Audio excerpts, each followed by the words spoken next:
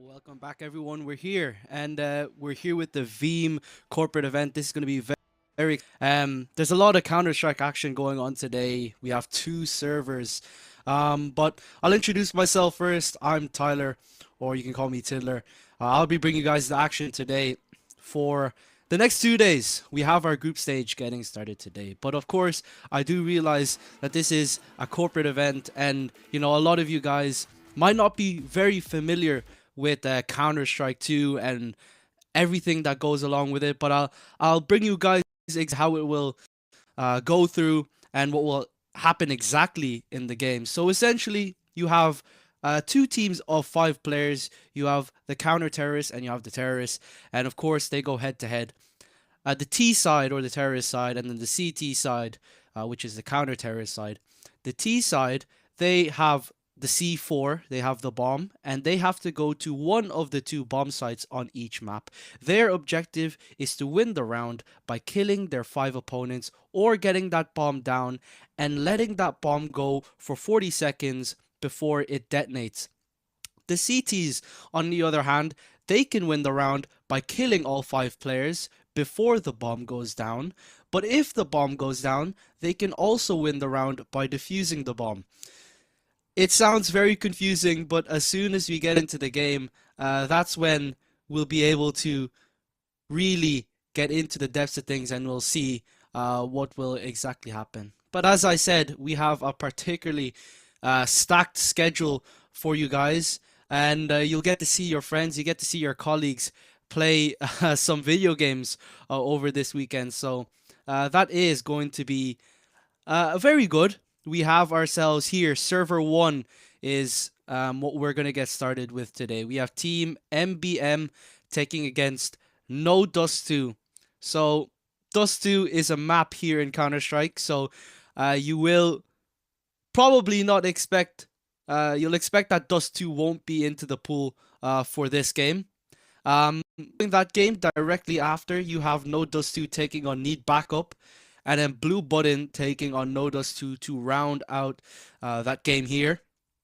But yeah, we have 6 best of ones here today, and I think that's going to be kind of the more exciting bit. You just have loads of Counter-Strike. You might have something to do today, but don't worry, because you can come back here onto the stream and you can catch some nice Counter-Strike.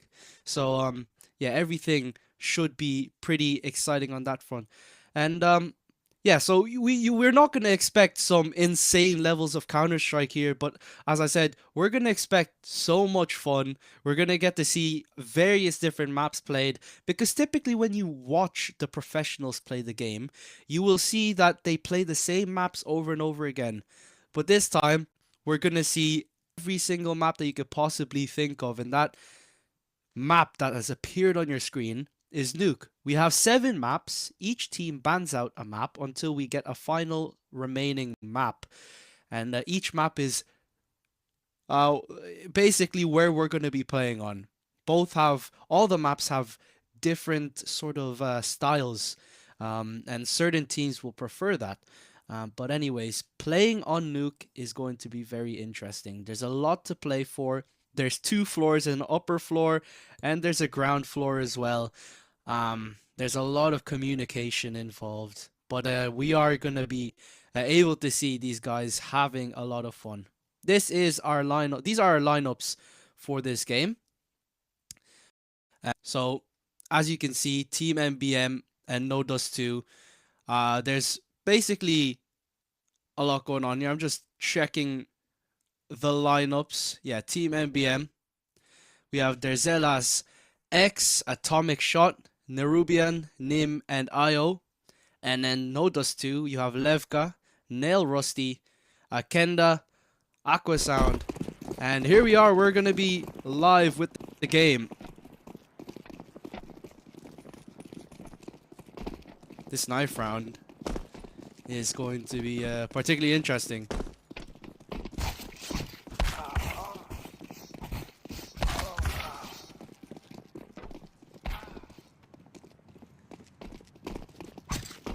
A lot of knifing going on.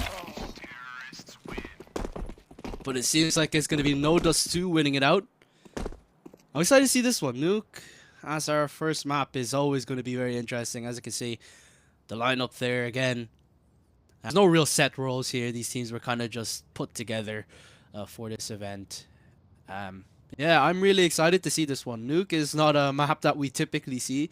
You usually see like Mirage coming through, but it seems like yeah, we get ourselves Nuke, and we should be going live with it in just a few moments. I just want to see if we have any more information about this. We do have some you know, I'm looking at the ranks and looking at everything, but I really don't know what to expect here. But yeah, there's not a lot of information. We have a few facts about some of these players. Team MBM getting, you know, very interesting. You have Dersela saying that he's our favorite IT guy who's keeping the Wi-Fi alive. You have Atomic Shot who says he loves CS2 as much as he loves finding snacks that they forgot they bought. And then you have Nerubian saying that he's the best op player for the Dust 2 map. Zoomless kills are waiting for all specs. So a zoomless kill, you know, you have a sniper in as well. He's saying that you know, he can get the kills without using the scope to be more accurate, which is pretty funny. And then you have Neem as well, and then Io who says that they are a walking target, a bullet magnet. So he's not lagging, but he's saying that he's gonna have a lot of fun.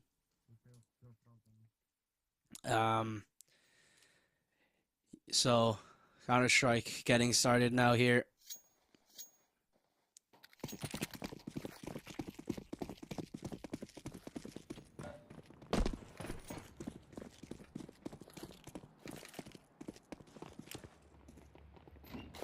Pistol round getting started. This is where everyone has a pistol. And yeah, they have the lowest amount of cash, but they're gonna get spraying on in. Kenda is gonna get started. There's two players in this position.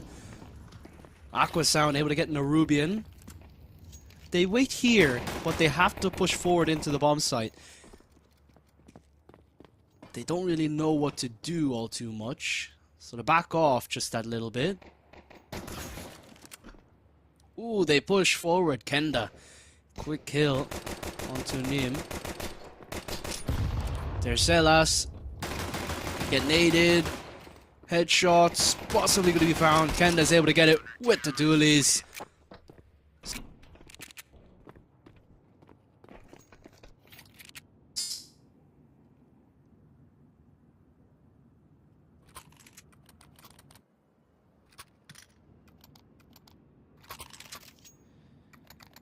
Second round of action getting started. You can see here, you have money. You get a certain amount of money every time you get a kill, depending on what weapon you have.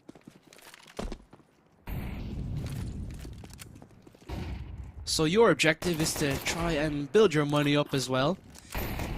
Team MBM, they're going for pistols. They don't have a lot of money in their bank account, so they're going to have to save here. Kenda running in with the XM. The shotgun, very good at close range, as you'd expect. But nothing to be found thus far. Atomic Shot, gonna group with his team. He spots out a player in heaven. Tries to run it down, maybe to get to the B bomb site. So that he can go and plant the bomb, but nothing's gonna be found. Levka with a quick kill. You have a last player alive in the main side there. Selas trying to get some of the deagle. But one thing that's very important in Counter-Strike is you have to stand still when you're shooting. So you'll see that players will stop for a very short amount of time before they start shooting.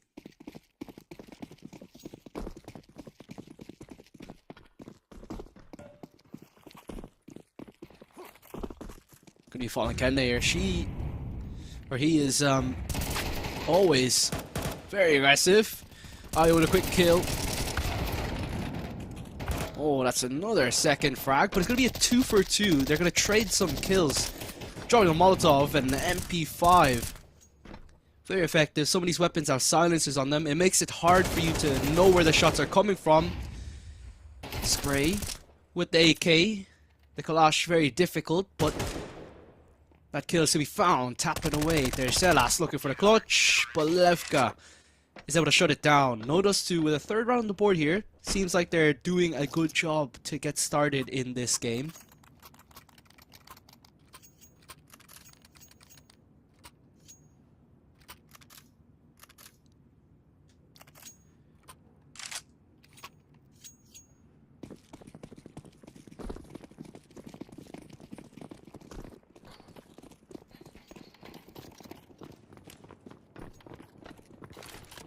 two players in this ramp position. That position in front of you, but that second was in the ramp side.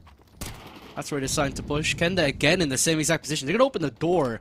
And Kenda's going to get quite a few kills here. And Nerubian, he has been the entry fragger. His role really is just consisting of running in and trying to get as many kills as he can. Nerubian gets another with the pistol. And you can see there, the rifles are much better than the pistols, but Nerubian is still able to get all these kills. Now, this is where I said Kenda's able to get a lot of kills. And he's able to do so perfectly. Aqua Sound.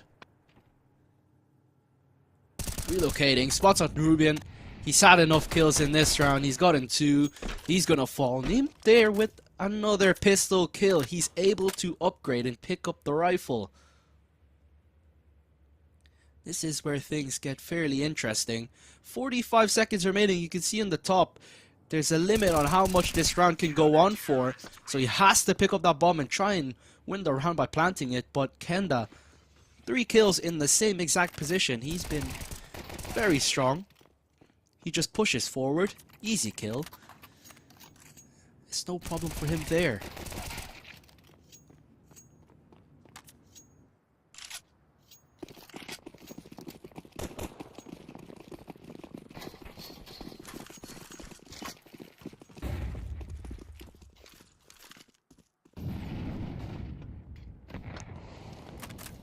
Utilities. You see you have grenades as well, HEs, flashbangs, smoke grenades, everything.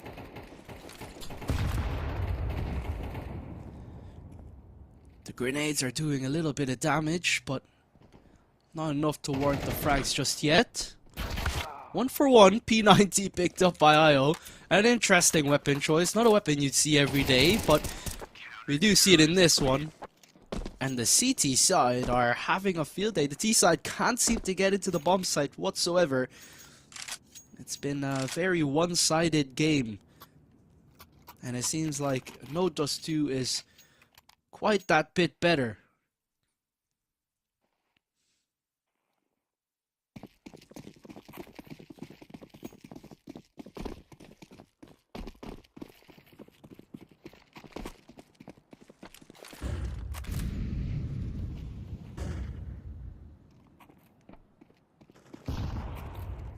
First kill again, Aqua Sound. The CT side just continues to get started once more.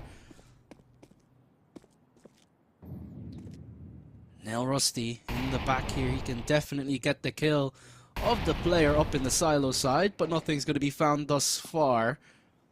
You can see in the top left of your screen where the players are at any given moment. Atomic shot with the first kill. Kenda this time playing outside. Nade does a little bit of damage onto Nerubian, but it's going to cause him to move back. Maybe towards the Ram side now. 1 minute to go.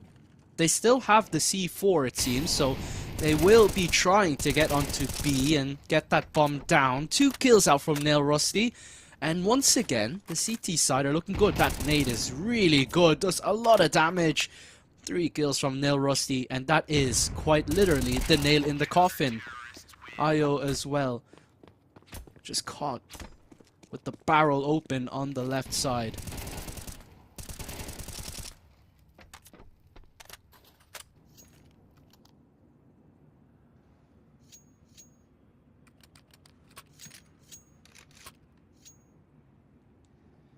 (6-0).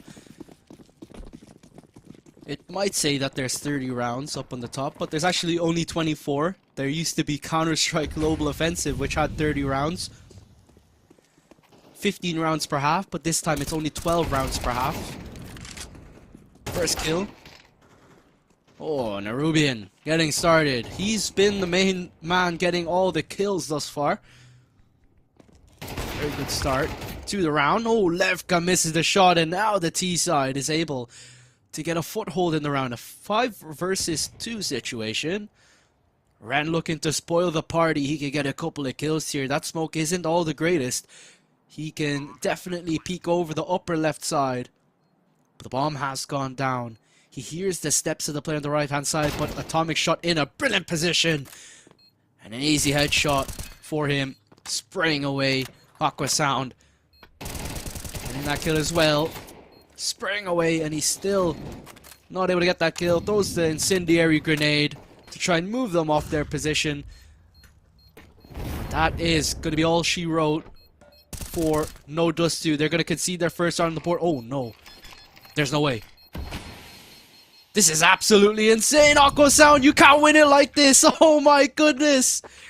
I wrote them off, but No Dust 2, they keep the streak alive. 7. And they get it like that. That is an absolute heartbreaker for Team MBM. I thought they won that round. They had 4 players alive.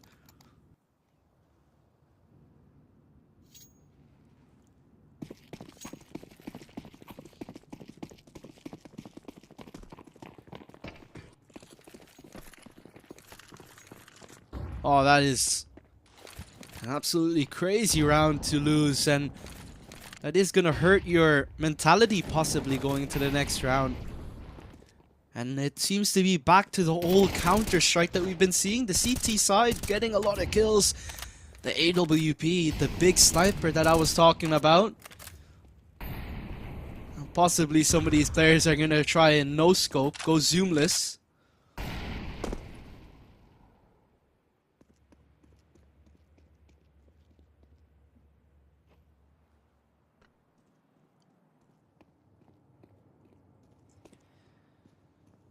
Moving around, trying to find a gateway into the A or B site.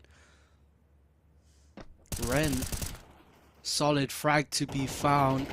50 seconds remaining and there's only 2 players staying alive. They've had the bomb in their control every single time, but what's the call here? 45 seconds remaining. I don't see saving being a good option.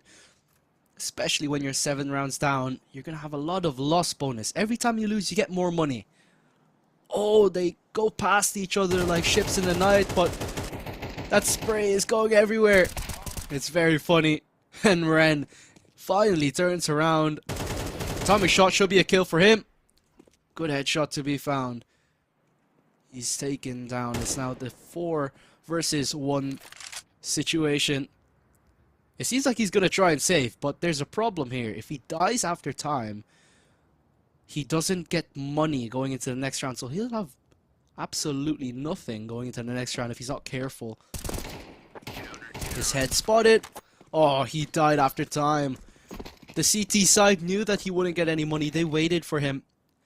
And that's going to hurt just that little bit here for Team MBM.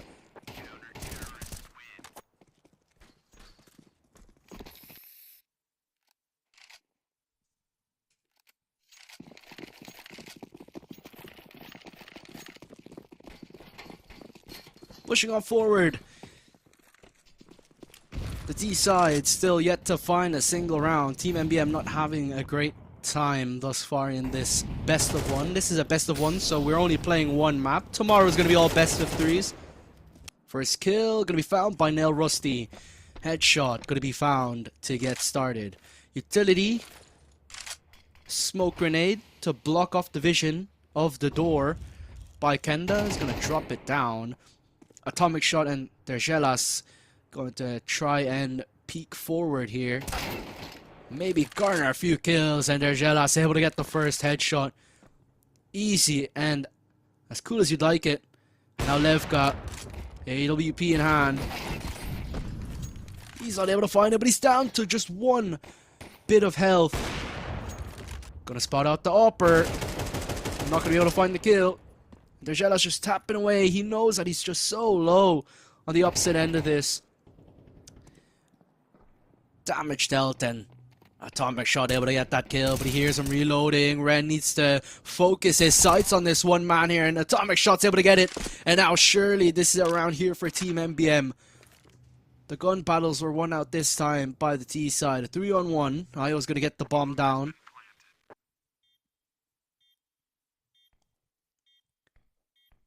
Slowly creeping down into the lower bomb site, but only 15 points of health. You can see on the left-hand side of your screen. No health going for him. But not really the best shape is Dergelas and Atomic shot. Io, he hasn't had a single kill in this game so far, but he is looking to do a good job here. Nail Rusty gonna try and stick the bomb, but Atomic shot, 3 kills, and he opens up the B side and ends it. Finally, Team MBM aren't able to just steal the round.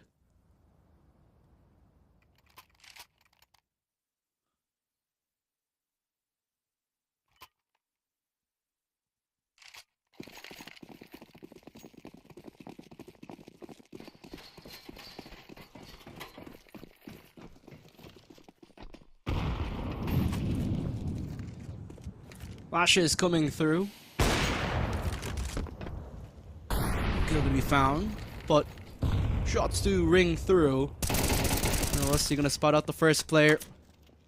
Able to get that first kill.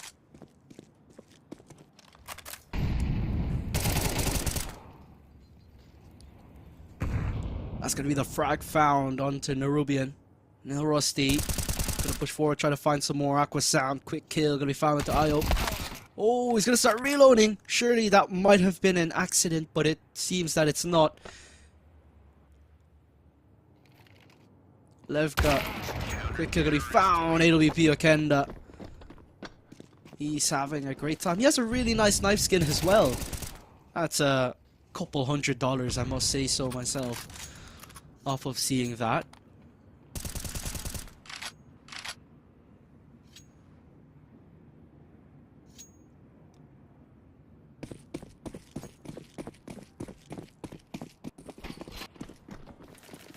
Kenda has been looking pretty sharp on the AWP, the sniper. And Aqua Sound should be getting a couple of kills here. Maybe the rap side immediately traded out there. Shellas just spraying aimlessly. He doesn't care. And now Ren. He doesn't spot out the player to the left hand side. Still able to get the second player. And Levka, along with Nail Rusty, able to close it out in the end in ramp. Double digits. It's the final round and a half. You can hear that noise. It just means that there's only one round remaining in this first half.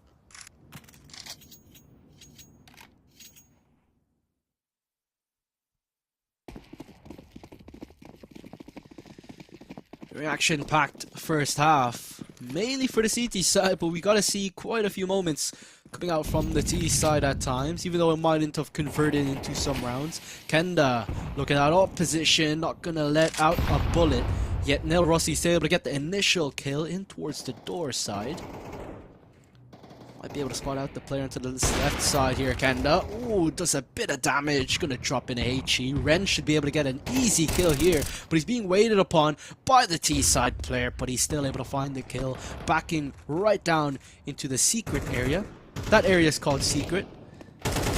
Just goes back down. Nerubian tries to spray away, but when you're up against the sniper, you're not going to be able to win that one out.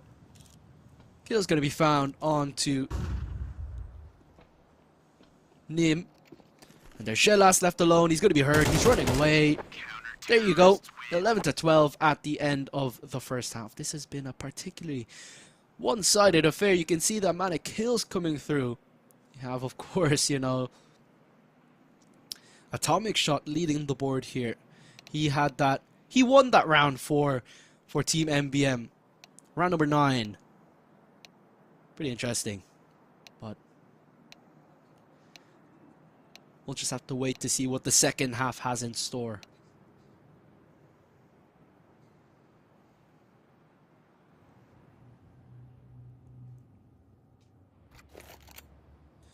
Getting started here with the second half. And when the half changes, you switch sides. But remember, it's first to 13, so no does 2 only need 2 rounds here on their T side to be able to pull this one through the thread.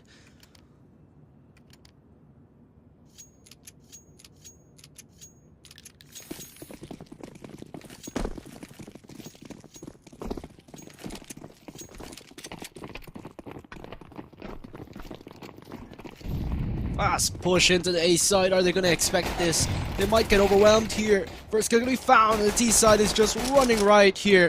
2 kills going to be found. Io getting his first kill in this entire match. Spamming away, trying to find something. Not able to find it. Io eventually falls down. Neem trying to get a 1-on-3 clutch. Does a lot of damage onto Aqua Sound. He's on 8 points of health. Gets the first headshot. And now this is difficult. Oh no! He nades his own teammate! And he gets the clutch! There's no there's no one alive. He thought that there was still someone else there, but this game has been absolutely crazy. Rounds that you won't be expecting ever are being won by the team that you don't expect winning this round. That's absolutely crazy. 11-2 now. Team MBM winning an absolute blinder of a round, and we'll have to see the replay here. The nade from his teammate. Oh, that has to be hilarious, honestly.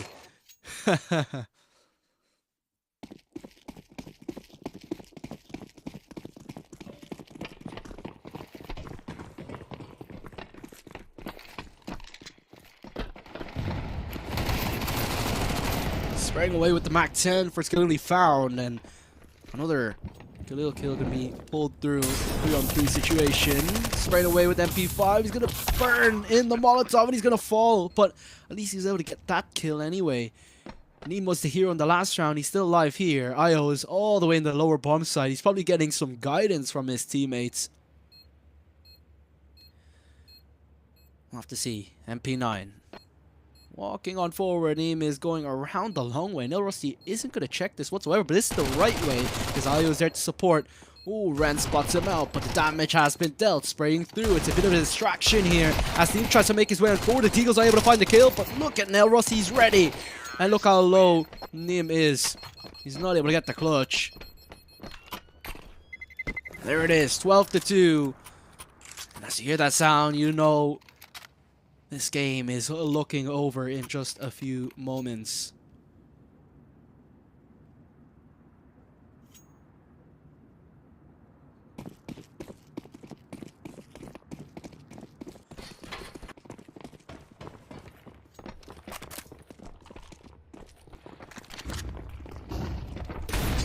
Fast push into the ramp side here for the T side. Spraying through with the Mac 10. Oh, he's having a field day. Aqua Sound with 2 kills. The CT side gonna get another 2 right back. And now leaving it now into a 1-on-3 here for Rusty. That T side attack has fallen 2 bits, but he's gonna come in from the flank side. Nerubian is ready for it. He's looking towards the back position. Rusty gonna have to win out this gunfight. Checking all of his corners, not leaving a single stone unturned. Has a bit of utility as well that he can use. Nerubian gonna get spotted out. Now he can pick up that bomb. Dergelas now looking to peek on forward. He's aiming a little bit low, but he still gets the headshot through the wall. Beautiful round there from Team MBM, and they're keeping alive here on the CT side. Just barely is a thing.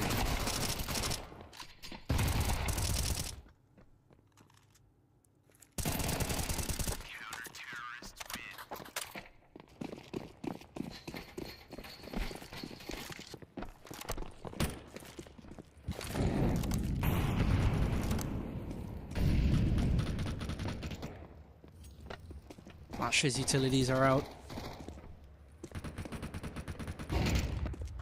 Not gonna find anything thus far early on.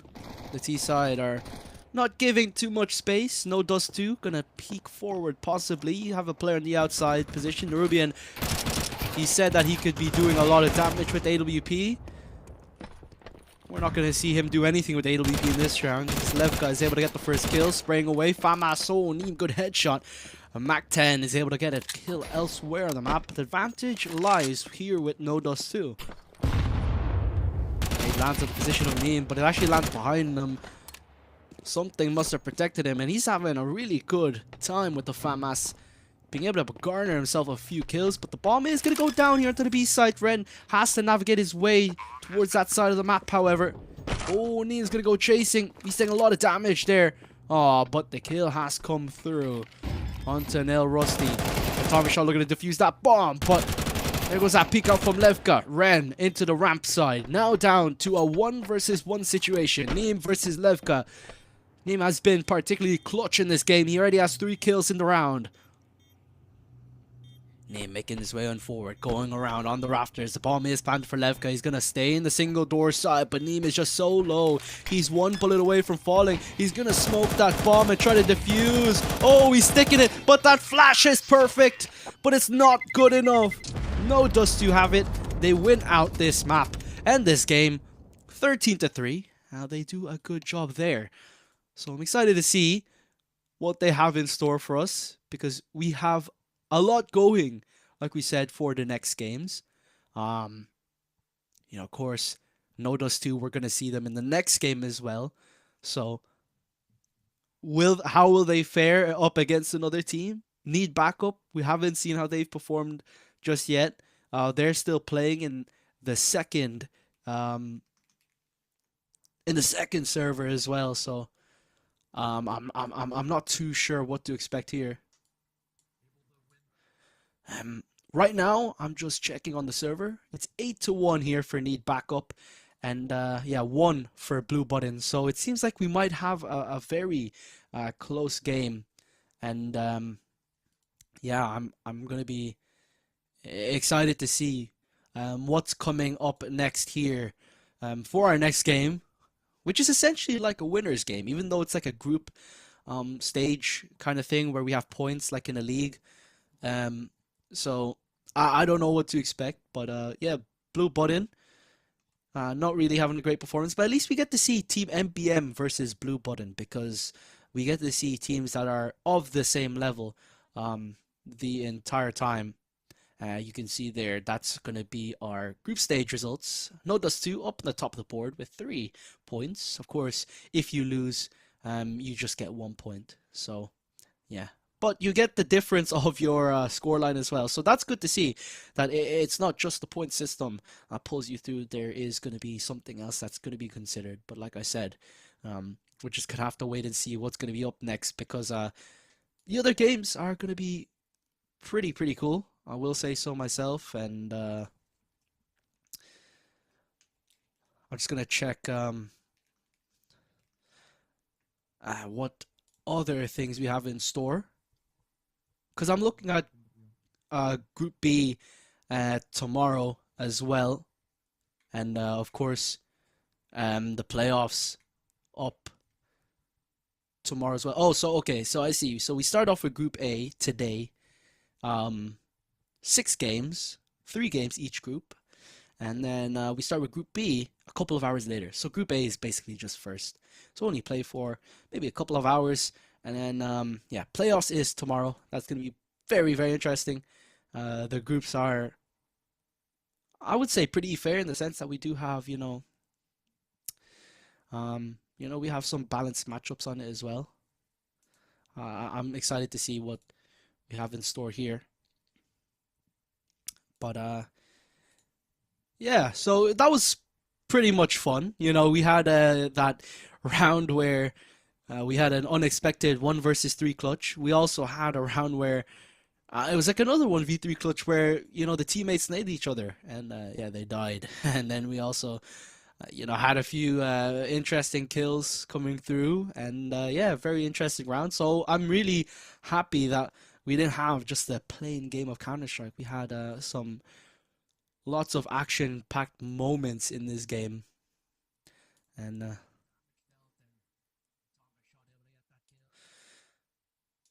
so wondering about the format of this game, if are just a viewer here.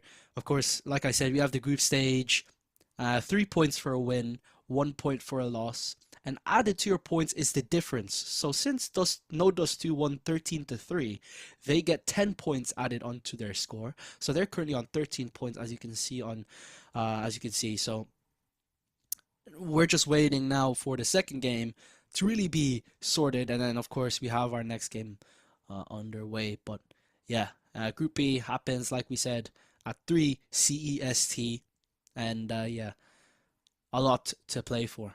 And of course, the playoffs is tomorrow. Everything is best of 3.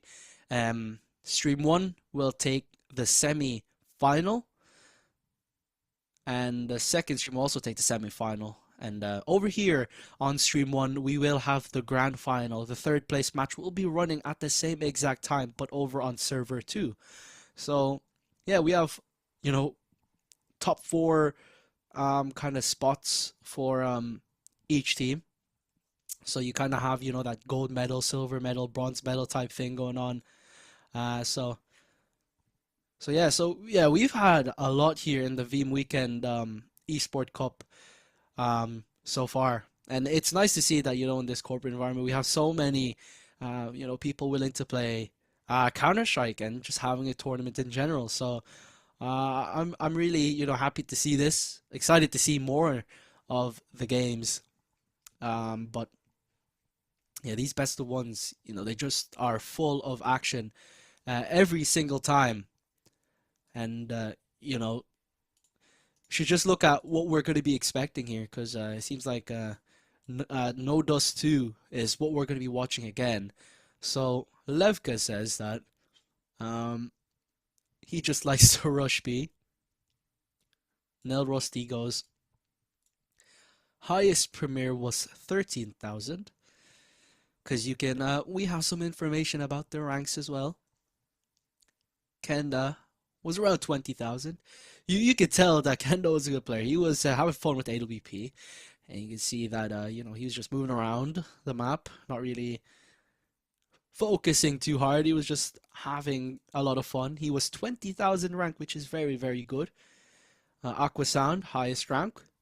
Massa Guardian 1. And his information note is very funny. He says he's that old. He's played CS 1.6 for years before he moved to CSGO. That's really funny because what CS 1.6 was like 2000. So yeah. So we're gonna have an interview here. I'm very excited to see who we're gonna get into the call. Yeah, I'm really excited here. Hi. Hello. How's the game? How was the game, man? Pretty good. Unexpectedly good, I would say. Unexpectedly good. Unexpectedly good. You have another game in a few moments, so I can see you guys are just Yeah. having a lot of fun. I saw some of the rounds, that round where I don't know who it was, but you grenaded each other and you gave the round to the other side. So Yeah.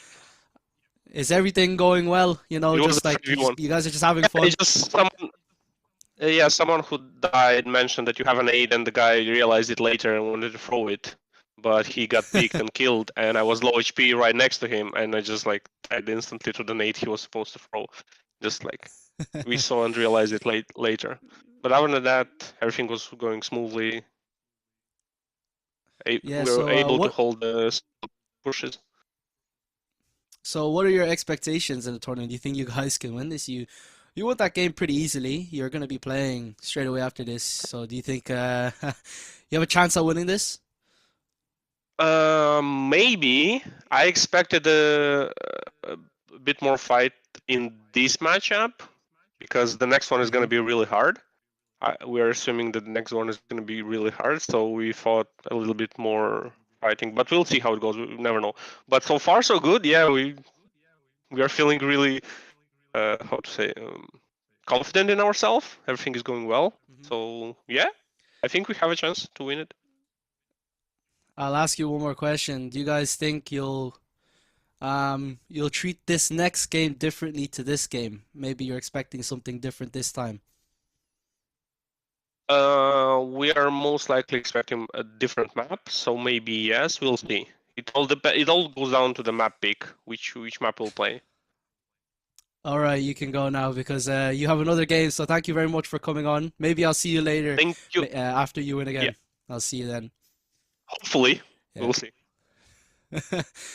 Yeah, that was really good. Just to get an interview there, just to get a bit of a sound and yeah. So yeah, we have another game. It's best of one once more. No Dust 2 versus Need Backup. We're gonna have to wait for that game to finish up. I'm just gonna give you guys an update. I'll just to check what's going on there. It's 11-4 to Need Backup, so they need two more rounds to win out this entire game. So I think what's best here is we'll head things to a short break. When we're back, we'll bring you guys action in about 10-15 minutes time. We'll bring you guys action again of our second game. So we'll see you right after this break.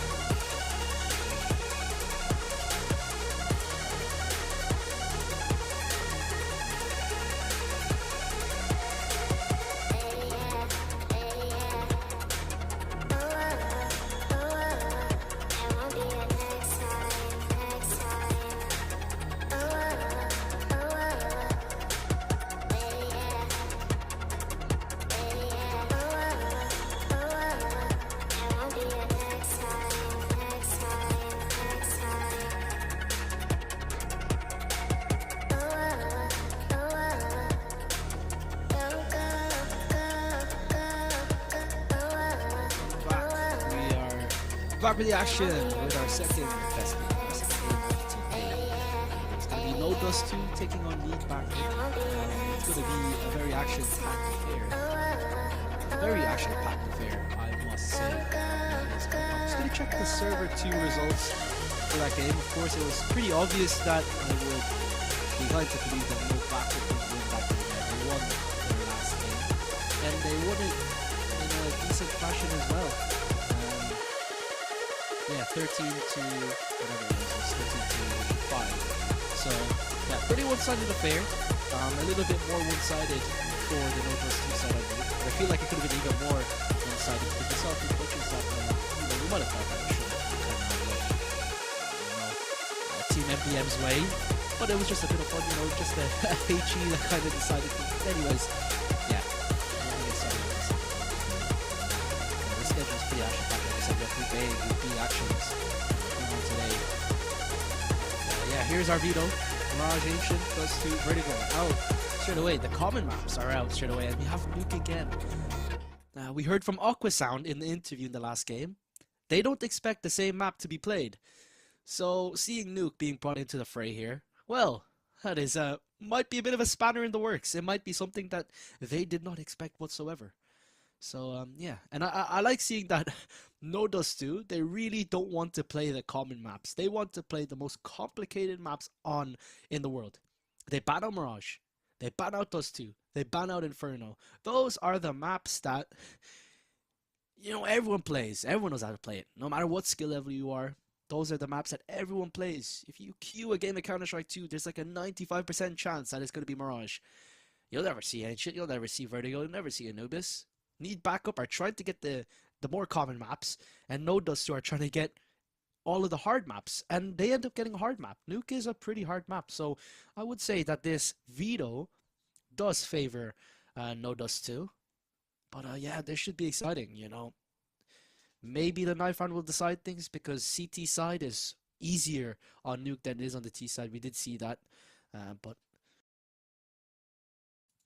I don't really know what to expect out of this game. It is both teams had an easy first game, and yeah, I'm excited to see whether or not they have it in them for the second game also. These guys are playing 3 games straight.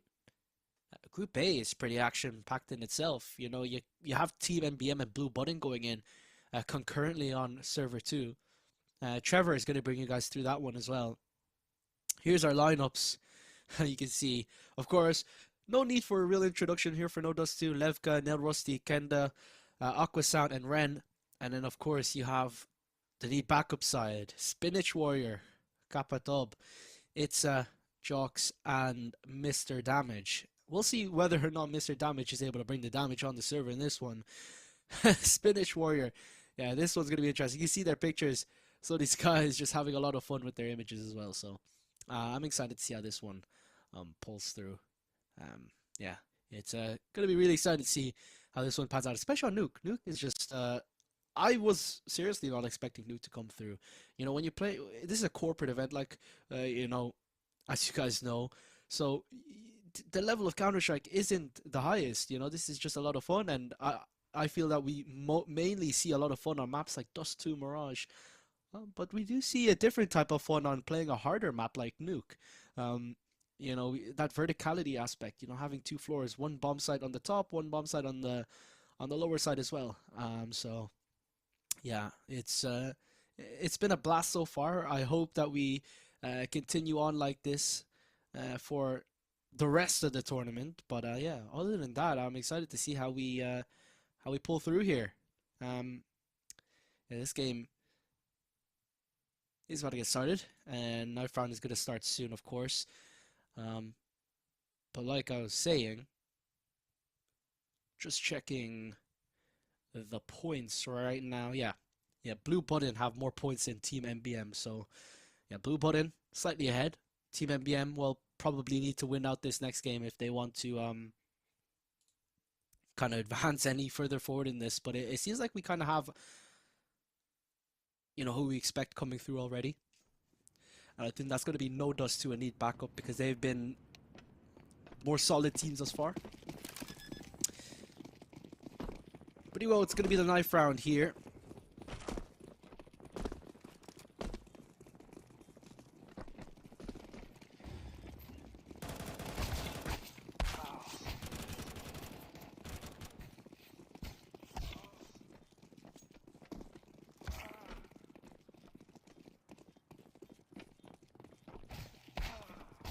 gonna check.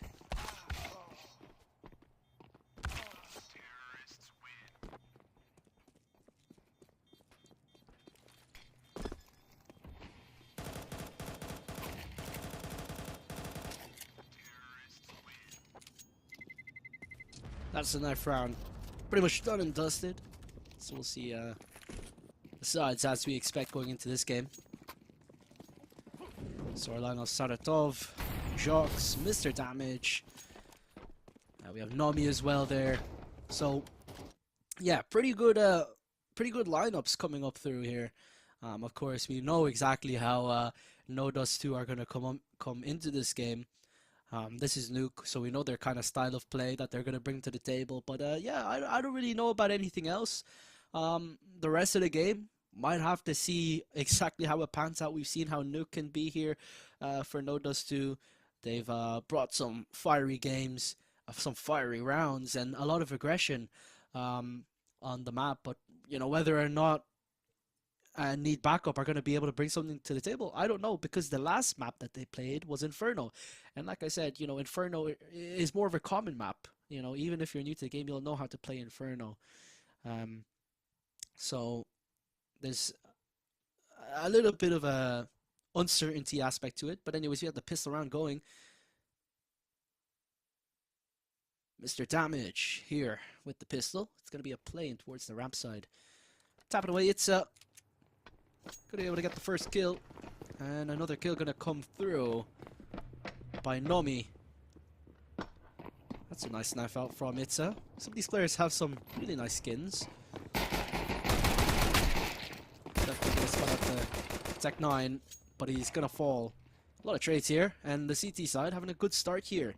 No Dust 2 back to their. It's actually the other way around. It's Need Backup on the CT side. There's going to be that kill coming forward, and it's going to be Need Backup winning the pistol round. Everyone getting a kill, a team ace, as you call it. Saratov, Jox, Mr. Damage, it's Nomi getting a kill each for their troubles. So good start out from them. P90 going to be immediately brought out here for Mr. Damage. We'll see what he can do with the SMG. High running accuracy as well, so if you run with that weapon and start shooting, it's fairly accurate. You don't need to bother about standing still. So if you're new to the game, you might have a grand old time using it. Molotov out, Levka gonna be immediately eliminated by the P90. Now Rusty gonna be down and out. Tap it away, Jock's down to just 10 points of health. It's gonna be taken down by Kenda.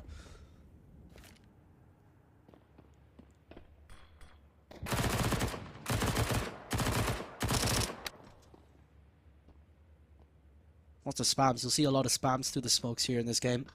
You never know whether or not they might be able to find a kill there. P90. Ooh, Saratov drops down. No Russ is going to be down. Possibly a flank going to come through, but Kenda with a very fast Deagle 1 tap. He's going to take him down in the end. Hakna Sound going to be down and out. Saratov peeking through with the USPS. There you have it. That's going to be the round here for Need Backup, getting themselves their second round on the board here. So No Dust 2 not going to have an easy game like you'd think.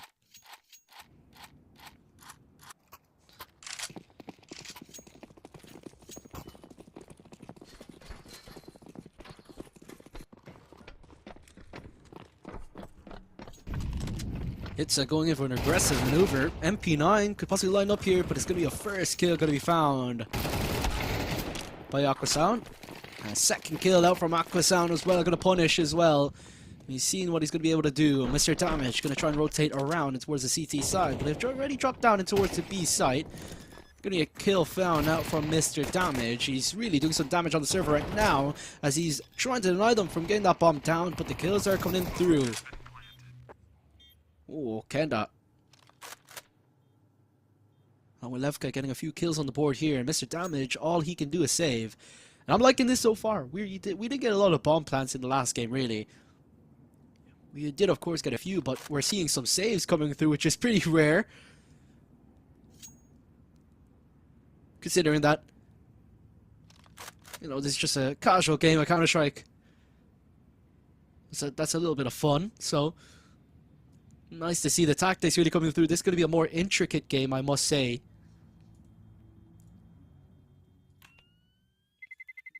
Terrorists win.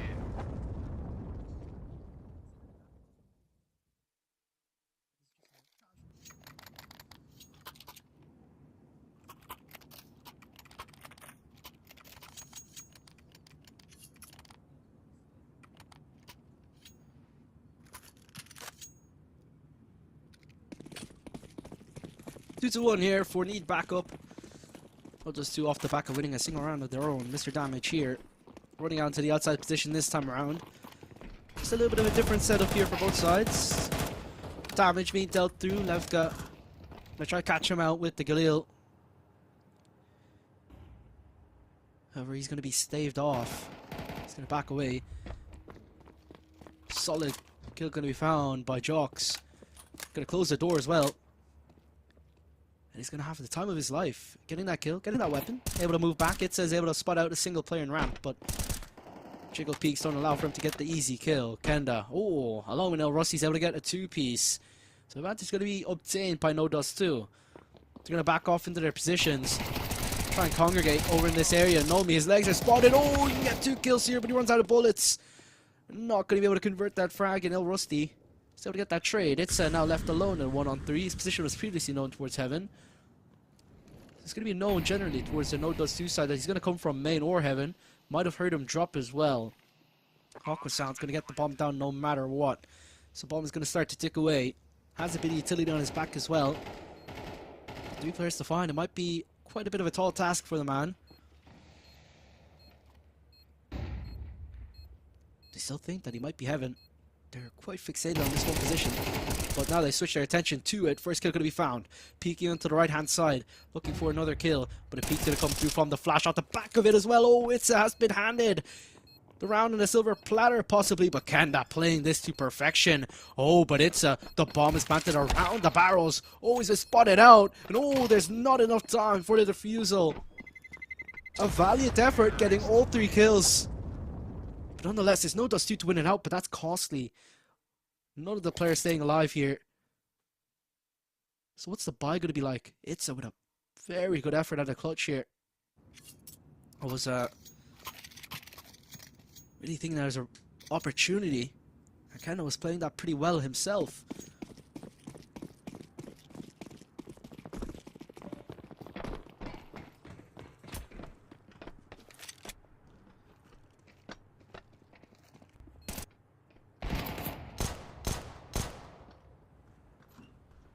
Gonna be the first kill.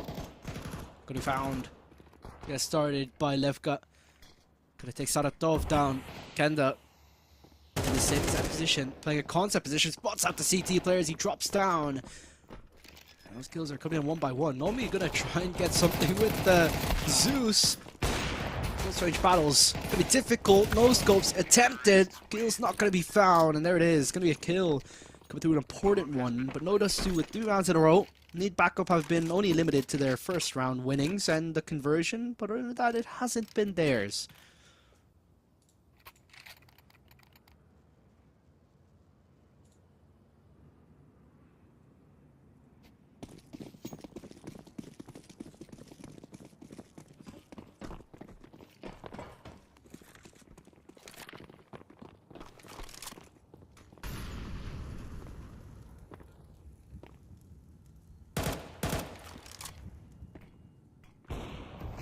Same thing as always. Ramp pressure by Aquasound. He's been particularly successful in this side of the map. Knock kill's gonna be found, but tapping away. It's gonna be 2 kills coming in by virtue of Jox and Itza. Itza is left on low HP though, and towards this ramp side. That nade, oh, landed a little bit too far back for the T side's liking, and that off shot misses. Levka down and out. He has to drop down here onto the B bomb side and try and protect it. Kenda now left alone in a 1-on-4. Strong performer thus far here for No Dust 2. He's going to be left up to the plate here in a 1-on-4. Nomi just here to the left-hand side. Has a bit utility headshot. Going to be found out here by Kenda. Time isn't on his side though. 50 seconds remaining. Has to get that bomb. Drops in the flash. Uses His bullets to mask the sound of the flash, and now this is definitely a clutch that is possible. Picks up the AWP, 35 seconds remaining. Has a decision whether or not to go A or B, but one thing I'm really scared about right now is if he drops onto that bomb site, will he drop carelessly and lose all of his health? That's the question. 25 seconds remaining. The site is not all too open. He doesn't check for Jox, who gets the kill. And they back up, are able to make it happen, but that was a very good effort out from Kenda.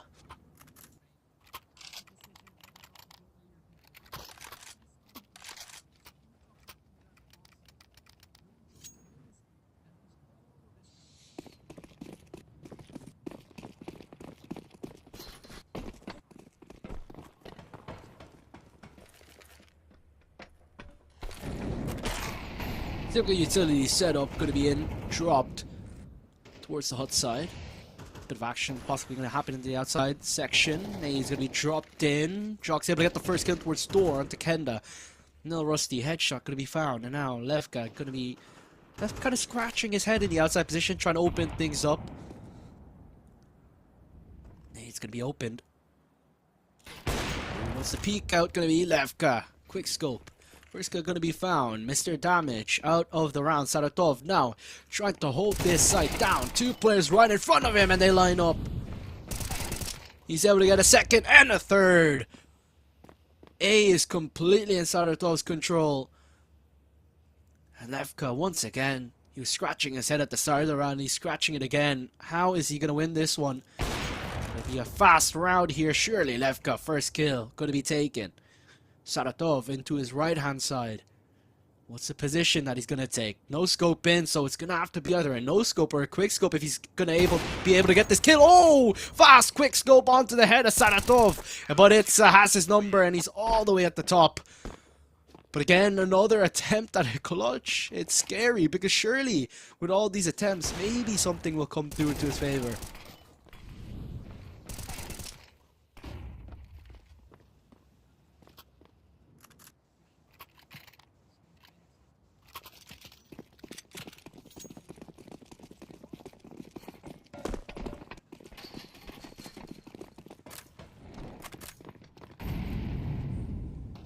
Utilities dropped in. Fast play onto the A-bomb side. Saratov is going to be overwhelmed. The rifles not able to neutralize these pistols at a good rate. And Mr. Damage, speaking of, he's taking a lot of damage. He falls down to Kendo's waiting, and the P250 is able to eliminate Itza. Just Nomi left alone in this 1-on-3. Has a smoke grenade at his disposal. But it's going to be very difficult to try and play around because Kenda, he's just waiting on his position. You have Aqua Sound as well. In the outside position is being held by Nail Rusty. Bomb is already half ticked. It's going to detonate by the time here. Nomi's going to have to run away. Ooh, he's spotted out. Nail Rusty's able to eliminate of him and dispatch him. All fall by the wayside, and finally, those two able to get themselves back on the board. It seems like it's taken forever because we've had 2 clutch attempts by them, but they haven't been able to pull it through.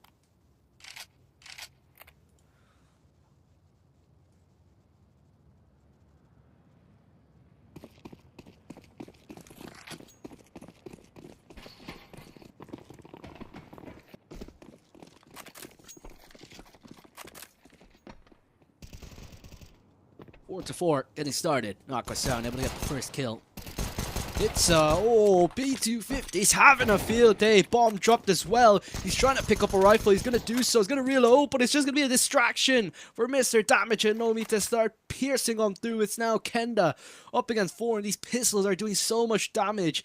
This game is so unpredictable. First headshot found. Another player to his upper right side in that position. Doesn't have the bomb though, but does have a full belt of utility under him. He's gonna move around, maybe move down the ladder possibly. Question is, surely Need Backup do tinker with this possibility. Yeah, they should tinker this possibility. But a little bit careless. He's able to get that kill. Sat down to a 1-on-2. He's not gonna try and drop surely. I feel like if he does drop, he's gonna let out a bullet or two so that they don't know that he dropped. Make it very loud and clear. Bomb is dropped in a very precarious spot. 35 seconds remaining. He's going to have to make a move. He's looking at all the wrong places. They're in towards that ramp side. 25 seconds. He has to make a move. Could be... Oh, they could line up here. This could be absolutely a catastrophe because Kenda shutting it down. Getting the clutch. A 1 versus 4. His second attempt at that. And he's able to make it work.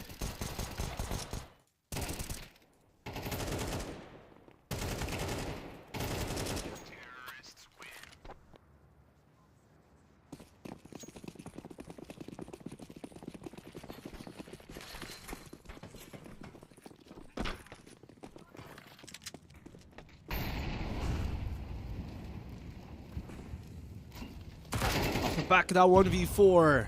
Confidence surely booming here for Nodos2, doing a very good job on their T side. Kill is going to come through. Levka able to double up here for his team. Advantage going to be maintained out here from Nodos2, and it's going to be improved upon by Kenda and Nel Rusty. Kenda's having a field day on the server. You have a player with 0 kills on Nodos2, but yet they're still winning the game. They're getting the bomb down. 2-round lead on the cards here. That's exactly what you need on the server. Now Saratov left alone in this 1 versus 4. He's going to move up the ladder, but there shouldn't be anything to find here. Maybe just the save of this UMP.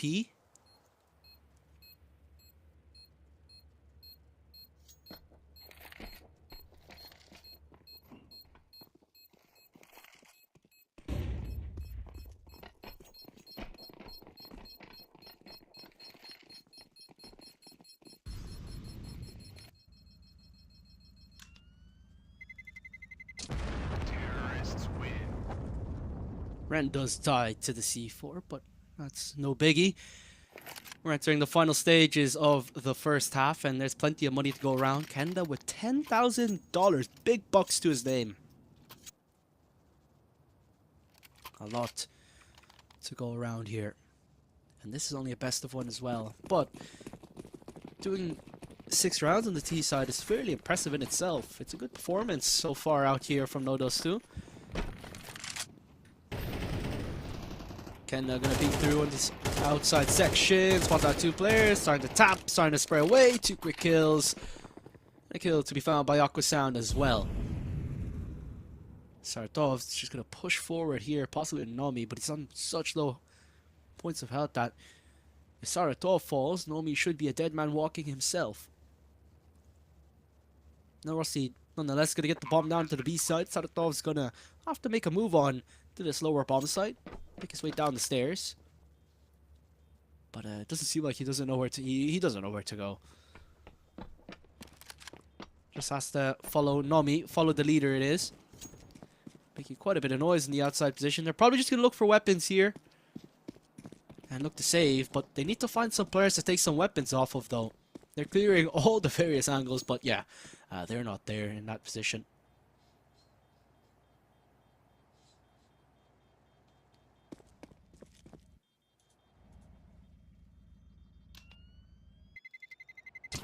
Terrorists win. 7-4, Nodos2 able to take a round here. They've ensured themselves a lead at the end of the half. Of course, we only have 12 rounds per half now. So 7-5 is the absolute worst that they can do. They'll be looking to get 8-4 here, but yeah, look at Kenda. He's having a field day. He has 16 kills to his name and only 5 deaths. That's fairly impressive. That's more than a kill a round on average. Jox off the get-go is going to play very, very far away. Long-range angle, not too far from spawn, not too far away from where it's comfortable for him. Now, it's going to hold in towards the ramp side. Try and get the first kill. One player on the right, one player on the left, but they immediately combine. And they combined for 3 kills before 1 being taken right back by Nolly. He's been taken down. Jox with 1 back, player onto the left-hand side. Nil Rossi still going to get the bomb down. Mr. Damage coming up here towards that heaven side. That Molotov is going to push him forward. Oh, but there's a smoke there to extinguish that Molotov. Oh, Nade's not going to land anywhere near the heaven player. Sound the ladder is going to give away their positions. Nade's going to drop in, and in tandem, it's going to be an easy 2 kills for the Nodos 2 side. 8-4 at the end of the first half. It's been fairly impressive on Nuke. And there you have it. 8-4.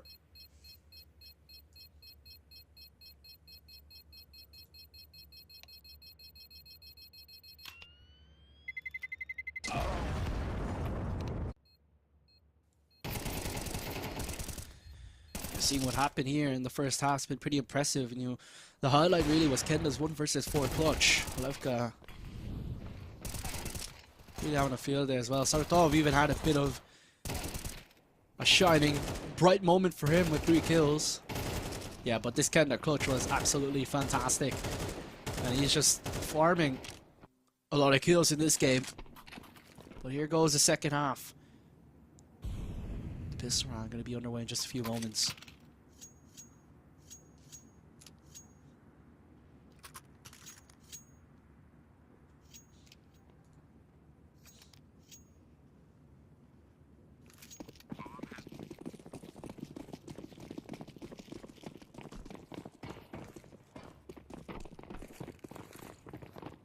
This round underway, and now they've run in towards A side. They did this exact same strat in the last game.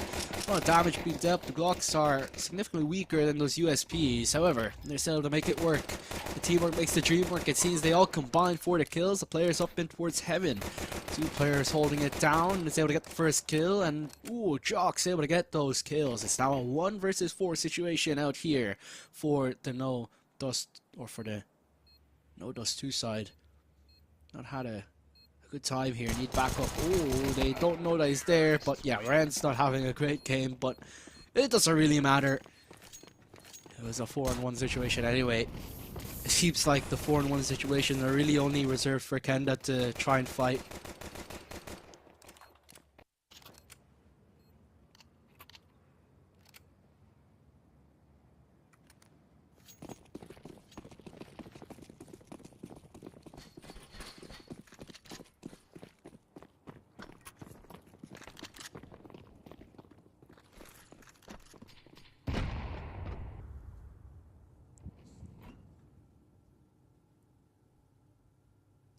Mac 10 here for it's selected to use it on a long range angle. Ooh, team kill gonna be coming through. Kenda's gonna fall to Nel Rusty. Not great, but they only have pistols. They've only went for the eco here. Eco where they don't buy anything so they can save their money.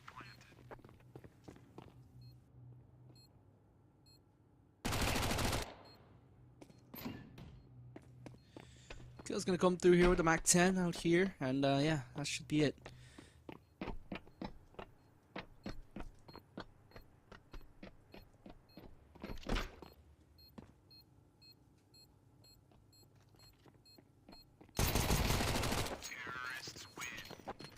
And it is gonna lock it down in the end with the Mac 10. Good job out from him to do so. 8-6 now. Need backup, getting 2 rounds on the spin, 2 rounds on the trot. Trying to get themselves to tie up the scoreline possibly in a few moments here with No Dust 2.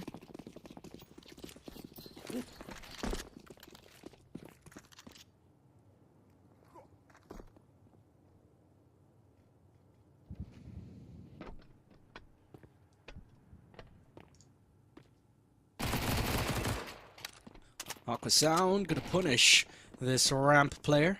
Gonna be taken down and out. About here when it's gonna be there, ready and waiting. Then P9 is gonna be able to do a good job there.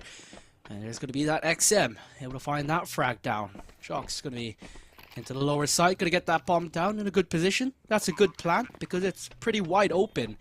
It's really easy to defend. However, when the CTs are gonna come down, that's when things get very, very difficult.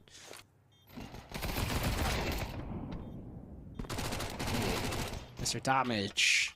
Somebody got that P90 kill. There goes the rest of the kills coming on forward. So Nodos 2 able to break the ice fully. And that's it.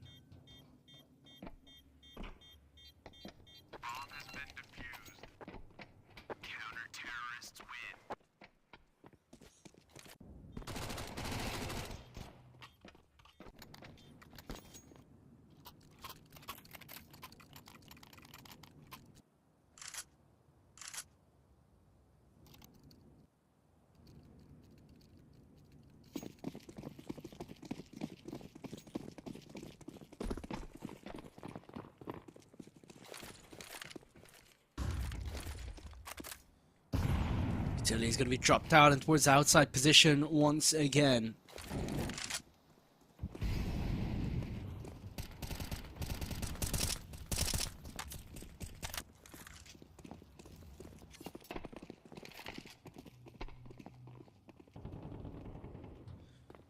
Damage dealt. Nomi's able to get that first kill. Aquasan playing this lower position. Looking to help out his teammates here. Smoke going to be dropped in. Kenda with the XM. Going to help out, but he's not going to be able to find anything. And now damage going to be dealt further. They don't have a lot of money in their belts, hence the choice here with the XM. And Jux eliminates 2 players. And now the rest of the squad starts to head themselves right down into the lower bomb site. Going to be a quick kill. Going to be found by Levka onto Jux. And it's now 50 seconds remaining. Quick kill going to be found. Mr. Damage going to get the digits punched in here. 2-on-3. This could be attempted surely by Nodos 2. It's only a 2-on-3 situation. A single man disadvantage. So they'll just have to find a single kill untraded. Sounds easier than it looks. However, with the defense here of the T side on the A bomb site looking particularly strong. Taps away and Levka is eliminated. It's going to be an immediate trade out here from Nail Rusty. Going to spot out the head. But he doesn't now know that there's another player towards Hut. But now that flash gives away his position. But it doesn't matter. That flash was perfect. He was completely blinded. And there you have it.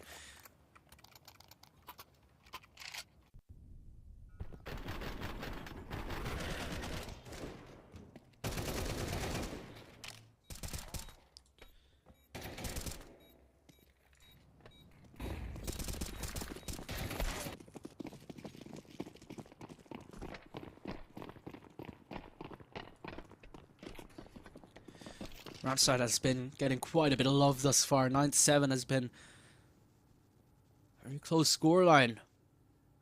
Completely the contrary of what we are expecting.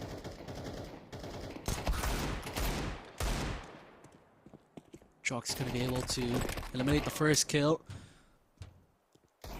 He's able to get a second. He's been having a field day himself as well. But Kenda eliminating with a one-tap with the Deagle. It's now starting to clear out this A-bomb side. Only pistols out here for the CT side. But Kenda, we know what he can do with whatever weapon he really has in his hands. Going to have to move up in towards the heaven side. Saratov going to get the bomb down.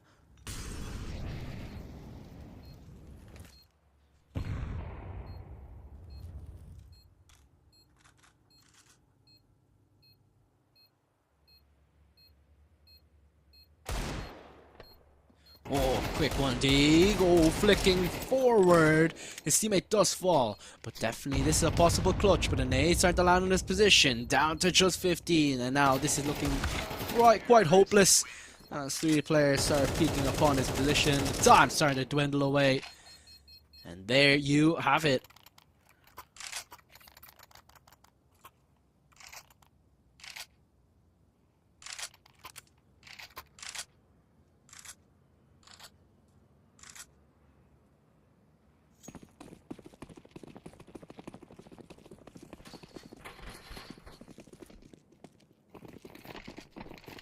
I'd say single round separating both sides, but now things get interesting. Nami could be eliminated first thing by Nail Rusty.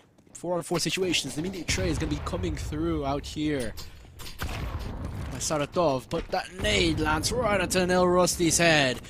Bomb and that HE combination is going to be quite dangerous. Forces and thrust them into the limelight. Aquasan has to look down. His feet are burning, but he's still alive, looking for a second kill.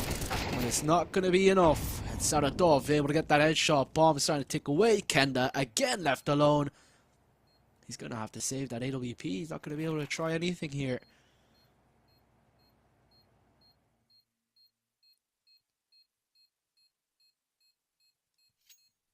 So now things are really down to the wire close. 9-9.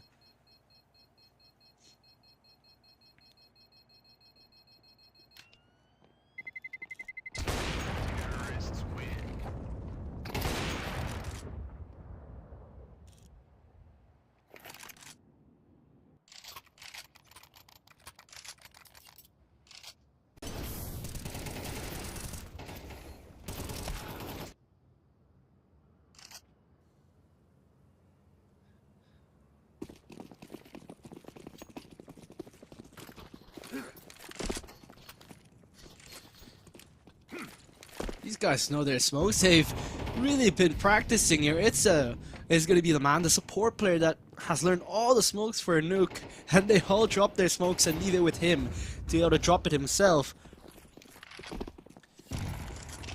Nomi, Mr. Damage, running on forward. A minute 20 remaining on the clock, but they're looking to get that bomb down onto the B site. Pop of Kenda, fast on the trigger. Kill's going to come in from the T side, however. Immediately right after, down to a 3-on-3. Now Rusty in pursuit right behind them. He's going to be able to eliminate this player. He got a little bit too hungry though. Shouldn't have peeked out for another hit set now. Could possibly get a second. Kenda not expecting this, and he's able to eliminate him. It's now down to a 1-on-1. And upgrading to the rifle, Itza knows exactly where this man is playing. Levka has no idea. And Itza with a 4K. This is now getting very dicey here, as no does 2 haven't been able to find a single thing here.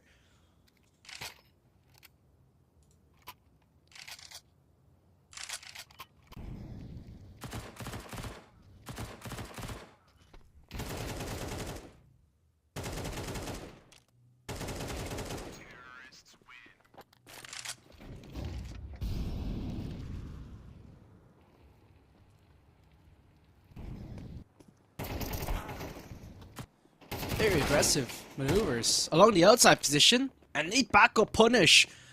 Oh, this is going sideways completely for Nodos 2. This is a good start from them, but need backup. It's been all them on this T side. This CT side can't seem to handle it. Bomb's gonna go down. What's the decision here? You have no money in the bank account. Ren hasn't been all too effective here. And there's only 2 of you alive, so this is something where you kind of have to consider saving, but they're going to have to go for it, it seems. Ren checking all his corners. Levka, well, he's looking in a more saving mindset. So 2 completely different ideas from either side, or from either player going into this final save. But nonetheless, it's still an 11th here for need backup. 2 more rounds, and they take this entire game. Terrorists win.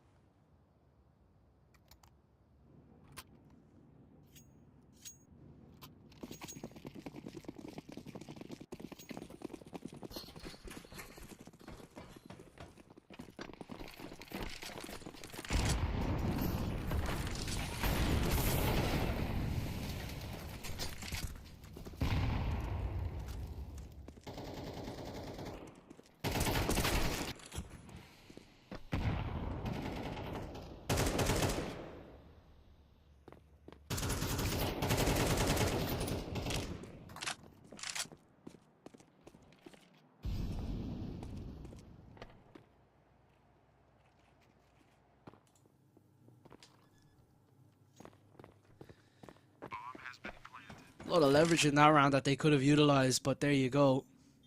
Now it's back in control. Chalks out to take Levka down. Oh, the T side has flipped the script completely. Nomi right below. Aquasound spots him out. The last player's in the single doors.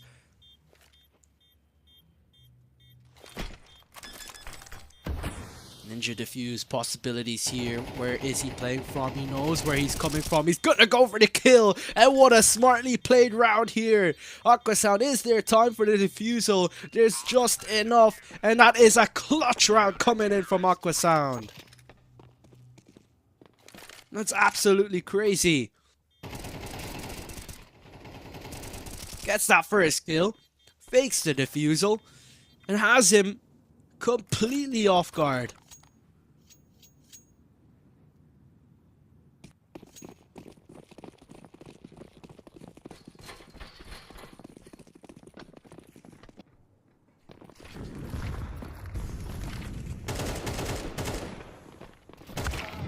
AK is being utilized. First skill going to be found out here from Aquasound. The T's are starting to pressure on forward. Saratov is left on to 1 point of health. He's not going to be able to survive for much longer, surely. Levka has taken him down. In the meanwhile, advantage maintained out here from No Dust 2. This game could easily go to overtime. Player to the right-hand side.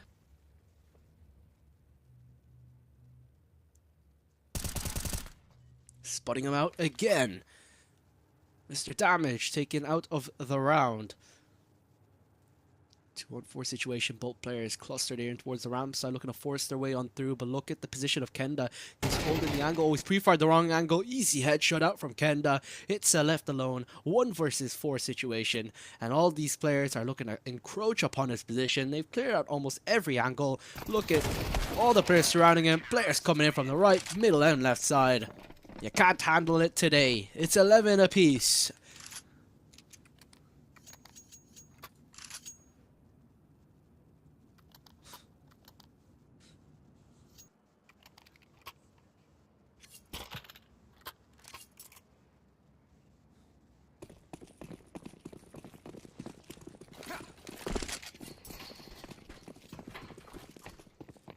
Eleven apiece. 12-12 means overtime.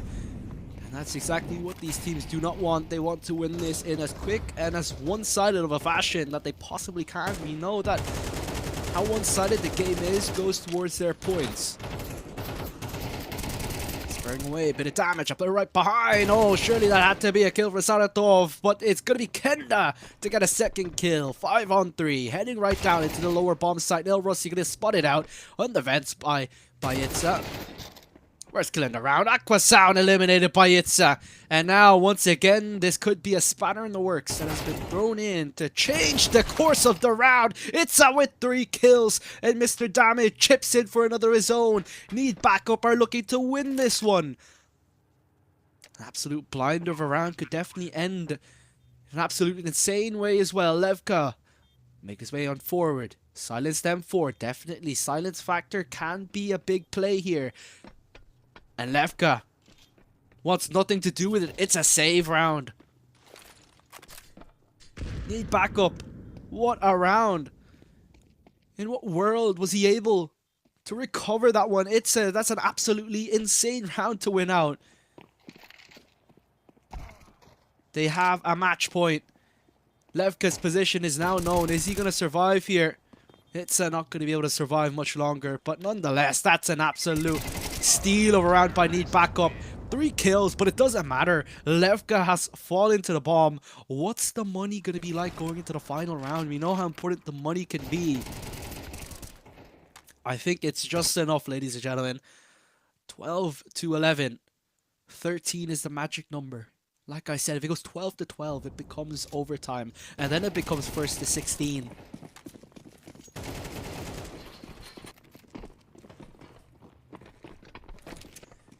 Here we go. Final round of regulation. Spams away. First bit of damage. Aquasound. Look at this. Crossfire established. He has to spray away. Red's able to find it. Kenda. Fast rotate over. Gonna be a first kill while he's at it. But look at Aquasound. He's holding it down. It's overtime, ladies and gentlemen. Mr. Damage will have to try and get this 1 versus 4 clutch. And I don't think he's gonna be able to do it. Maybe a couple of kills is what's needed to ignite this clutch. But with the positions of No Dust too, it's looking fantastic. A minute to play for. Bomb is dropped. Doesn't have it in his control. And Kenda catches him off guard. 26 kills in regulation from Kenda. It's absolutely insane. Itza has been great as well. But overtime is what is needed.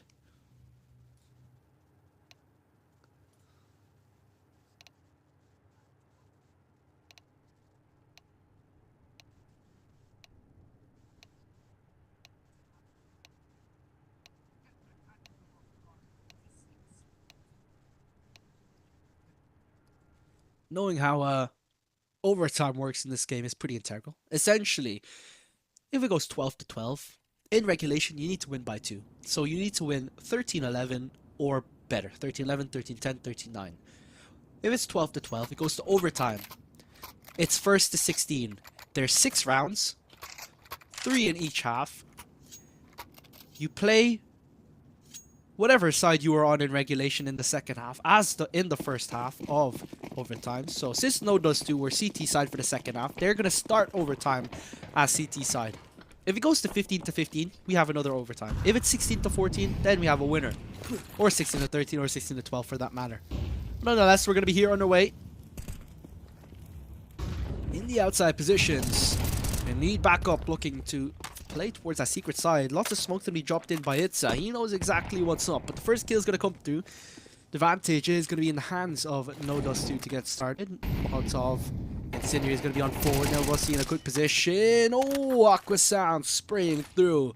And is going to be good for 2. Line up possibly here as Nil Rusty puts a nail in the coffin. 13-12. A very, very fast round out from them.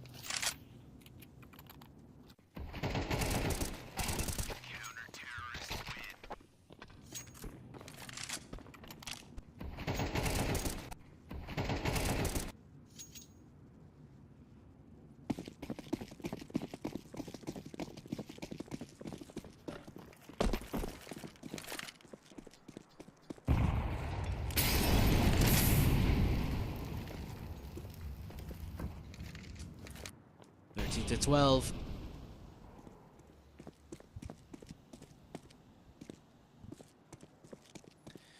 Kendo could possibly spot out some of these players. Player on the upper side and spotted, tapping away, spraying through is going to be successful.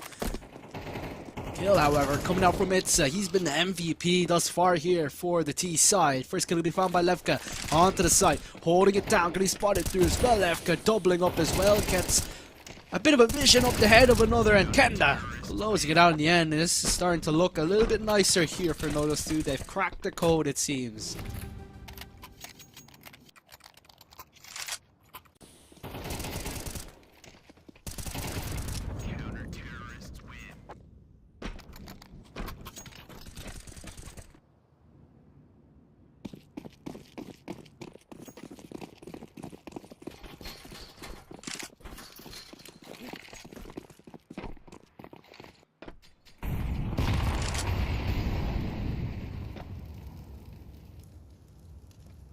And get started. Players up in the ramp side as well. Mr. Damage gonna make something happen in towards ramp, but nothing's gonna be found thus far. Smoke's gonna be dropped in their faces right here.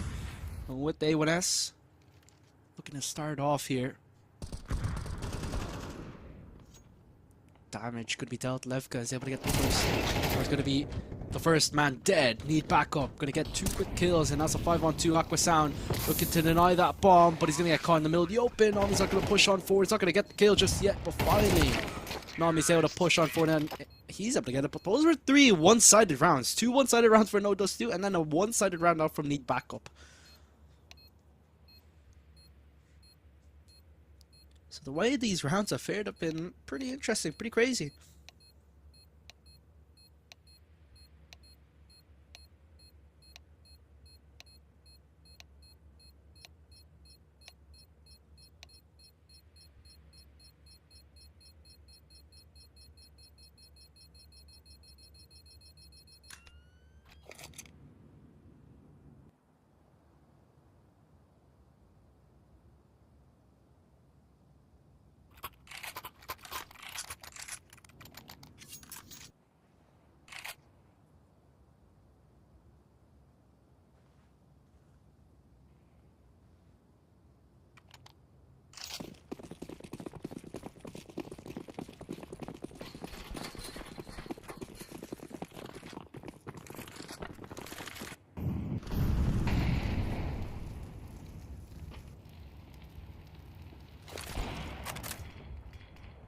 First kill found immediately by Levka.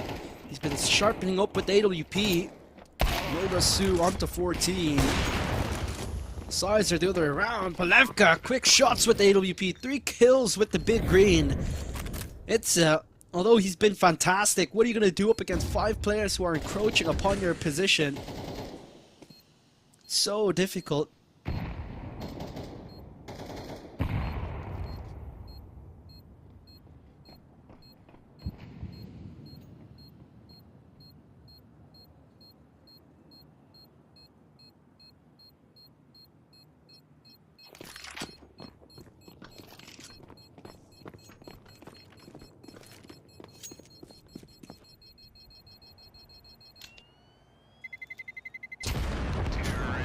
Bomb detonates. There you go. 2 players do die to the C4, but nonetheless, it's he's gonna be the man up and running here.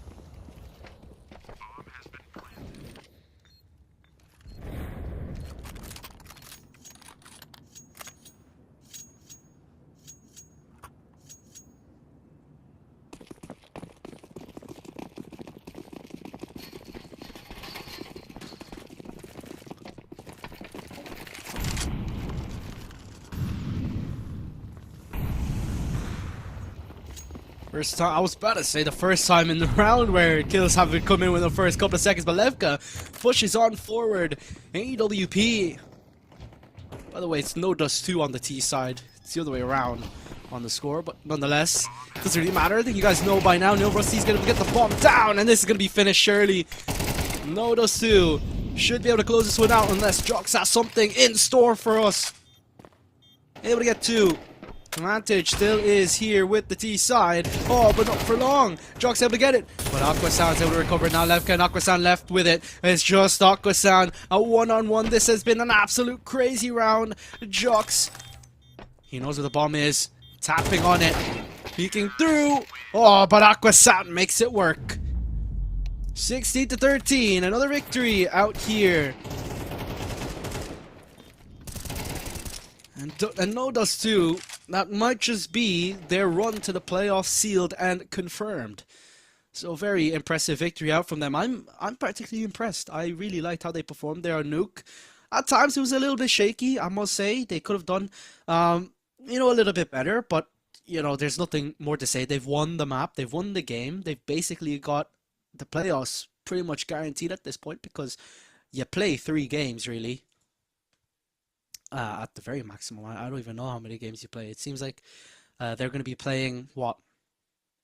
Yeah, they'll play 3 games, and yeah, we'll be watching them for the next game as well. And yeah, it should be an easy game for them up against Blue Button, based on how they performed up against Neat Backup. You know, Neat Backup did win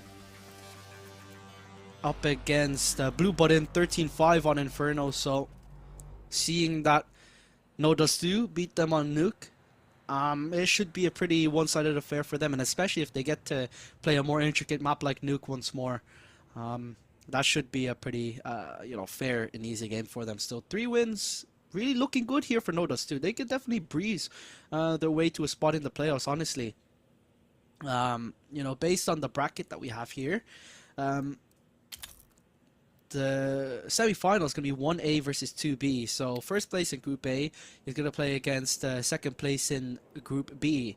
And the other way around. So first place in Group B is going to play second place in Group A. So the way things are looking right now, yeah, we should be looking good here. But once again, we have another interview. We'll be getting one straight away here this time around. And yeah, I'm excited to see how this one is going to pull through this interview, honestly, because you know, just No Dust 2, they won out that game. We're going to see them again, and like I said, we're going to see them again probably afterwards, because their next game is going to be looking particularly interesting, honestly. So here we are. But yeah, Mr. Damage, how are you feeling, man? You just had another game, and yeah, it didn't go too well. Indeed. Yeah, I think it was a very close game, very close match for us. Unfortunately, the 12-11 round didn't go too well. We decided to go ramp, but like on the T side, we decided to full push ramp, but unfortunately there were two guys there. So, and yeah, afterwards on overtime, it was a mess already. So, but still, I think it's a good game. Cheers for the opposite team, because they were playing really good. And yeah, hopefully we can qualify. Yeah, were you expecting Nuke to be, you know, played? Because they like to play, it seems like they like to play more difficult maps. Their name is No Dust 2. They don't like Mirage, they don't like Inferno, they don't like Dust 2. Were you expecting to play Nuke? Yeah, we did expect to play Nuke. We were ready for that, and well, unfortunately, it didn't go too well in defense. So we had to double down in attack. I think, yeah, we did expect, but overall they were playing really good. So yeah, cheers for them. Yeah, so you're going to be playing against Team MBM, and they got destroyed by No Dust 2 in the first game. So, are you feeling more confident going to this game? Now you're going to it. Well, I wouldn't pay attention to the last match, to their last match, or to their other matches. I think we just need to win the game, no matter who the adversary is. So we're just going to take it serious without thinking about how they got destroyed by anybody. So yeah, we just will play our game.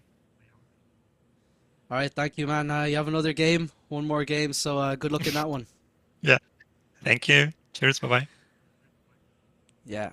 So great interview with Mr. Damage. So it was nice to get another perspective. Of course, I was fully expecting we're gonna have another interview with No Dust too. But this time around, we got to get to hear this time from the losers.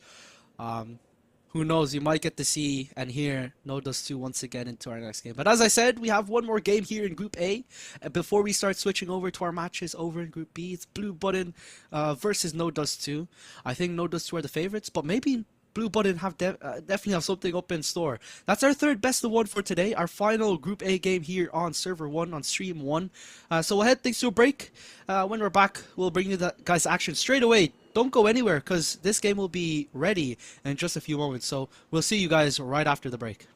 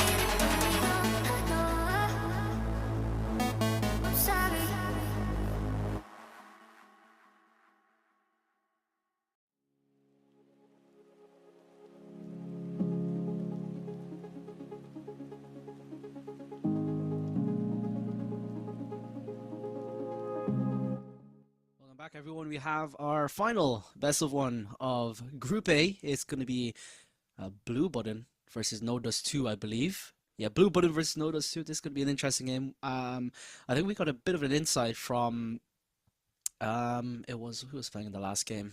It was the other team. Need Backup. Yeah, Need Backup. They were in a very close affair with No Dust 2. Went to overtime, and so did Team MBM versus Blue Button. They went to overtime as well. It went to 16-14. So more than the 24 allocated rounds was needed to decide both of these games. And to be fair, I do expect this game to be a little bit more one-sided. Because, you know, of course, Team MBM were absolutely destroyed by No Dust 2, and then Blue Button were absolutely destroyed by Need Backup. And then when No Dust 2 played Need Backup, is a very close affair. So I don't really know what to expect here. But anyways, we have ourselves, I believe this is the 9th round here. Blue Button on the CT side, and No Dust 2 on the T side here for the 9th round. But yeah, 9th round decides what side you go on. So the winner gets to choose what side they go on for the first half.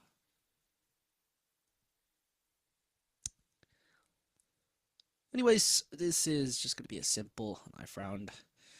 It seems like our map is Mirage, so we don't get to see much of a change.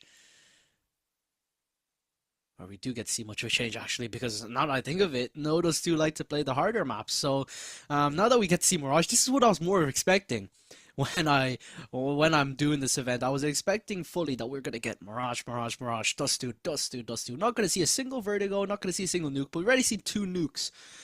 So this is how our map video went. Of course, we know it's gonna be Mirage being played, of course, but yeah, nuke banned out immediately by Blue Button. They saw that No Dust 2 won twice on nuke already against a formidable opponent, the team that destroyed Blue Button 13-5.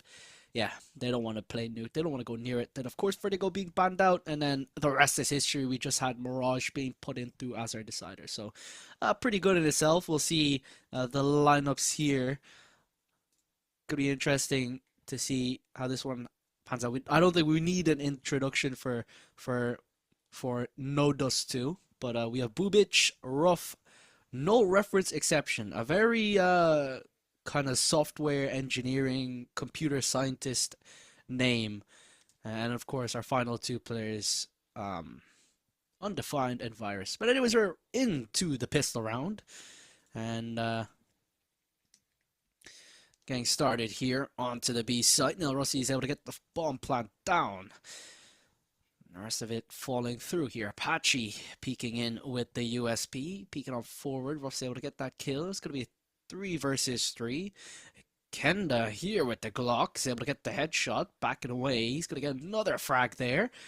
It's now 1-on-3. Apache there, 2 points of health remaining, looking to get this clutch going. Kenda and Levka on very low bits of health, but it doesn't matter. Nonetheless, they're able to get it.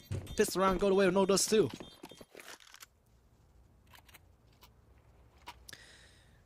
So, as you'd expect, we saw the nuke twice out from No Dust 2. They would just go in for rushes for the pistol round.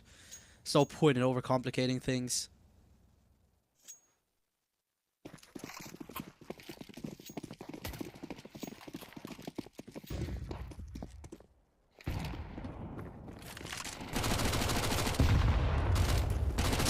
Mac 10 spraying on forward.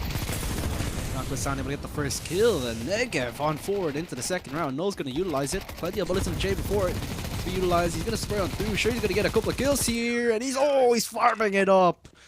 3 kills for Null. Spraying it down. Able to get the kills. And No Dust 2 stopped their tracks. That might be something difficult that they'll have to deal with in this game. And that's going to be that Negev. That round was looking pretty good out here for No Dust 2. Seems like they might have cracked the code here onto the A bomb site, but not to ruin their day, getting 3 quick kills with the machine gun, essentially. Kenda, no respect. He's gonna run on forward. Bubich gonna do a good amount of damage. He's able to get that first bit of damage early on into the catwalk there. Levka gonna be spotted out. Kenda is able to eliminate him. 5 versus 4 situation has started in this The minute 25, the blockhead's going to be spotted, spraying through. Kenda needs to get a little bit more damage, and he's going to be a dead man walking. But Nail Rusty with an important kill, but Null with the Negev, he's going to farm away here. 2 kills. They haven't even considered this position. He's done so much damage. Not going to be able to do much about it. He's able to get that one 4-on-2. Left onto a 4-on-1 with Aquasound, and Mirage is starting to be a bit of a problem here for NoDust2 to get started here. Quick kill out from Aquasound, headshot, but he's all alone, doing more damage for the rest of the squad.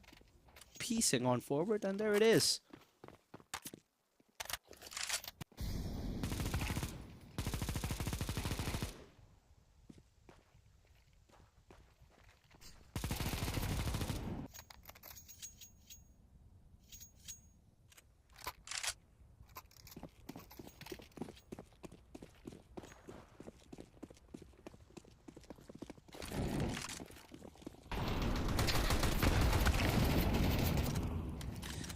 Mac 10 or MP7 gonna get started. We get the first kill to Levka. Aquasound here with the Tech 9. Seeing a couple of players spraying away, tapping away, but not able to find anything undefined. Gonna have to reload his weapon. Seems like the Nega is just very popular. You even have Apache this time around wielding instead of just Null, who's actually taking control of the MP7 instead. Apache up towards the palace side. The Glock's gonna do a bit of damage. Bubich is found with the AUG. Gonna spot him out. Aquasound, quick kill with the Tech 9, able to get the first kill, but Apache is still up there in towards the upper section. But a tap away from undefined is absolutely fantastic. That's beautiful. Could end up making his way up forward, however, with the Tech 9, making his way in, excuse me. Player to the right hand side is gonna spot him out, possibly get a kill or two, because they really have left a few gaps in their offense. Kenda, spot out the first. Surely that had to be a headshot of some sorts, but anyways, it doesn't matter. No, Rusty's gonna get nailed to the wall there with that quick AK kill.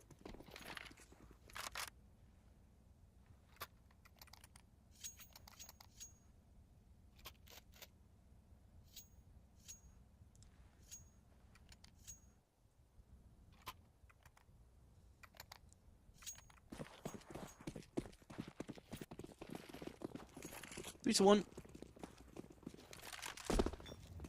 Putting niggas man forward, or making the win forward in terms of the scoreline.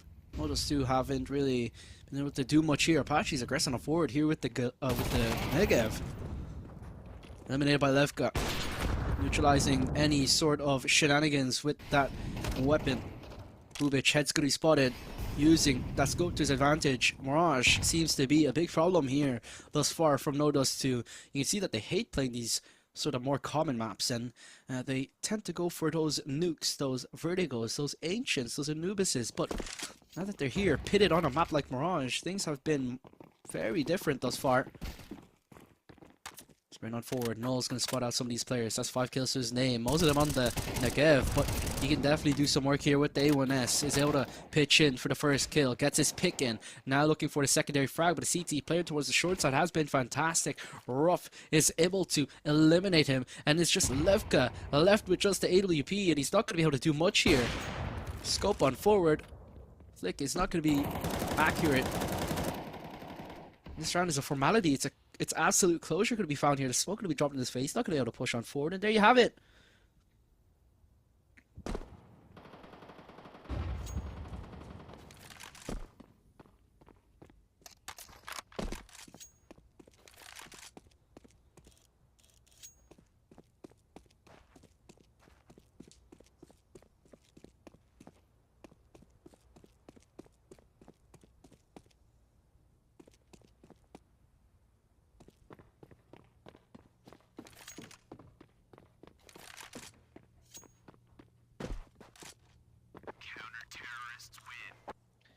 Just have to save that big green into the next round. Not a lot of money available to the bank account here for the T side. You see how this round panned out? Noel just holding it down. Day 1 seems like he's doing just as good as it as with the Negev. He even had the support of the player towards the short side as well. So never shut down NoDust2. This is going to be a very scary game because, like we said, we observed that Inferno didn't go well for Blue Button. More common maps, and yeah, the team that NoDust2 played in the last game We're able to dispatch a blue button pretty quickly. 13-5. Rough. Aggressive on 4 is going to get punished by Kenda. Lefka ready to post up and hold any of the angles where Kenda might be susceptible to. Molotov going to be dropped in the face of Aquasan. Going to be held by the AWP of Levka. Kill's going to be found. Apache there to get it. Undefined, holding it down here with the AK-47.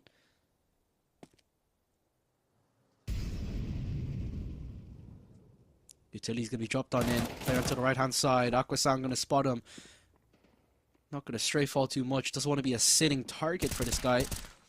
Shotgun kill is going to be found, but you know, the way this round started, it was No Dust 2's favor, and then all of a sudden, it's just really shit into the hands of Blue Button all of a sudden.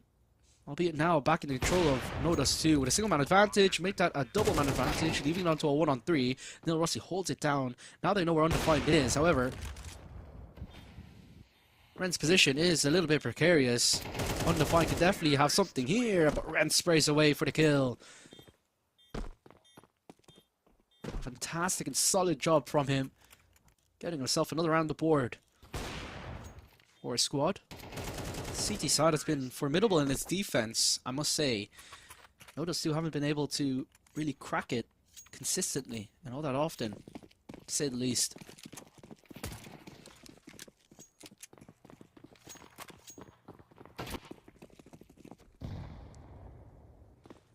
Bubic is going to be the sniper for the CT side.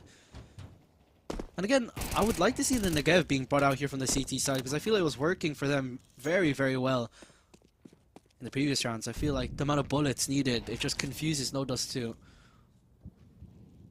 Bubic, oh, his barrel's going to be spotted out. Smoke's going to be dropped in the face of some of these players, and Bubic going to back away. He doesn't want to do anything with this incendiary grenade dropped in his position. Might peek out to the left-hand side. It's going to be heard. Kenda is in this position. He's been particularly strong in holding down this underpass position. But yeah, you can't really beat that up, can you? Well, it seems like he can, and he just says goodbye. Shuts him down. Does take quite a bit of damage by the sniper, but nonetheless, kill's a kill. I'm going to have to back away. 55 seconds remaining.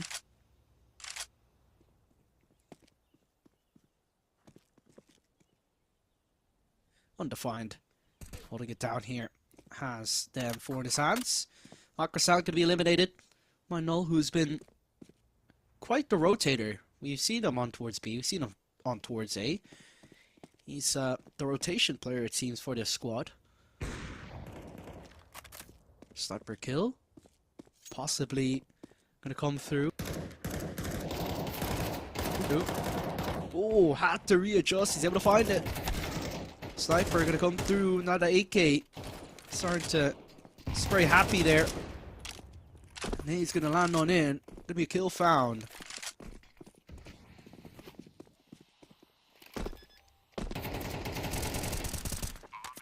Ren going to look to get the bomb down, but almost was him who got eliminated with his teammate. Kenda, 2-on-1 situation. Null has been solid. Spots out both players. Oh, Levka turned around as well. Could have been easy. Flick for the second. And now the AWP, and he flicks onto the right-hand side. He's been solid with the AWP, to say the least. Okay, quite a few kills on Nuke. Both maps on Nuke, and here on Mirage, he's having a field day. I feel like Nuke can be a good map to op on the CT side. But I feel like on Mirage, hopping on the T side and the CT side can do you justice, can do you good a lot of the time. 4-3. No Dust 2 starting to pitch some rounds together themselves. Shotguns and close range angles for Blue Button, it seems, in this one. And it seems to be their key to success. They've been doing a pretty good job, but the shotgun could get neutralized pretty easily if No Dust 2 play some good trading positions. Bubic makes his position known by breaking that vent open. Does make a noise around the map. Kenda's able to get the kill. Oh, does he check the left side though? Nil Rusty. But oh, Apache's getting a bit antsy as well. He's still able to find it with the headshot. Picks up a smoke as well. I was expecting him to drop it straight away. Molotov in that position. Oh, that's beautiful from Apache. Well timed, that smoke. Distracts the player towards Palace, and now it makes it difficult. Levka now going to need a quick scope. Noel's going to push forward upon his position. Has a Sport of Apache who's gotten 3 kills in the round before being eliminated. It's now Kenda left in a 1-on-2. Kenda can definitely make things work here. He's gotten a 1v4 in the last map. He can do it again here, possibly. Tapping away, trying to bait out a peek of some sorts, but these players are not peeking upon their positions. Smoke going to be dropped. How is this going to pan out here? He's from the window side. He's going to blow open the vision, and that does Kenda justice more than anything. And that smoke dropped is really poor. And now that bomb has been picked up, he can go get that bomb down. Molotov has been perfect, and now he can't really peek upon this. Bomb can go down. Kenda can definitely make this happen. Both players are pretty far away from each other. He can isolate the gunfights and definitely get this clutch under control. But that smoke position, Kenda has to be careful. There's a player coming in from CT as well, and now there's that little bit of uncertainty that lingers in his head. And I was able to clutch it out anyway. A valiant effort from Kenda, but it's not enough this time.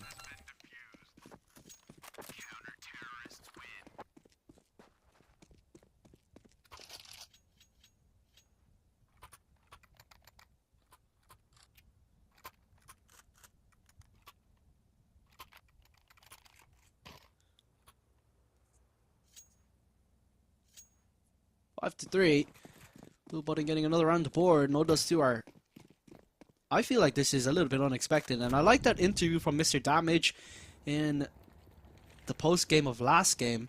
He said that he doesn't want to take into account what happened in the previous games because, like, honestly, this is a game, like we said, you know, this is just a for fun tournament, a corporate event.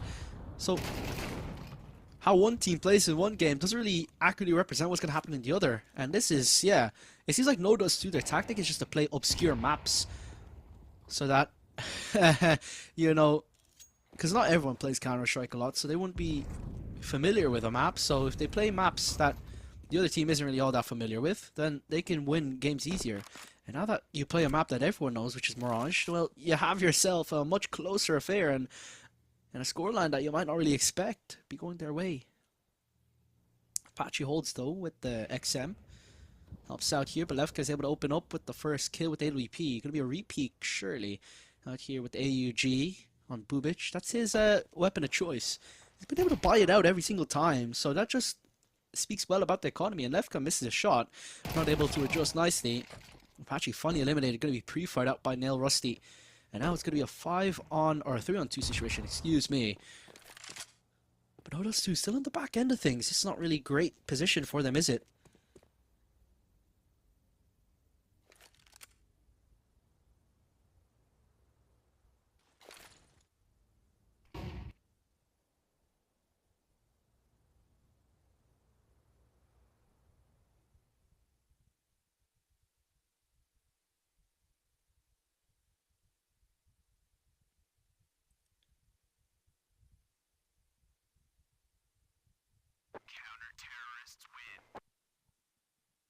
There you have it. That's going to be the 6th round on the board here for Blue Button. Just going to have to be a save there for No Dust 2. They had residual money in the bank account, so they can afford to do so. But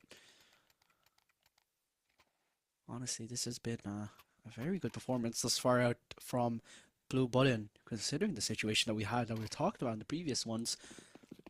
And of course, I feel like it's guaranteed that No Dust are going to make it into the playoffs because Team MBM, they can win a maximum of 1 game. Blue Button, they can win a maximum of 1 game at this point as well.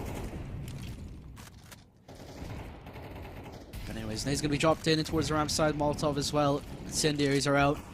Counter utility going to be dropped in from the T side. Going to spray through. It's not going to be accurate. Going to be a quick kill out from Null. No pun intended, but I was about to say he nullified him.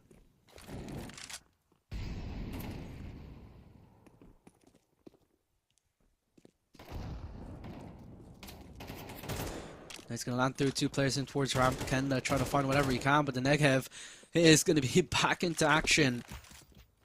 If you didn't know, it's actually a fun fact about the Negev. It was a weapon that was banned for a little bit. It wasn't allowed to be used in professional Counter-Strike games. Not because it was a good weapon, really.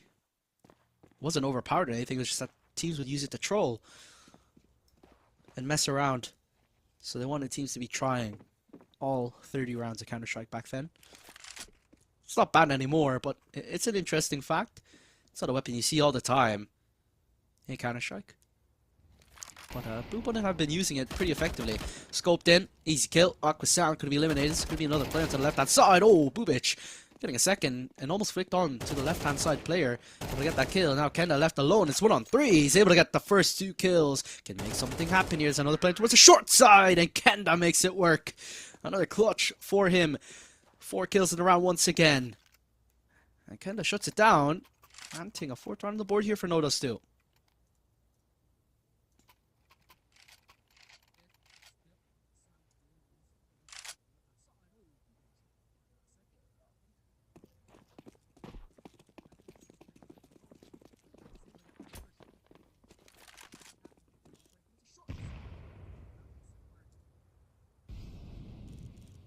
Round has started off pretty quietly for both sides. Levka not getting a lot of action here in the middle.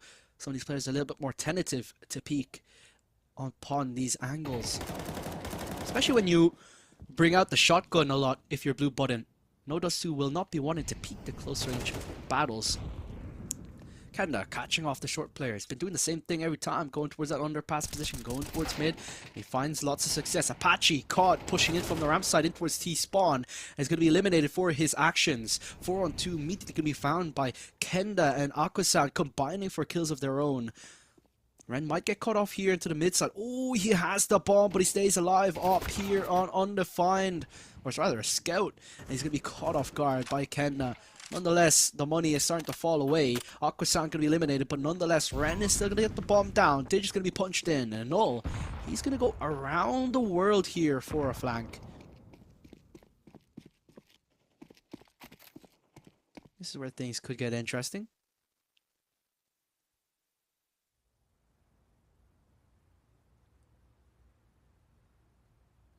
Bomb is nearly half ticked. 20 seconds remaining on that bomb.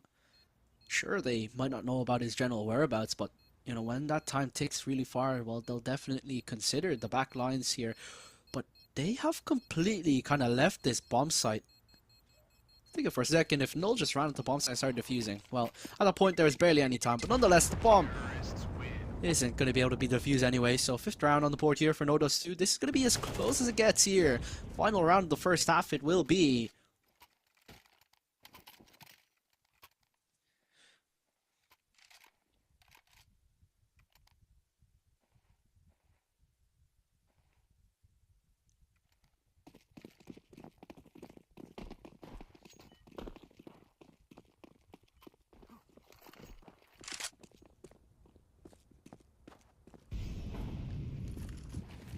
Kenda pushing forward again in towards the middle side, looking to find a lot of success. You know, have a default setup here. Nobody in towards short, nobody in towards connector. He's been able to be granted all the way access here, but oh, Apache. Oh, the Mag 7. Not able to do much. Levka punishes, gets that up kill. The scout here for undefined. It's not really going to do anything. He doesn't have armor as well. Typically in the last round and a half, of course, you need to spend all your money because your money will reset going into the second half. So it's not great to see the CT side having barely anything going into this. 4 rounds to start from Blue Button, and they haven't been able to find all too much ever since that. And it's been all Nodos 2 for the final few moments as the op pierces through the skull of Null, or of Ruff, excuse me. And there you have it, 6-6, as even as it can be going into the second half of this third best of 1.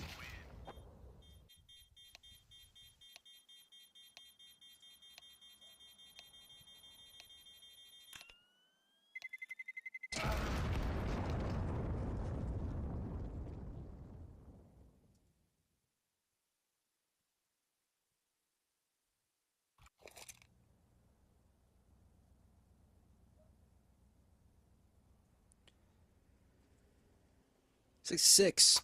Nodos 2. Pretty far ahead in terms of momentum, but in terms of the scoreline, it's pretty much only 6-6, so it's as close as it gets. Like to see a little bit more action out here from Nodos 2 in the pistol round. Just wanted to get the kill straight away.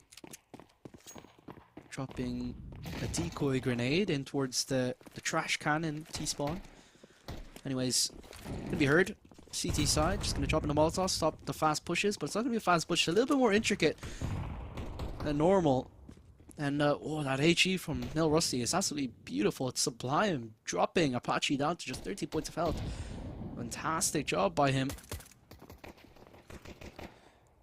Gonna be a kill out here for Nil Rusty, able to get the headshot straight away onto Bubic to get started, and chip damage is good damage in a pistol round and does enough to eliminate Ruff. Third kill going to be found onto Null, but Aquasound is going to be eliminated into the action by the Tech 9. Apache still alive and kicking, but just barely, down to just 13 points of health, and all of a sudden, all of that damage being done by the HE grenade renders him basically useless. A single bullet here is enough for him to die. Doesn't have the bomb on his back, has to hedge his bets all the way towards the B side of things, and his position is pretty much known. You already have Ren, I believe. Or is it Aquasound or Nil Rusty? I forgot. I can't really see who it is. Yeah, it's Kenda. Just hold the angle already. I'm going to peek on forward. There's actually a lot of damage onto Kenda, but, you know, you have Nil Rusty peeking as well.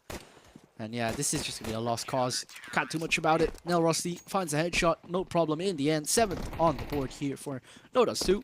Mirage is starting to go pretty swimmingly. Pretty nice.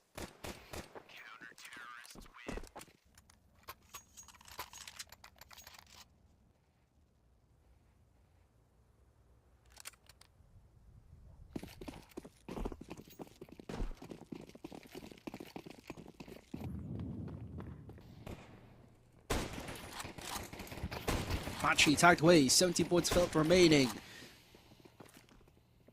Tagging forward. Nades looking to support, help out as well. Nades, oh, MP9s and Molotovs is all it takes. That's the fastest round, I must admit, that I've seen in this tournament. We've had very fast rounds on Nuke. Maybe not the fastest round I've seen. I've casted so many Counter-Strike games. It's hard to beat that. I've seen rounds where teams have purposely died in Molotov so that the opposing side doesn't get any money. Because like I said, you get money for getting kills. So if they all kill themselves using a Molotov, then how are they going to get any money for the next round? So, yeah. It kind of reminds me of that when they all died to HEs and they all died in pretty much a split second. But nonetheless.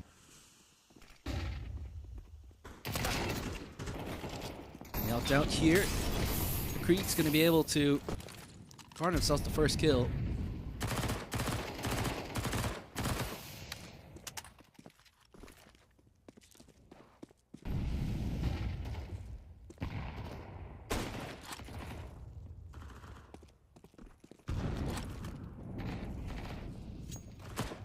Molotovs and everything.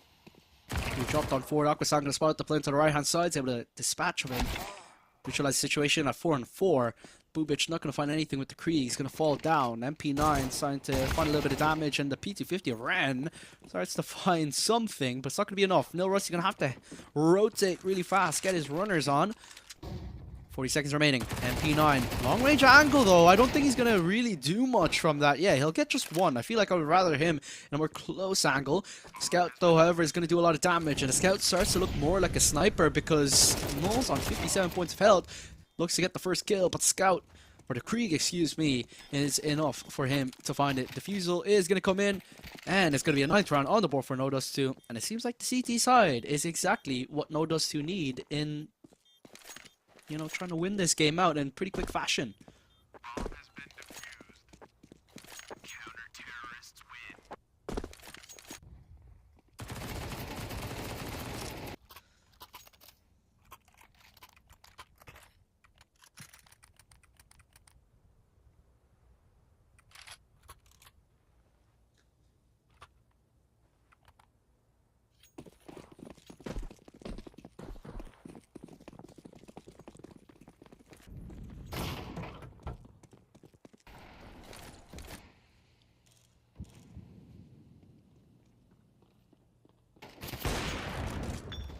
AWP kill is going to be immediately effective to get started. Bubic immediately taking out the round. He is the one who likes to use the more long-range weapons because he likes to use the AUG and the Krieg. Both of them are scoped rifles, and basically an AUG is a scoped up M4, and and the Krieg or the SSG is the scoped up Kalash, the scoped up AK, essentially what that is. Thing is, it comes at a cost at being very expensive. Nonetheless, I was able to get the first opener in this round. Onto Levka, but Kenda is able to get the kill onto Null. Striking away, Aqua Sound now holding to the A-bomb site, spraying through, and that's going to be 2 quick kills going to be found by Nail Rusty. Apache now alone, looking to deny, double digits on the board, possibly for Nodus 2. But that might be the end of things here. 2 flashes to his name, can definitely do a bit of work, bit of damage, but it's not looking all too great because Aqua Sound is in this A-bomb site all alone. There you have it, Apache, able to get it nonetheless. 10th on the board, double digits here for Nodus 2.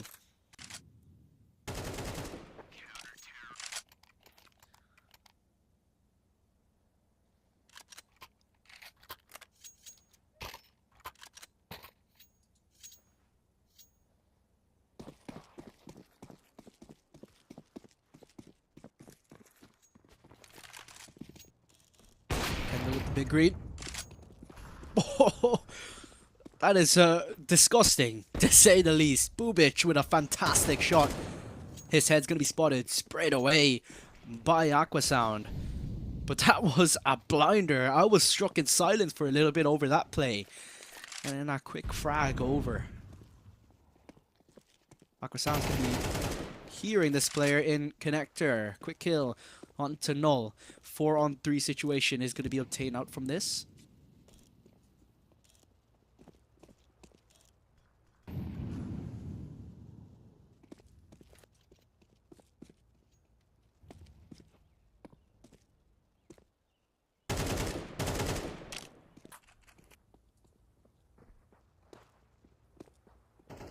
Success found by Aqua Sound in that connector side, and like I said, into that mid side, but looking for some more as he turns his head on a swivel, able to get that 3rd kill, spots out Apache towards the ramp side, and another kill is going to come in from Nil Rusty. They know exactly where Apache is, so he's just going to aggress on forward with his teammates. Tech 9 going to hold the angle. They're playing this one safe. They're just going to smoke him off. They're not going to want to push him all too much. Going to spam through the smoke. Apache, ooh, damaged up. The player towards Palace is aggressing pretty quickly. And El Rusty is having a grand old time. Oh, he decides to back away. Maybe wants to leave it to Levka for this one. This is a good position. Had him on a leash. 11-6. So really, it was just that good start from Blue Bunny and making me a little bit scared for Nodus 2 because they were, from my observations, going to be the favorite. I took a look at Server 2 games as well. So I know how Blue Button play as well. I wanted to see how they play going into this game because I didn't want to look at just the scoreline and judge. So I took a look at their Inferno game and I took a look at their game against Team MBM. And yeah, it was pretty interesting, pretty fun.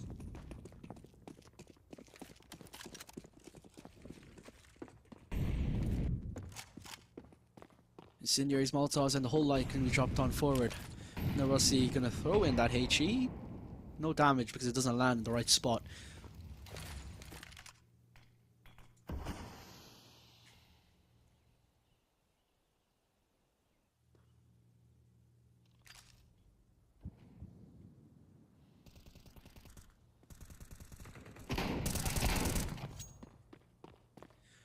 Here's that shotguns. Hear the sound of shotguns ring through, but the kill's still going to come in for the CT side. Null's going to spot out someone with the Krieg.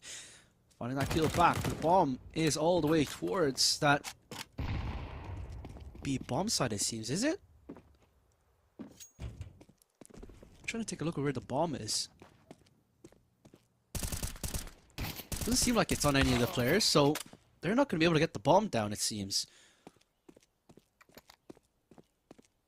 Yeah, how are they going to get the bomb down? That's the thing. Levka's going to hear this, man. Going to jump peek in. Oh, and the jump peek works. Ren, this is going to be an interesting clutch. He's just here, you know, having fun here. Just in towards the CT side. Hasn't had really any good games, notable games to speak of. But this could be his time to strike. Because Undefiant's on good HP. He has a good weapon. Has armor. Has a kit as well. Oh, he hears the steps. Tap away. Oh, he just has to hide. Oh, Ren, he's just in the middle of the open. I thought he had it. Well, so close. Undefined. Still able to get the clutch going. A very action-packed round. I love that round. Just the way it played out in the end there.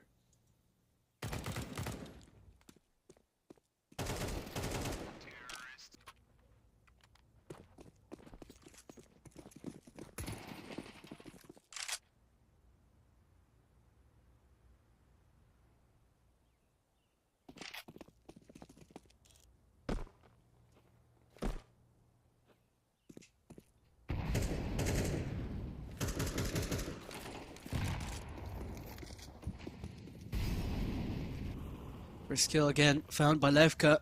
CT side's been getting a lot of the opening kills here and finding a lot of success. Well, Blue Button are making this harder than I think what people may expect here. Mirage is a game of ups and downs, twists and turns, because everyone knows how to play it, so the better teams are the ones who can play it in a more intricate way.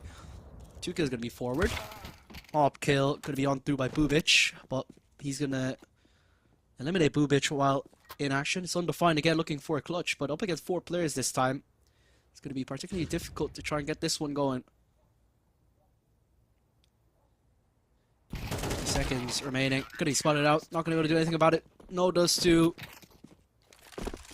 It seems like that this one is theirs. This game might just be theirs. 5 match points for them in this game. And now this one is gonna be looking pretty much finished here.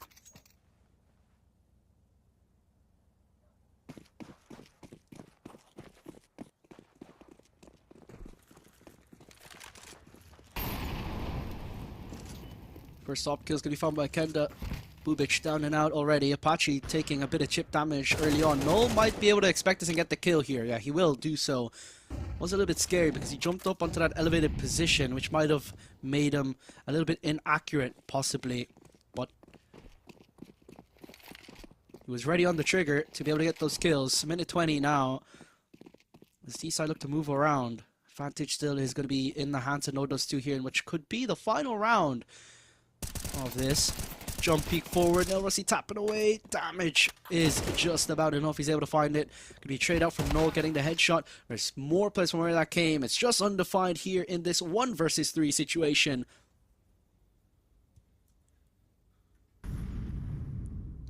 This one could be done in just a matter of seconds.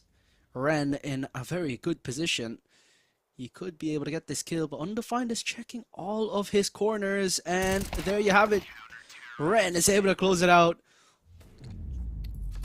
In the end there, 13-7, NoDoz2, excuse me. Able to win that one out in pretty good fashion, I must say. That was a very good performance out from them.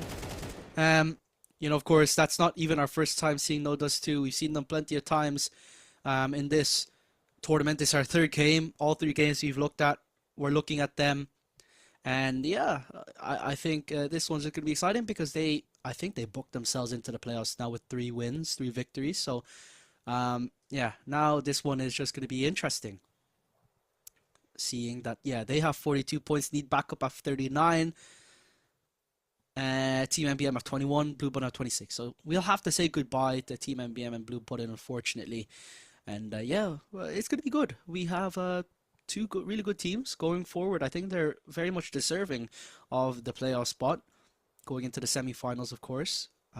All best of 3s tomorrow. That's going to be interesting. We'll be taking the semifinal and the final here on Stream 1. But yeah, Blue Button, I think that's what we expected. We expected NoDoz2 to win this game, no matter what the map was, really. But Blue Button, I think that was a really good effort from them. They were able to get 4 rounds early on. They used unorthodox weapons. They used the Negev, they used the Scout, Tech 9s. They won some really good rounds at the start, and I was like, okay, this is going to be interesting. They might be able to win this, but NoDoz2, they woke up, even though it was like 6-6 at the end of the first half.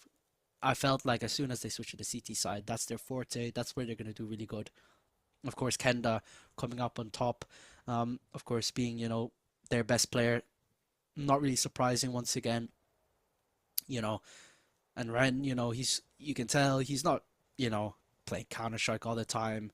And for him to be getting a couple of kills, for him to be, you know, able to do well with a team.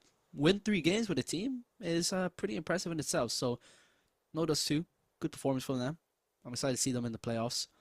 And yeah, that's the end for us on Group A. I'm just gonna check over now what is gonna be happening on Server 2. See what their games are. Yeah, their game is need backup versus Team MBM, so they might be a little bit behind schedule compared to us. No, actually, it was 13-2. So need backup won 13-2 up against Team MBM. So yeah, pretty much a stomp, similar to what we saw with No Dust 2 versus Team MBM at the very start of the day on Nuke. So yeah, Group B is going to be fairly interesting. I'm excited to see how that one pans out. Really, Group B has a lot of action. So yeah, the schedule for today, like I said, action packed, and yeah, we're going to be following one of the teams here for B. We're going to be following Mayonnaise. So you have Monese, and then you have mayonnaise. You put them together, you get mayonnaise. Mayonnaise. So yeah, maybe a team full of operas. I don't know what to expect because we haven't seen them just yet. We haven't seen what they're capable of. So I'm yeah, I'm pretty excited to see how this one pans through. We get started with Team Infinity versus Mayonnaise, and then Mayonnaise versus Guns and Veemers, and then 5 Angry Men versus Mayonnaise to close it out.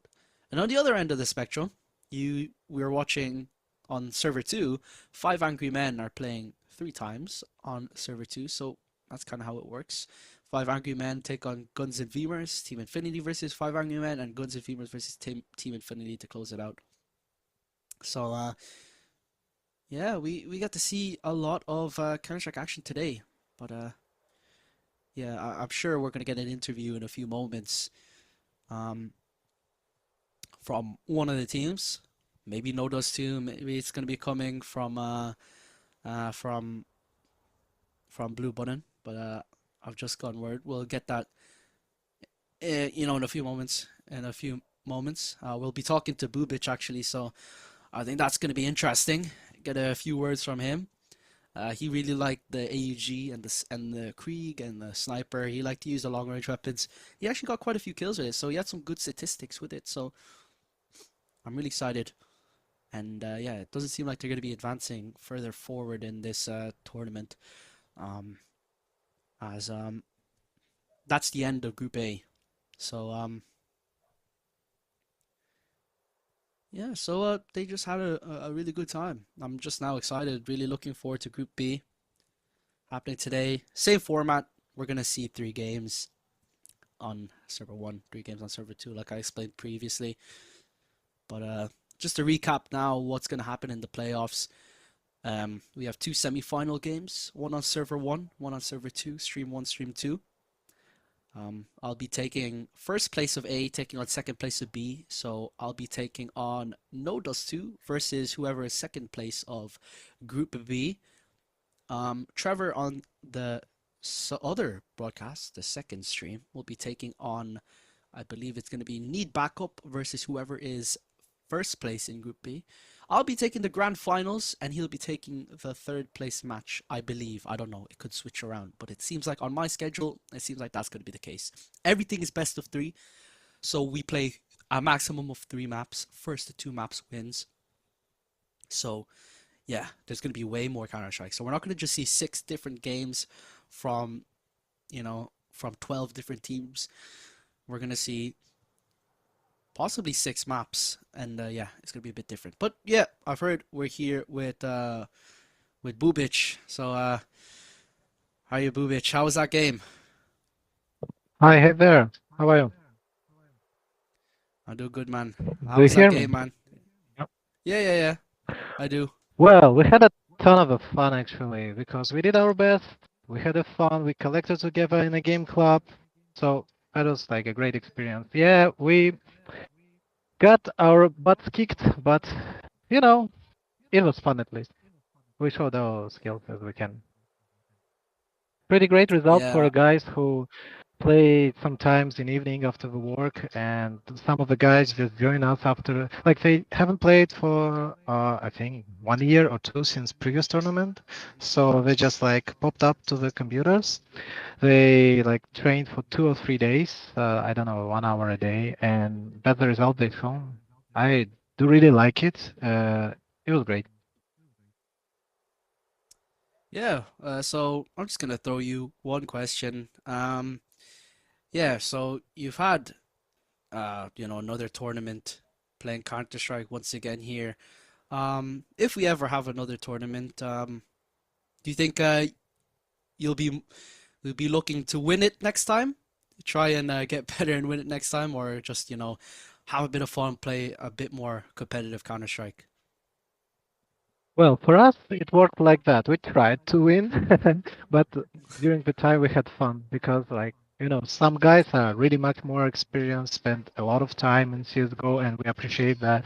And we see that people really show their skills and they know the smokes, they know some really exotic maps, and it's really nice to see. Like, quite a fun to challenge ourselves, to fight them, to invent some tactics that they don't like expect, use the guns that they're usually not thrown in this kind of a matchmaking. So, well, we did some gymnastics for our brains and we had fun. Yeah, and Okay, thank you. answering to your question, we will try to do our best and try to compete. Yeah, that's great to hear. So I'll let you go now. Thank you so much for being on for the interview, and yeah, good luck in the future. Thanks for casting and thanks for organizers for organizing this stuff. Bye bye. Bye. Yeah, that was a good interview. Just to understand, like this is like just a lot of fun, and yeah, just a lot of fun for some of these guys. Just just it's not it's corporate related, so it's work related, right? You're playing against colleagues, people in the company as well, but you just have a lot of fun as well. Play Counter Strike, and that's what it's all about. You're just having a bit of fun. But we have a second interview lined up as well. It's going to be interesting to get a bit of a juggling of different thoughts and different minds, different players of this tournament, because like I said, this is just a lot of fun. People might have different kind of opinions on how this game is, right? You might have someone who's ultra competitive and wants to win this tournament, even though it's only a work tournament, just for a bit of fun. You have some people who are just ultra competitive, and you have some people just there completely for fun, like Bubich. You could hear him. He was just like, I just tried my hardest, practice for an hour a day. We had a lot of fun in game, and that's really all that matters. So it's really nice to hear that from him. But yeah, like I said, we're gonna get another um, voice on in just a few moments. So I'm particularly interested in that. Oh, it's you again. How are you Hello. doing? Hello. Really well, as you can see. Qualifying from first place feels really nice. Yeah, I think we'll start off here asking about the second game because that was more interesting. A lot closer, but it seems like you said you didn't expect to play Nuke, but yeah, Nuke came through. So how did you guys deal with that one? Because it was really close in the end. Yeah, it was really close, and the guys were like, we were expecting them to change something or to play differently, but they were again and again rushing A, and for us it got like really complicated. We lost a bunch of rounds in the beginning, but then we get used to it and we understand how they play. So we got pretty good calls and we understand how to handle it. It was really fun, but was really stressing. And like the emotions were through the roof after the last kill, and when we saw that we won, like real nice. Yeah, tomorrow now, playoffs, best of three. That's not like it's not short. It's more long, like a marathon run. So yeah, what's gonna be different going into that one? It's gonna be much longer. It could go for three Uh, maps.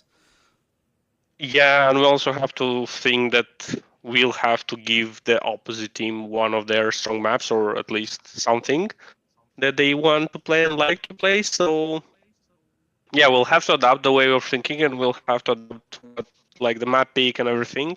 We'll see. I have a feeling that we'll not play Nuke anymore because the team will ban it against us. I don't know. We'll see. We'll see. But really exciting, and we'll discuss with the team what we can do for tomorrow and prepare. Yeah, just last question now. You know, seeing that once again, like you're in the playoffs. Um, yeah. So what's gonna be the plan? You know, are you gonna do preparation? This is a bit of fun. So will you just go in tomorrow and Um, say, I don't think we're gonna do preparations. Like today, we had some maps and preparations. We played several 2 times, I guess, together, the whole team, but not more than that. So we like not, as yeah, Bubic said, it's just more for fun and more for work and having fun and with your teammates in both sense, in your like teammates at work and teammates in the server. So we'll see. But it really gets competitive sometimes, especially in some close rounds and close moments. You're like, okay, I want to win this. I want to win this because it feels really good after you do. After you win, it feels really, really good. So yeah. Yeah, I can understand that. But yeah, I'll just let you go now, and yeah, you can go have your rest now. You're basically finished, and I'll see you tomorrow. yeah, thank you. See ya. Yeah, again, another great interview. Again, you can just see it's good vibes only in the server. We've talked to people who are winning, talked to people who are losing, and they've only just had a bit more fun. So, like I said, we're finished with Group A. We have Group B next. Our next game starting. It was meant to start 20 minutes ago, but of course, we were a little bit off schedule, but it doesn't matter. We'll head things to another break. When we're back, we'll bring you guys Group B. So don't go anywhere. We'll be right back after this break.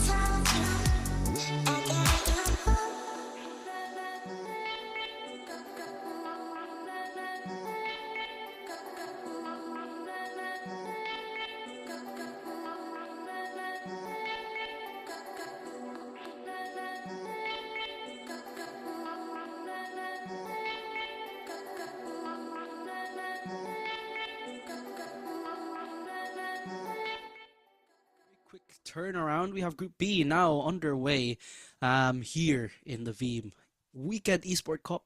We're in the Counter-Strike division. So, like I said, we're excited to see how this one pans out. Our first game of the day, Team Infinity versus Mayonnaise. So, just you might be here tuning in just to Group B, and you might have tuned in earlier just for Group A, so they're a bit separate. So we had 3 best of 1s in Group A, and we have 3 best of 1s in Group A on the other broadcast. We'll do the same here for Group B, 3 best of 1s on Group B on Server1, this broadcast, and on the other broadcast we'll have best of 1s running with it as well. We'll get the instant veto here. Mirage going to be here. This is what I was expecting. Like I said, this is what was more I was expecting. Mirage, Mirage, Mirage, just Mirage every single time. The names of the team are pretty funny. Mayonnaise, and then you have Team Infinity. Team Infinity more common name, but Mayonnaise is a little bit more creative. I like that. But here's our lineups. You have Without XP, Invisible, Atexer, Gepku, and yeah, I'll need to see how I need to pronounce that. But the rest of the squad, excuse me, looking interesting enough. So Mayonnaise, you have Meow, Isn't Good, Hounda, Q, and Nicole Biff, and then looking at Team Infinity, Without XP, Invisible, Atixer, Dursky, so it might be just the Cyrillic alphabet, and then CLB. So yeah, I'm excited here. I can sense the knife round is going to get started as well. So just checking some stuff here. Yeah, here's the knife round. So Without XP, CLB, Durskis. I need to check how to say that. Yeah, Dursky. Atixer, Invisible, Q, Meow,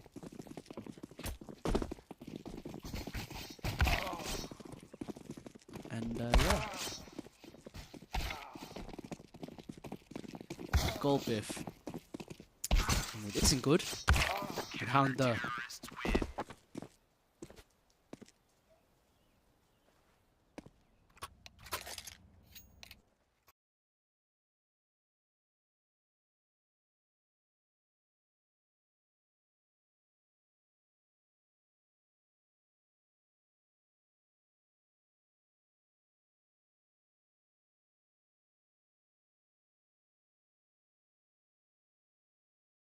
Live with the pistol round, another game of Mirage, it seems.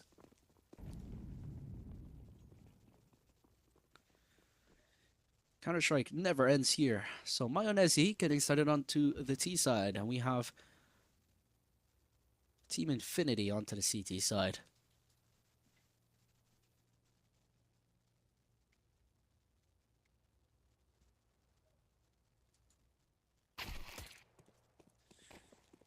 CLB eliminated immediately by Meow. Houndy is going to make his way forward. He's going to spot out the short player possibly. Meow is going to get damaged away. Invisible tapping away. He's able to get the kill from the short side. Going to spot another head. And another kill to follow. Houndy is trying to trade on forward, but he's going to spot it out by the player to the left-hand side. 2-on-4 situation now ensuing here for the T side. A Texer and Invisible particularly low in terms of health, so don't want to consider them a non-factor in the round just yet, but still, their efficacy in this round might be severely limited. Hounda spams away with the Glocks, able to get the kill. 2 players up towards A. Player towards that short side. Smoke's going to be dropped on in.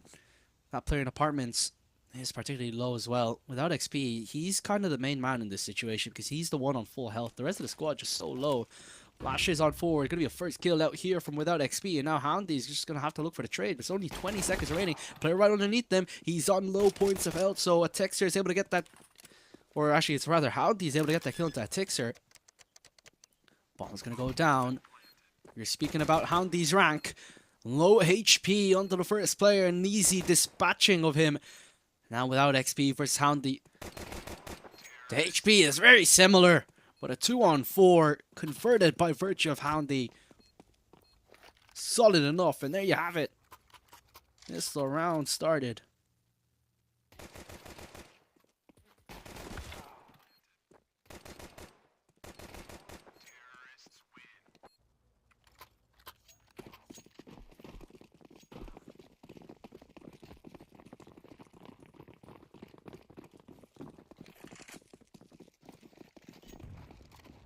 First round getting started. Now pushing on forward. Now, pistols just here for the CTs. Durski on the rotate, leading the charge. Bomb is starting to take away. Meow with the Mac 10. And oh, spraying it away isn't good. There as well. Meow. I mean, I was able to eliminate there. That's just without XP alone here in this 1 versus 4.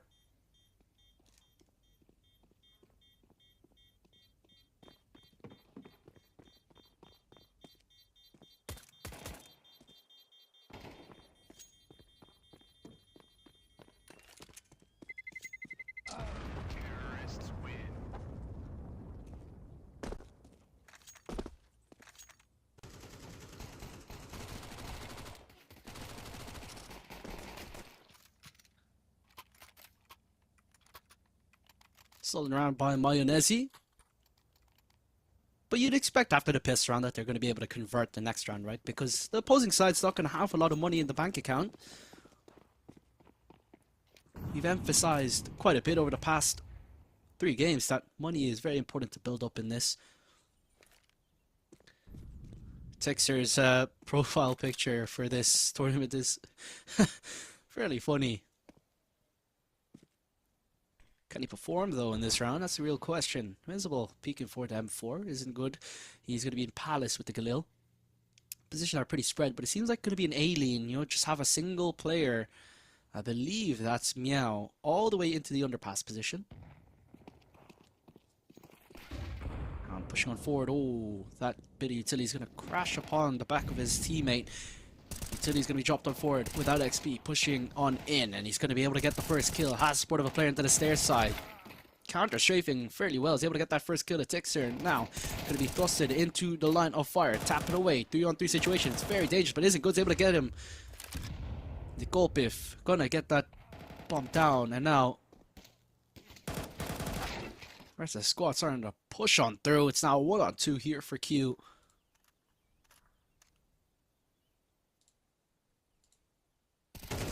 His way forward. Oh, misses. And Durski converts for that kill, getting themselves their first round on the board here.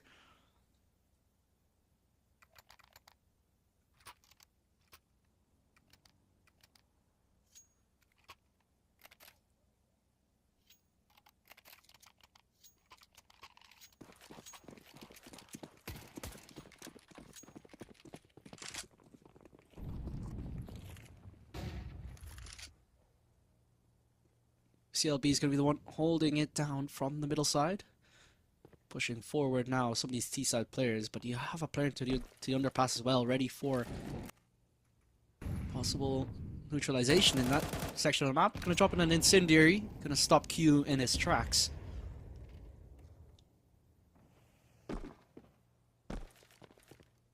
CLB going to be supported in this one. Bits of utility, bits and bobs being dropped around, but nothing else there.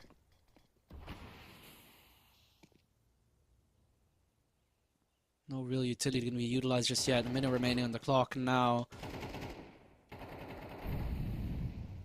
Utility is going to be dropped in, and that's going to be Houndy in the first kill. He's having such a strong affair, strong round thus far, and Durski getting a kill back. But Houndy, again, striking so many kills. 6 kills already in the game thus far for him. Invincible there with one back.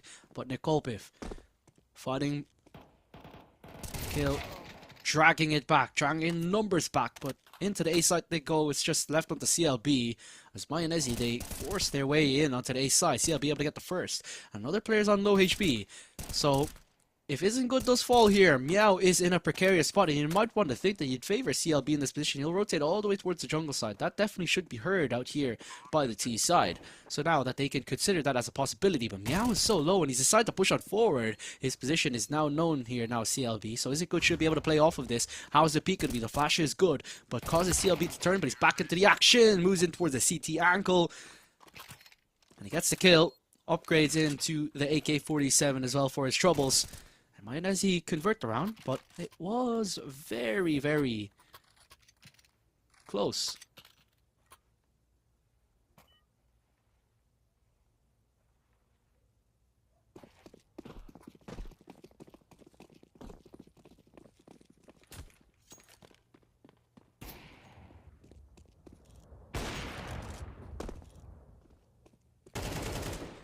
Deagle ready to be utilized. Houndy is able to get the first kill. AK-47 results in the frag here for CLB.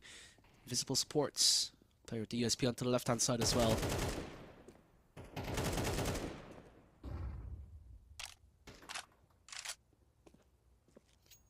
Tapping away, making a lot of noise here. Houndy jumped around. The barrel has been spotted, but maybe 4x3 stretched. People use different resolutions in the game, so they have a different field of view, just to get that competitive advantage, but nonetheless, kills still come anyway without XP. Solid in terms of getting that kill. Houndy holding it down. He's going to spot out the plane towards the connector side. He's able to take him down, but Dursky's still able to find it, and Houndy is still fragging away pretty greatly here. 2-on-1 situation. They know where the last player is, so Nikolpiv can get the bomb down. Without XP, left it. And now it's just Mayonnaise getting another round of the board.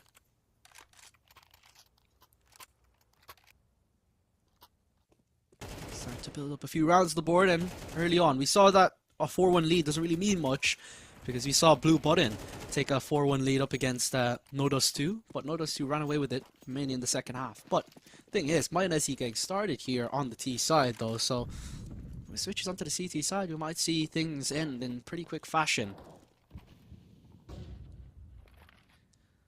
Houndy holding down at the ramp side this time. He's been the main man, but seems like the squad just want to go towards A site. Just get ready for it. There is an op though on CLB. Nikolpiv just gonna have to back away surely. Not gonna want to peek in towards unknown territory when the rest of his team is looking to execute towards A site. Maybe want to do a late lurk in towards connector, but other than that, the rest of the squad starting to funnel their way on forward. CLB getting a kill with the AWP, but there's going to be another player coming from the stair side. CLB now towards the jungle side. Flick is going to miss. Not quite going to connect, but you have the support there from Invisible, but 2 kills coming in quickly for the T side. But all things considered, it all simmers down to just a 2-on-2. CLB wrapped around all the way from the jungle side, back into the side. Headshot going to blow the head open off of Meow, and now it's just a 1-on-2 here for Q. Hasn't found a single kill thus far in this one, but has to get 2 to clutch this one. That nade is perfect, and the op is even better. Kill coming through from CLB, and a second round on the board for Team Infinity.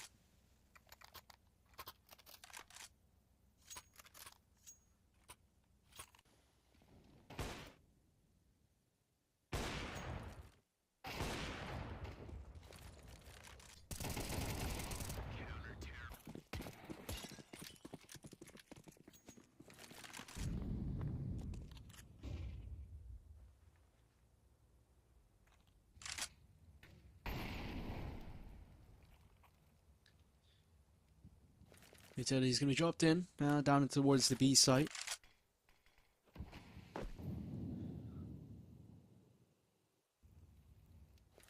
Just going to try and help out each other here, and probably in this B execute. The CT side looking pretty strong. However, the numbers are dwindling towards that position. They might get a little bit antsy and rotate over towards the A site. And he's going to drop in by Versky.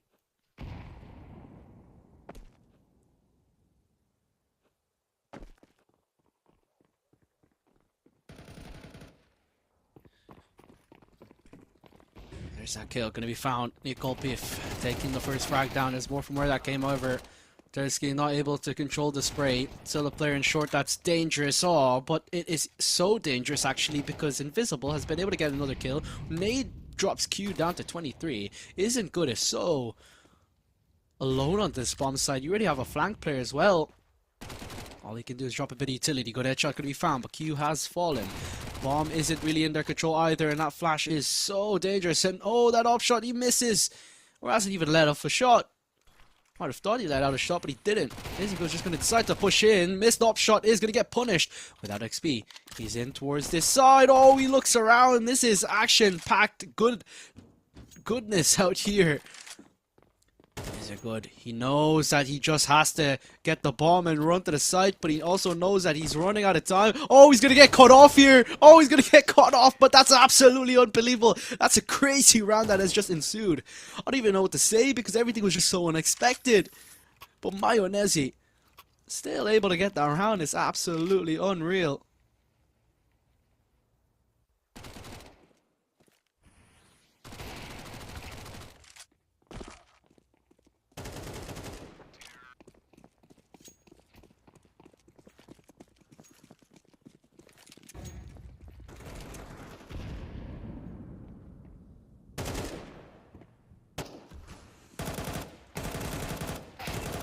Now,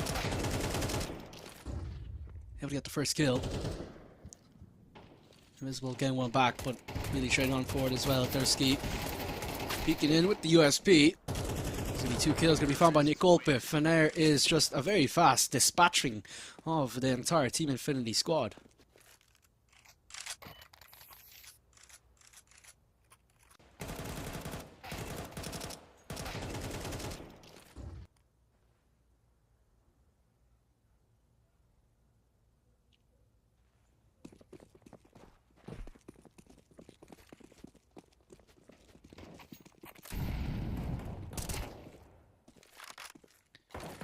The UG back in the mix. We saw that Bubic loved to play with that weapon in the previous round, the previous game.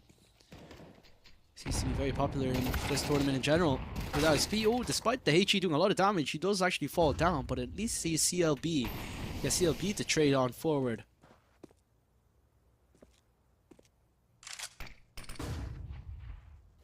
Moshes are out.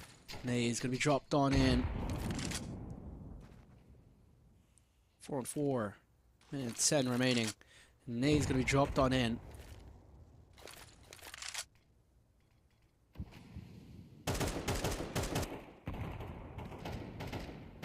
Further, Nay's going to be dropped on forward. Isn't good, just going to be there ready. Q's going to get a kill, a headshot found, but it takes her. Able to get one back, but the wall bang from Houndy is so effective, and he has to reload here, Houndy. This is a big battle ensuing here towards the short side and catwalk side. He's going to peek on forward. Invisible is going to punish Houndy. Bomb's going to go down. Nikolpif anyway. Now could play off the 40 seconds that has been granted to him in holding this one down. Isn't good, has the AWP. Smoke at their disposal. Not a great smoke, but still, nonetheless, provides its function. They're onto the left-hand side. Oh, that is unbelievable for a shot. Wall bang, edge shot. Oh, and he gets another. Nikolpif now just has to put the final nail in the coffin. He's in this close position, but Dursky has run into the site. That flash is looking good, but he didn't know where that came from. But man, the man of the round had to be Isn't Good, because that wall bang was absolutely disgusting.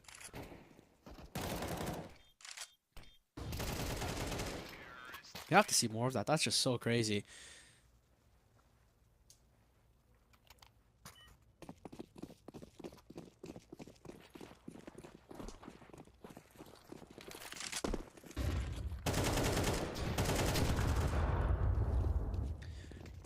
Kills already coming in here. Houndy. First frag going to be found in a 5-4 situation. A minute 35 remaining. Fistball helping out. But Houndy's still able to get the kill. Just an eco for the CT side. They haven't been able to find really anything. Houndy's farming up here, man. He's averaging nearly 2 kills every round. Seems like there's just levels to this game, and Houndy's just embodying it right now. Bomb has already gone down. What's the plan? What's the play? That's the real question. CLB has the deagle, gonna get peeked upon, flick down, able to get the first headshot. Spots out the blade connector. The opto is gonna punish, and Q is gonna have a good time getting another kill in the round for that.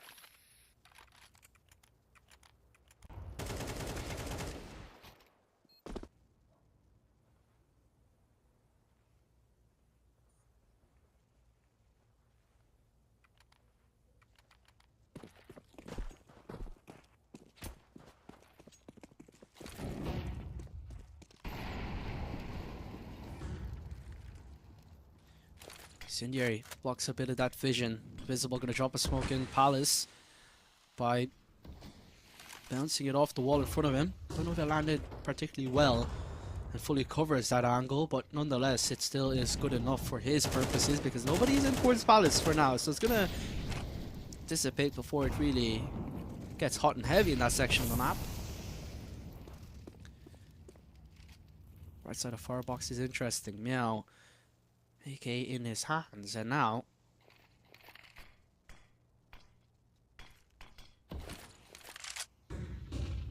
how this one's gonna work out. AWP started to ring through Q and Meow. Health has been taken away off of them.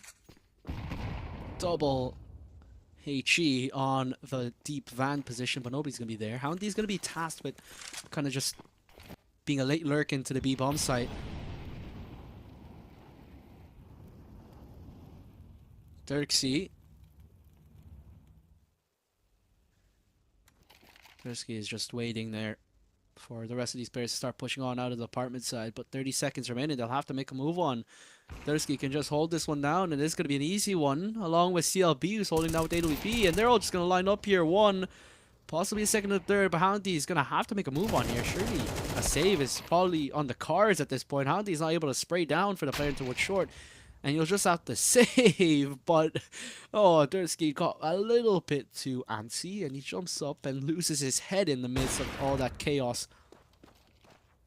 That wall bang is very close, but nonetheless, I won't get there in time.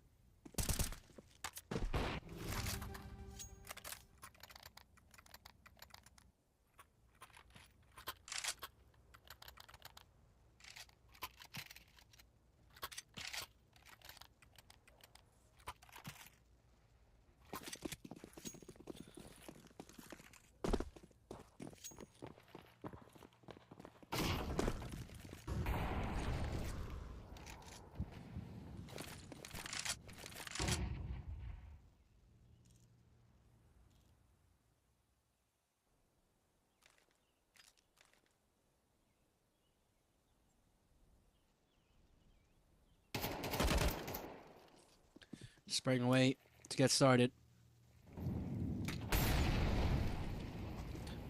First kill going to be found immediately out from Hounda. Houndy's just been so solid so far. 18 kills in 11 rounds of Counter-Strike. Head spotted out here from Yao. Gonna spot out another player. Ooh, has to get it. Is able to do so.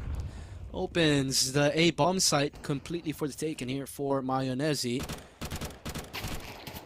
Shots could be spotted. Meow damaged up and gets another 3 kills in a round here from Meow. And there's going to be the op jumping up looking for some more.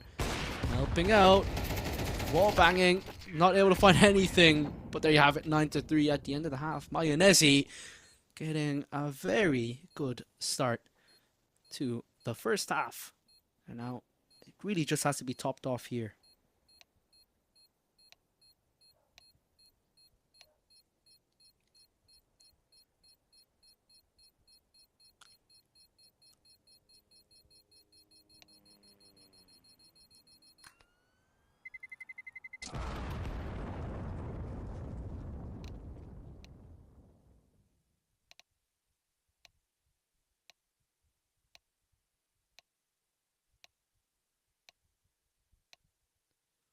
A lot of action going on in the chat.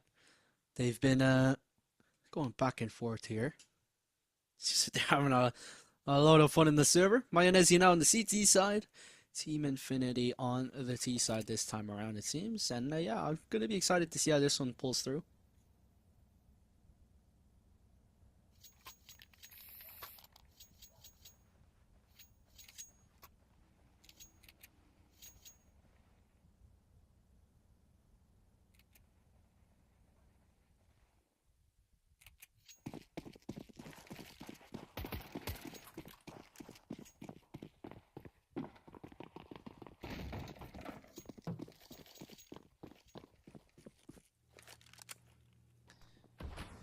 Nines 3 getting started here with this second half Counter-Strike on Mirage. I feel like I don't know whether to expect that we'll see another Mirage in this, in our final 2 games of the day after this. By the way, the score line is the other way around. It's Mayonnaise on the CT side and Team Infinity on the T side. Nonetheless, they're gonna throw over their smokes and drop it on forward. And a cheeky execute here onto the site. Without XP, gonna try and get something first, but it ticks her, spamming away, and he's able to get that kill. Meow now having to get the headshot, and now supporting. It's gonna be a quick kill gonna be found, and it's gonna be a lot of damage being dealt. Invisible's on 3 points health, but Meow is still on 11, but yet he's still able to do a lot of work and finally eliminated here. It's now down to a 2-on-2, isn't good. He's able to support, he's able to find that kill, and it ticks her, left alone. It's 1-on-2 situation, he's underneath the Palace. Has to get the headshot, tapping away, spamming away, it's not able to find it.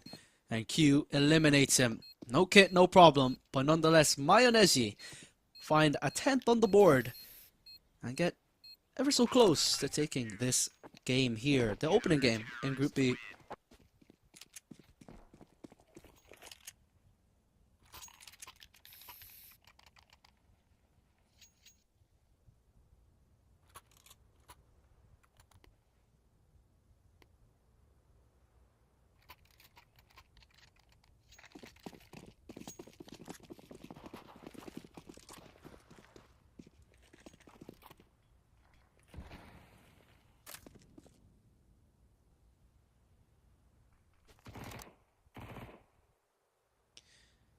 A little bit more passive this time from both sides. Not going to hear a load of utility. Maybe an execute will come in a few moments, but other than that, it's still broad silence in this.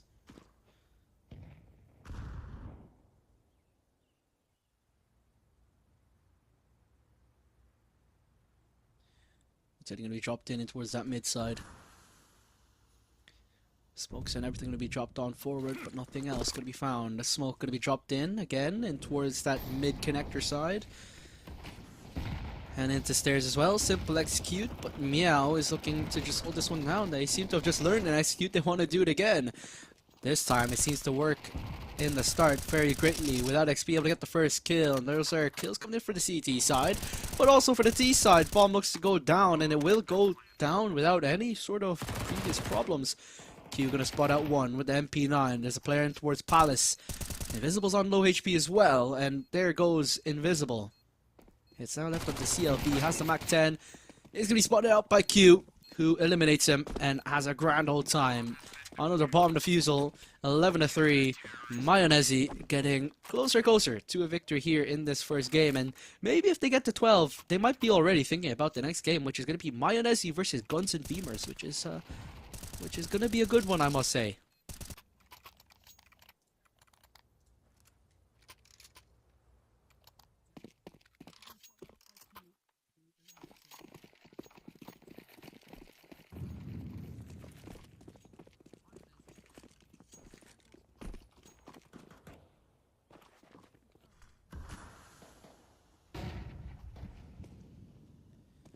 The holding down in this mid side. He's been a little bit more quiet in the second half. Hasn't been able to get that much opportunity, but it's the CT side. It's early stages.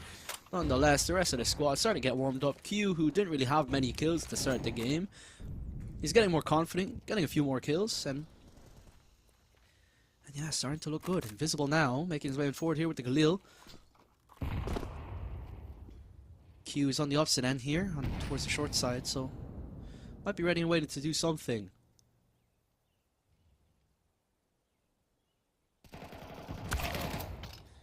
Utility gonna be dropped on in without XP. Able to get the first kill. Meow's just gonna spray on forward. 1-for-1 trade elsewhere. 3-on-3 once again as it settles down into this situation. But it's not gonna settle for much longer because Q's gonna peek on through. It's gonna be a 3-on-2 for someone. And it's gonna be a 3-on-2 here for Team Infinity. Houndy is already dead, so he's pretty much a non-factor. It's gonna be a bit difficult considering they do have the man disadvantage. The position here of Nikolpif is able to get that one. CT player is now in a good position. Gonna spot this one out. Isn't good. Is now able to get 2 untraded frags. It's a 1-on-2 here. Invisible in towards the sandwich side. Oh, I don't know. It's been spotted. That smoke is so poor that it actually helps the T side more than anything. Oh, but he shoots a little bit early, but he doesn't hear. Oh, he flicks to the left-hand side, and that is a topsy-turvy, table-turning round. 9 match points here for Mayonnaise, but that wasn't earned. And that wasn't granted to them on a silver platter. That was a stretch. Very crazy, but nonetheless, they've still been able to do so. 9 match points, and I'm excited now for this one to follow through.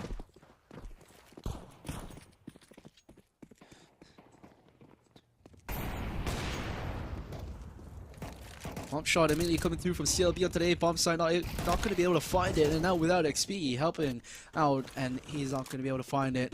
Dusky throwing a bit of utility. Nonetheless, Invisible still able to get the neutralized situation on the board here, 4-4. Flashes are out, flashes are through, but it seems to be the T side looking to pace their way forward here in the middle side. Dropping the smoke, dropping a bit of utility towards the window side as well. 1:15 on the clock, and Houndy is peeking forward. And Invisible able to shut Houndy down, who's just been such a good player here for Mayonnaise. Nikolpif holding on to A, but it seems like they want to go down back into the underpass in towards B. Or they might feel that they're more comfortable in trying to execute, but Q's in a very good position. He's playing onto the right-hand side here of apartments, and I don't think Team Infinity are really going to expect this. I don't think there's really anything utility-wise that they can utilize to force him out of it. Maybe a flash, but he's already in a good position. Doesn't matter. Q peeks out and is going to be taken down as a result.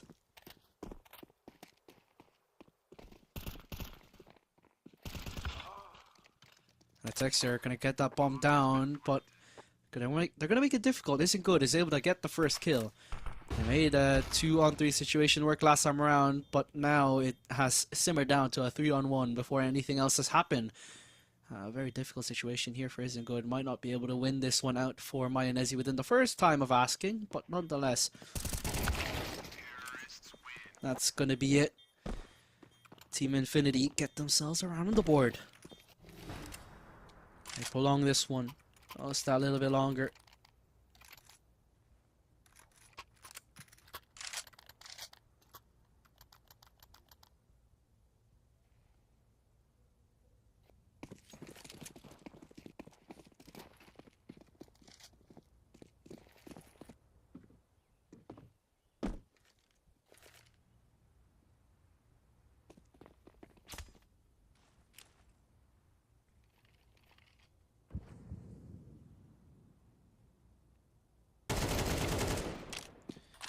Give me the first kill. Peeking into the left side. There's Ski.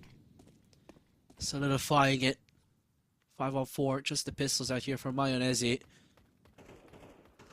Infinity have been putting a lot of pressure economically on these guys to the point where they've had to go for an eco. Even though Infinity have only won 1 round. As of late. In this second half, really. So he dropped on in. Forced around through Q, is able to get 1 with the 5-7 before being eliminated himself. Nikolpif in jungle. Isn't Good coming in from CT. Reminding me of that round where they won the 2-on-3 situation. But this time, albeit very different circumstances, kill's going to be found out here. Out from Dursky. I believe that's Cyrillic, so it's a little bit different for me to pronounce. Keep reading it in the alphabet I'm used to. Isn't Good.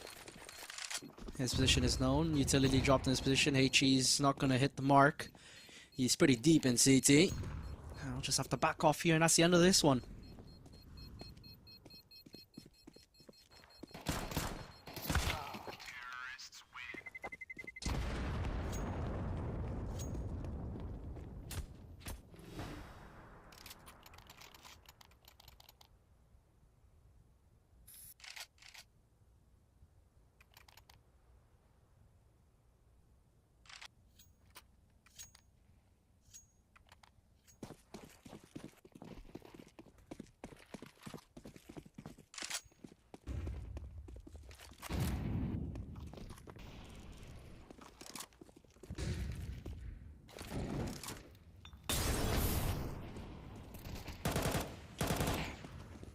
Again, towards the middle side, catching a lot of action to get started in this one without XP. Pushing it forward towards the connector side. Now, Mayonnaise looking to close this one within the first time of asking. Houndy is going to be there in this position, looking for the elevated side. But without XP, he's able to get the first kill. Houndy now, oh, doubling up, and he's starting to go back alive once again in this game. Even though he's been quiet towards the late stages, he's really continuing on to frag out, and Houndy's with another 3 kills in the round. And maybe he can ace this one. He definitely can, just has to reload his weapon, doesn't get the ability and get the chance to re-peek and reface, excuse me. 40 seconds remaining. Oh, he tries to flash himself in, but he's not going to be able to do so.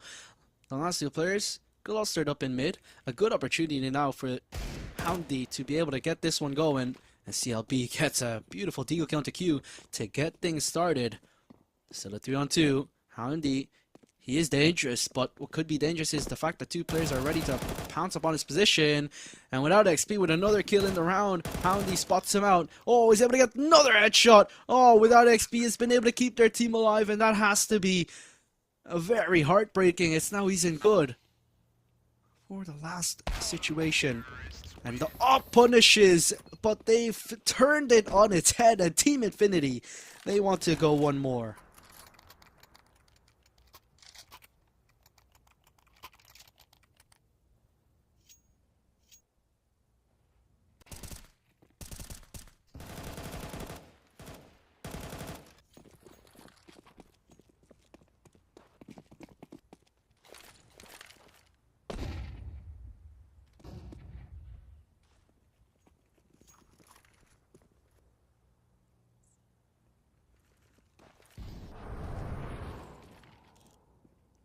AWP here for CLB.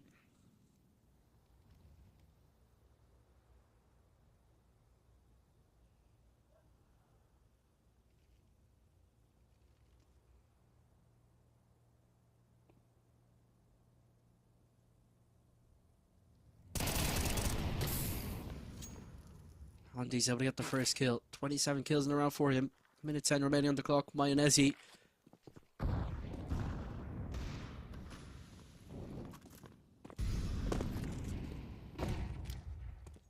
Minute remaining. The B-side execute's ready in. Team Infinity starting to get good, but isn't good. Look at this. Oh, he's in an elevated position. Able to shut him down. 3 kills in the round for him, and that is it, ladies and gentlemen. CLB is not going to be able to clutch this one out. Has AWP, but isn't good. Look at that elevated position. And there, just spraying away. And there you have it, 13-6. That's a victory and a half out there. Mayonnaise, 13-6. And we could be looking at a very good situation here for them in this Group B game. And you can see how that one has panned out. You can see without XP Invisible attacks there, Dursky and CLB, you know, good valiant effort from them. They've made some of the round so close, but I think the MVP of that game had to be Houndy.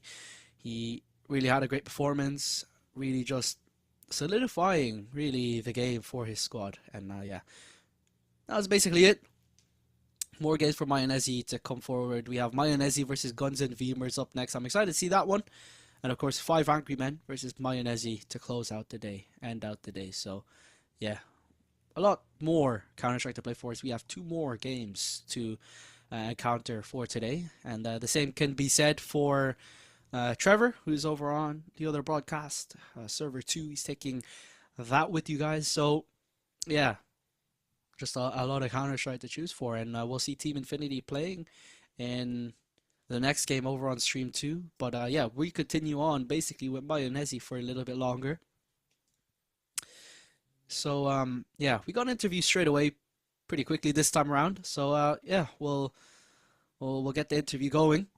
I'm excited to see who we got on here. And yeah, so yeah, because we all know just this is just like a work tournament. As I said, it's just a bit of fun, but it's nice to get a few different perspectives and different thoughts and opinions for an interview with some of the players. So yeah, just really excited here. Oh, it's the main man himself, the MVP. How are you doing, man? Good performance, a bit of fun as well, it seems. Yeah, of course. Thank you. Thank you. Great match.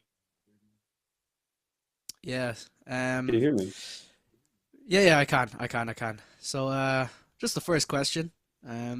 Did get a little bit close in a few rounds. Obviously, it was easy for you guys in the end, but how does it feel? Because it seems like you're one of the guys who plays a lot more Counter-Strike than the others. So, how does it feel like, you know, playing a little bit more of a fun Counter-Strike game against people who might not be, as experienced as you? Like, how does it feel on the server for you guys?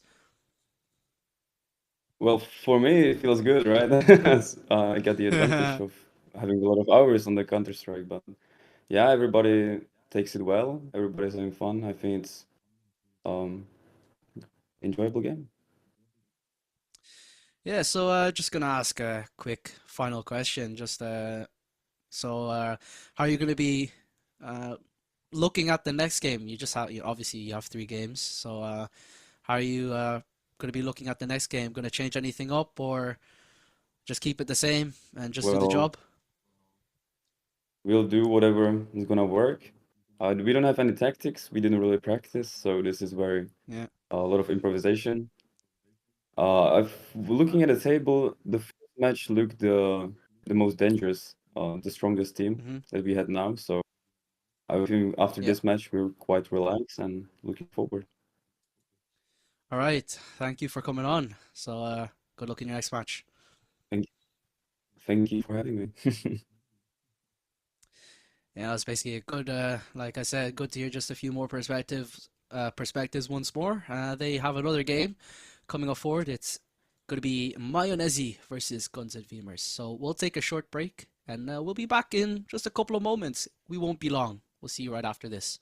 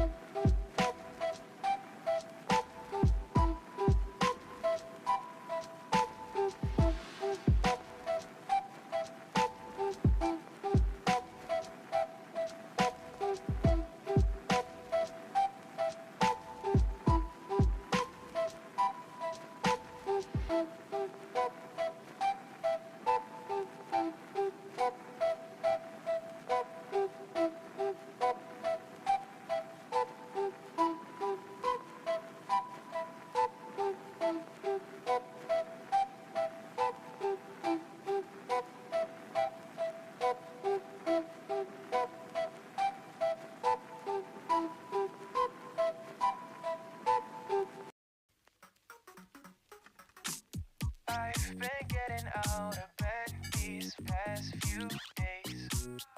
Think it's fair to be proud about it. I've quit ordering from all those fast food chains. I'm feeling better, there's no doubt about it. And my days are brighter, my shoulders are so much lighter. Just for a moment there, I thought that there was nothing more to life. I thought about it, wrote a couple songs about it. Just for a moment there, I lost myself. Mind if I be real for a minute? It's almost like everything I feel had a limit. It now gone past. Finding reasons to smile and to laugh, and whenever it's a bad day, music is my band-aid.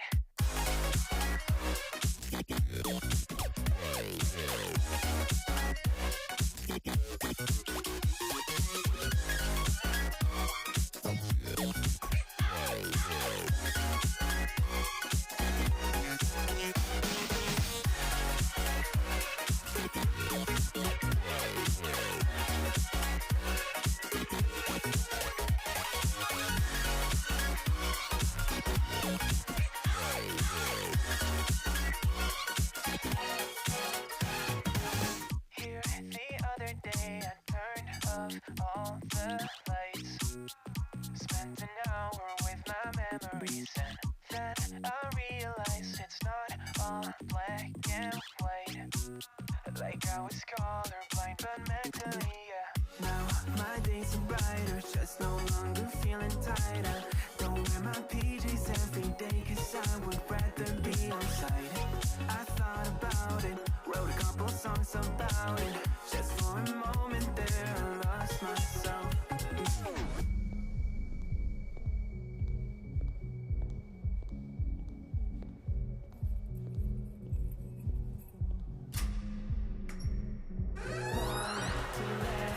Whenever it's a bad day, music is my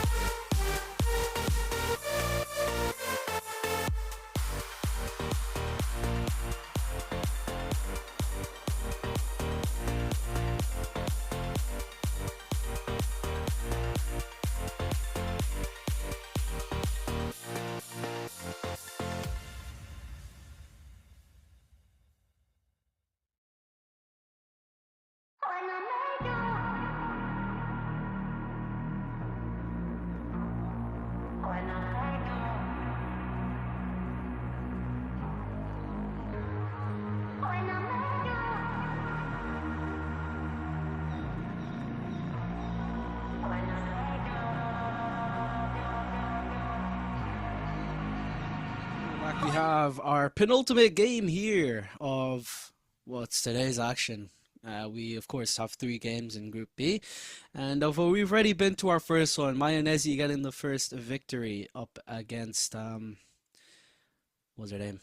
Team Infinity. Team Infinity, of course. And then, yeah, it was a pretty nice victory. We talked to Houndy after the game where they said, you know, he's felt pretty comfortable. Of course, you know, he's one of the players with a little bit more experience. He'd had a good time, of course, because he was a lot better than the opponents. But, you know, at the end of the day, everyone had fun. So, and then that's all that matters at the end of the day. But we have 2 more games of Counter-Strike to bring you on this stream.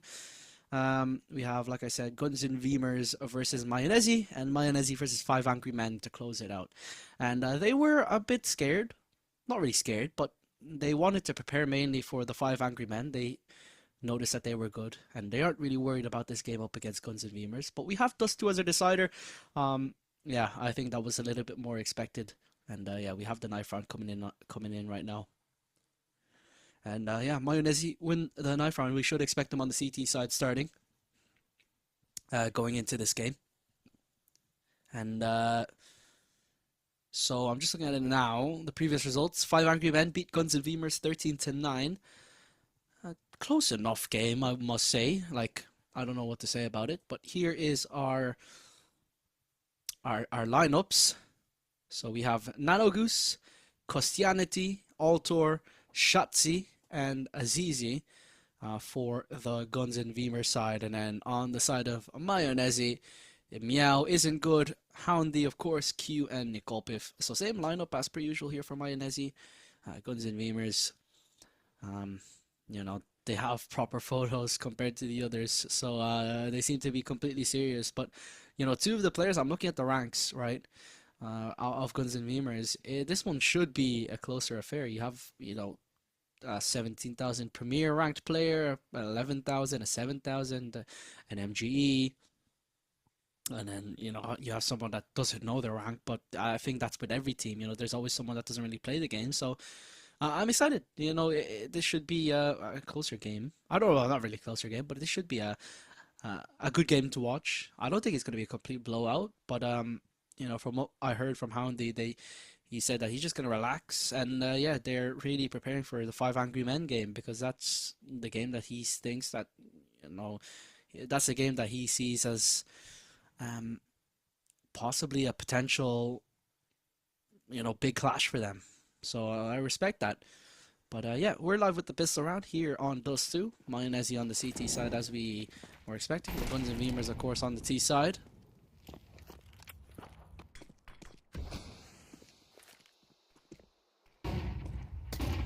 Flashes out, Guns and Veemers looking to push it on to the B side, but that nade is, oh, that's an absolutely fantastic HE.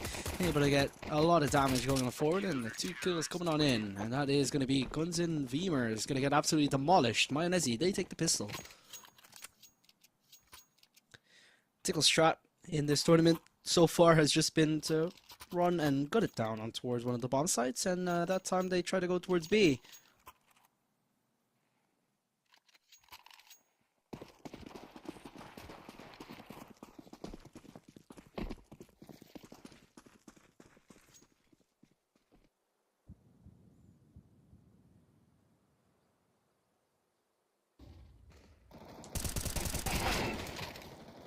Spraying away, good amount of damage. MP7s and M4 is starting to 1-4, but this is a very fast round here. Hound is just having a field day.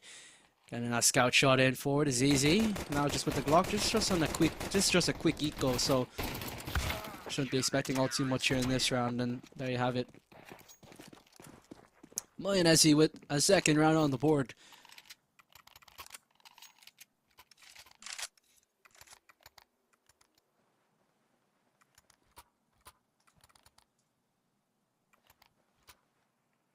So that conversion is pretty nice here. Technically a bonus right now because, you know, they still have MP9s, they have an MP7 Scout, but isn't good as already upgraded to 8 LVP. That's an interesting choice. Houndy is just going to elect to use a Scout, but it seems like it's paid off dividends. The off is starting to bring through. HE grenade. Altor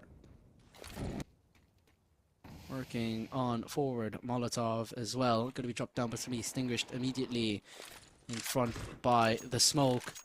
P9 grabbing 2 quick kills elsewhere. Altor able to recover back, but the advantage still is going to be obtained and maintained by Mayonnaise. The scout looking good here. This is a new thing in Dust 2, which is, or it's a newer thing. It's not that new, but it's been out for maybe a couple of months now. That little box that allows you to move up into short. Altor, though, interestingly enough, he's got in an easy kill, and now a 2-on-2 situation. Opov isn't good, had to hit that, but he's not able to do so. Altor now going to progress forward, and now that's going to be a little bit scary. It's a 2-on-2 and the bombs in their backs. Bombs down as well. Guns and Veemers, they might be the one favored in this situation. Flash is over. Player in towards the short side is going to be spotted out. Q is going to be eliminated. Jump shot looking to be found by Isn't Good. Both players are relatively low, so this scout looks like an AWP. Now, oh, headshot on 2 players. Isn't Good punishes them. And Guns and Veemers, this round looked good for them, but it wasn't good enough.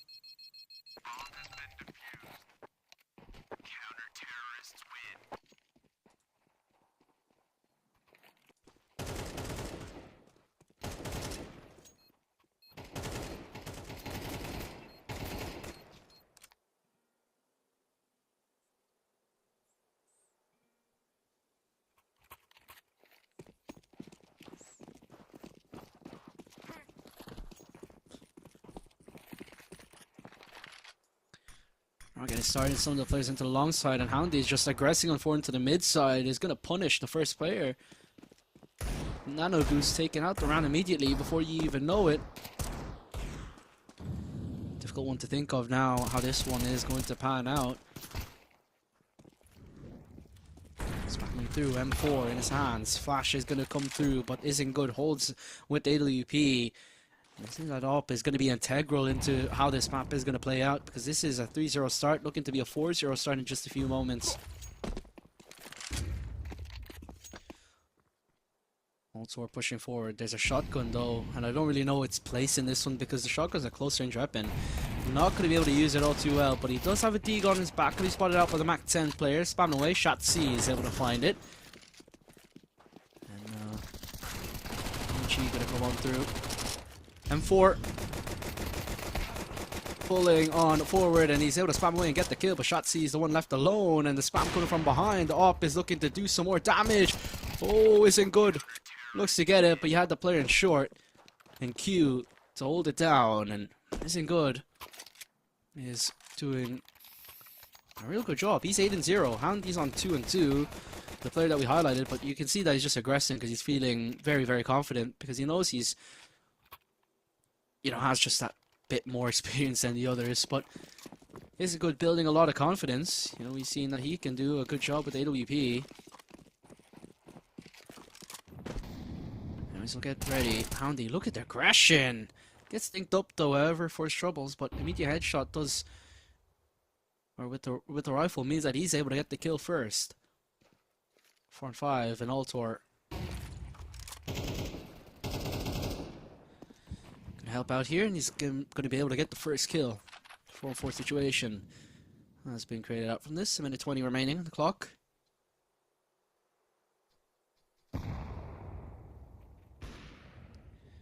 Helping out here, there's 3 players in towards this CT angle, or to his short angle, excuse me. Houndy's going to have to drop away.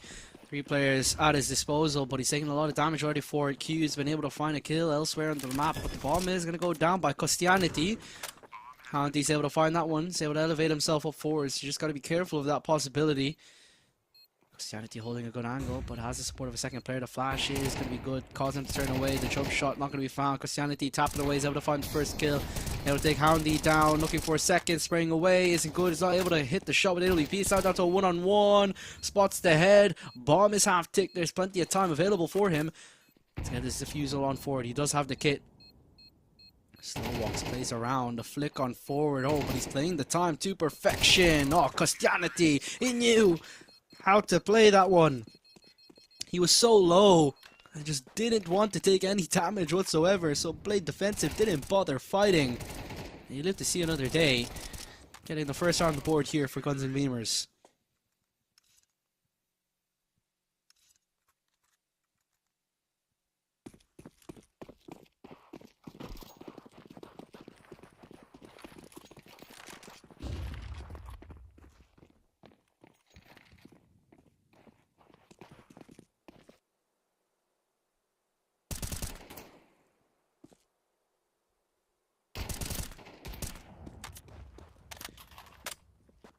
First kill already going to come through.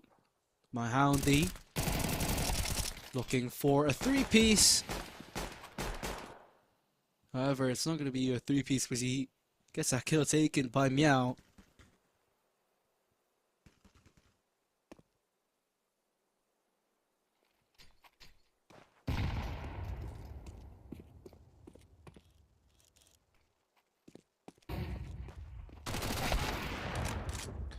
Costianity trying to hold it down, but there's 5 players up against him. This round has just deteriorated in front of his eyes. 55 seconds to spare.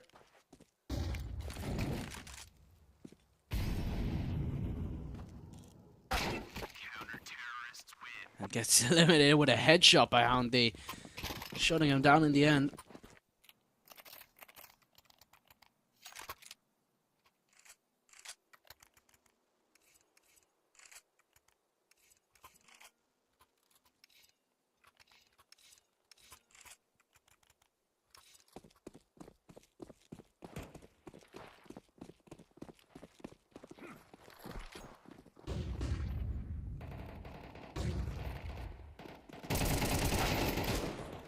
Fast picking in towards the long side, punished already by Guns and Beamers. They accelerate on forward into the site. Costianity making his way on forward. Low HP on some of the players, but it's not enough because Nikolpif is not able to find enough damage, and there's just so many players to focus on at one moment for one person. Shotzi here with the AK. Holding it down towards the CT side. Spraying through, able to find the first kill. Costianity now holding it down, but the flash is going to be good. Smoke does impede the vision of some of the players, and he's going to be able to get this kill easily. It's now isn't good left in a 1-on-4, and this one is pretty much finished. He's stuck in towards CT on a lonely island. 4 players up against him, trying to hunt him down. He's not going to be able to save here. Altor sprays him down with the Glock. And Guns and Beamers get a second round on the board.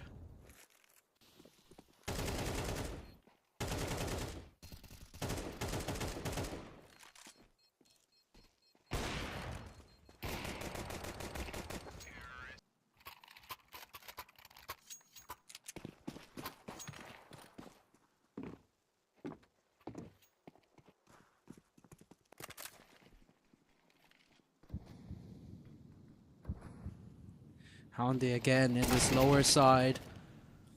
Oh, Altor ready for it. Punishes.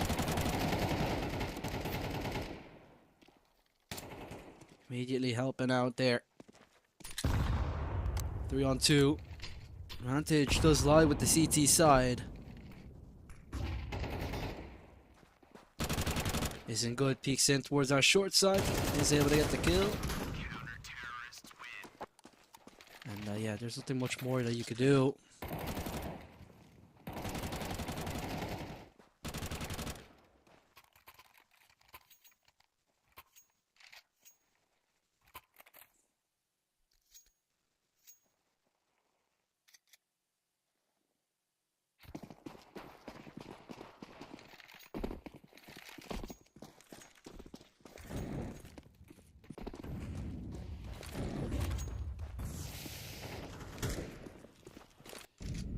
Utility again towards alongside Guns and Beamers. This is where they found that bit more success.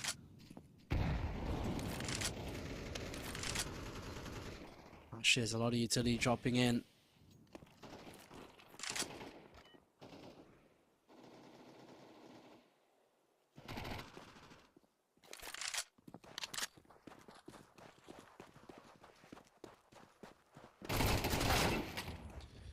Oh, op shot going to be hit by Hound. The Altor going to be forced back around, and it's going to be a rotate fully from Guns and Veemers onto the other end of the map. Up though from Houndy, holding a good position. Shot rings through. Kill's going to be found.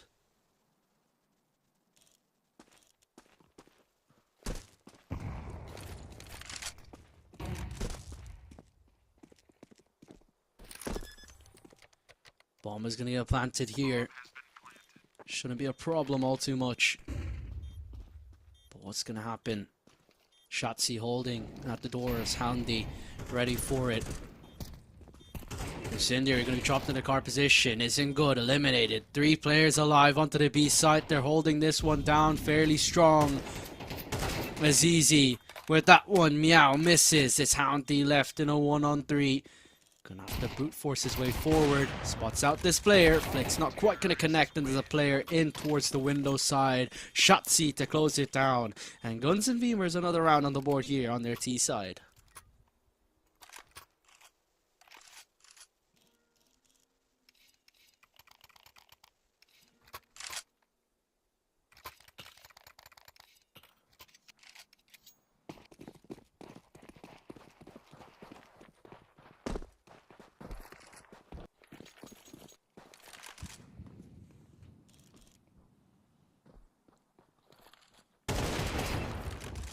Whoa, off shot. Look at the aggression. Now it's just pistols, but the aggression is just all there. Houndy. Unless they're helping out, and that's going to be another kill. Going to be found by Shotzzy. And they're all just piling up forward, just up against the pistols. No problem there. Yeah, there you have it.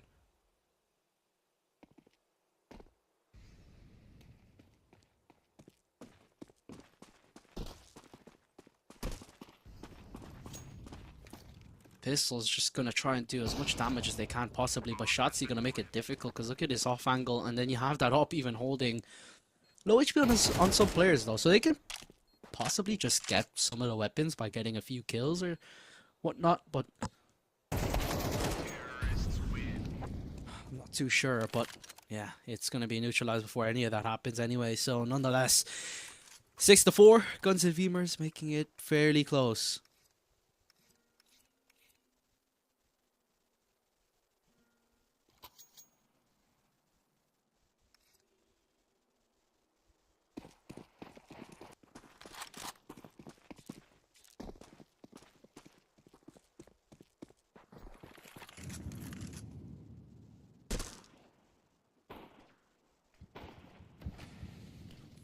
Already a lot of scout shots ringing throughout from the CT side. Oh, but look at this trigger discipline. Could be a lot of kills. Oh no! Still able to get 2, but they're not looking. How has he gotten away with that many? And how is it only a 3-on-3? Surely it should have been more if he had a better rifle. Maybe it would have been a different story. Q is going to be taken down. It's Nikolpif and Meow. Not a lot of success on this end, but Nikolpif has really only the best weapon in this situation. Famas not going to be the greatest for this one. Taken down is just Meow in a 1-on-3, and there you have it.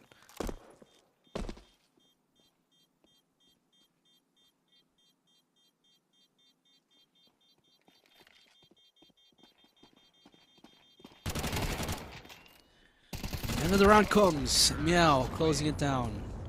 5 rounds, pretty much on the trot, almost I say, but Guns and Veemers, at one point it was looking very one-sided for Mayonnaise, and you'd be thinking they'd be cruising to a victory, but it's been fairly close.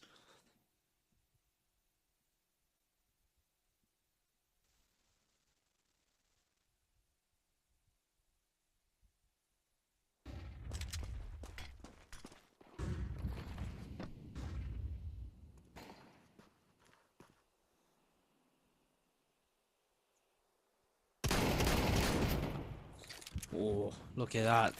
XM. And that nade should finish the job. Houndy is able to take it down. Spotting out the player towards the middle side as well. And you have Houndy already waiting. Altor are going to push on 4Q with the MP9 as well. But the T side, man, they're just coming back out of nowhere. Absolutely crazy considering the start that we had.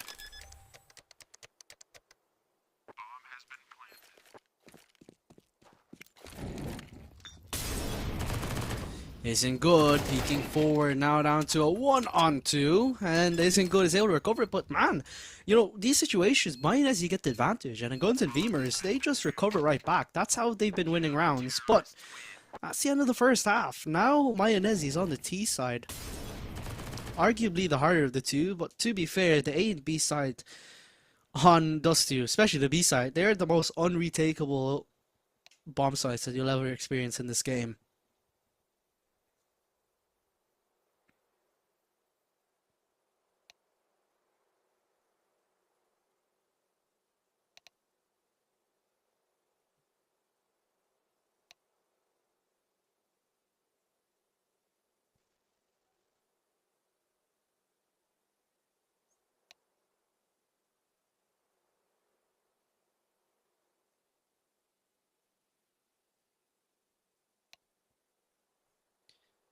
Second half is going to be full of action, I must say, because Guns and Veemers, what are they going to do?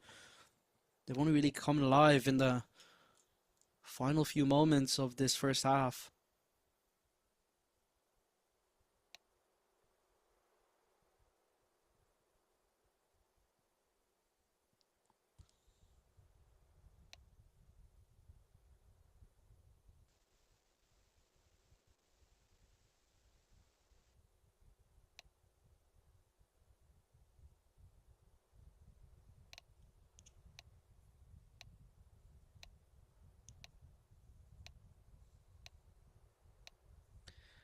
A lot of commotion happening in the chat always. Seems like they're very active in it. Second half obviously is going to start in just a few moments, but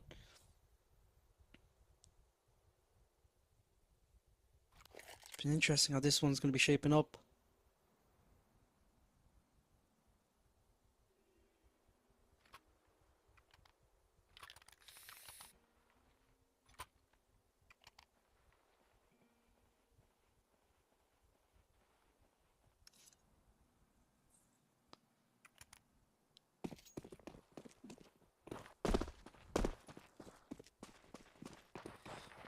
Second pistol round underway.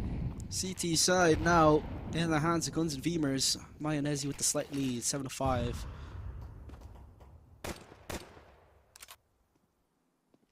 Meow and a good bit of control. Houndy gonna peek on forward here with the Glock. Looking to find something, not gonna be able to find anything. Shotzi here with a P250.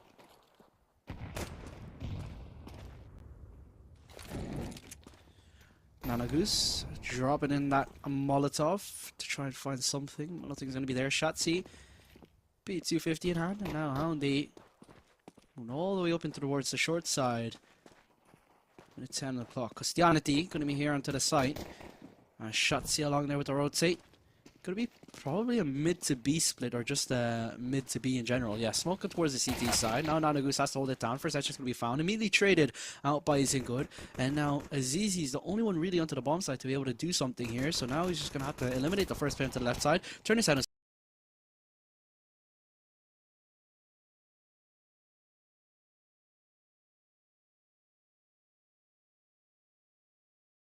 push upon his position at the same exact time, and oh, it could have been crazy if the lineup was there.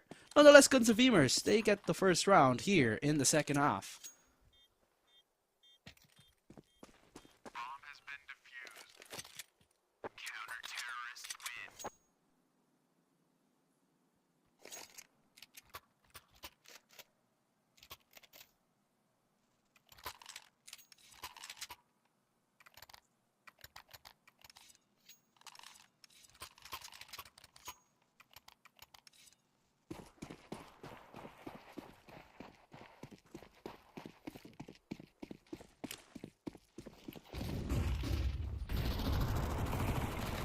Look at that sprint through. Oh, that's going to be 2 quick kills coming in from Meow with the back 10. So Mayonnaise back to winning ways here. And might be able to pull something out the hat here in the round after the pistol.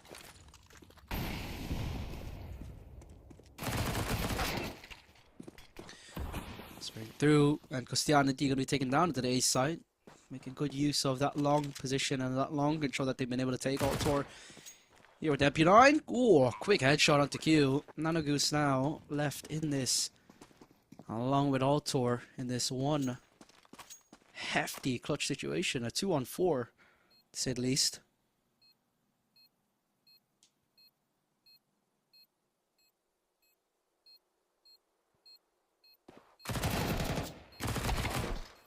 Jump shot, Altor able to get another, but it gets eliminated by the player in the car side. Nanogoose has to try and turn his head really fast, but yeah, not going to be able to do so. Upgrade into the rifle here for a lot of these players. And right back into the action. Mayan as you go. Pulling through.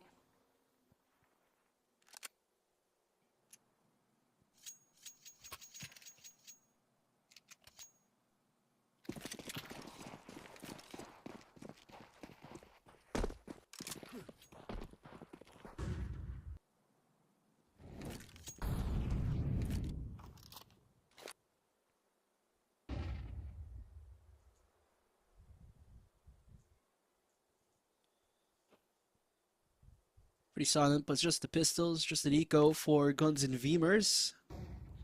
For the CT side.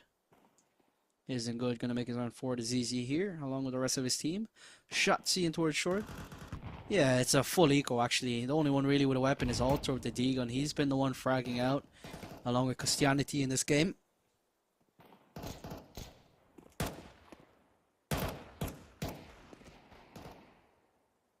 Help and support being pulled on through here. A minute remaining on the clock. Rotate towards B. This is possibly a good call if they do decide to lean and stack towards there, but they're holding a pretty much a standard setup despite having the pistols, which you can understand. You do have a long-range weapon kinda in the hands of Altor with the Deagle. Spamming away, he's not going to be able to find anything thus far. Not even a bit of damage. Oh, but Meow takes the head off him. Shotzi, his position is no, he's already tagged away. Azizi punished. Shotzi is going to be eliminated in just a few moments. He's on 17 points of health. Leaves it down to Christianity. Have to try and find some of the P250, but Houndy takes him down in the end. 6-9. Mayonnaise getting closer to victory, possibly here.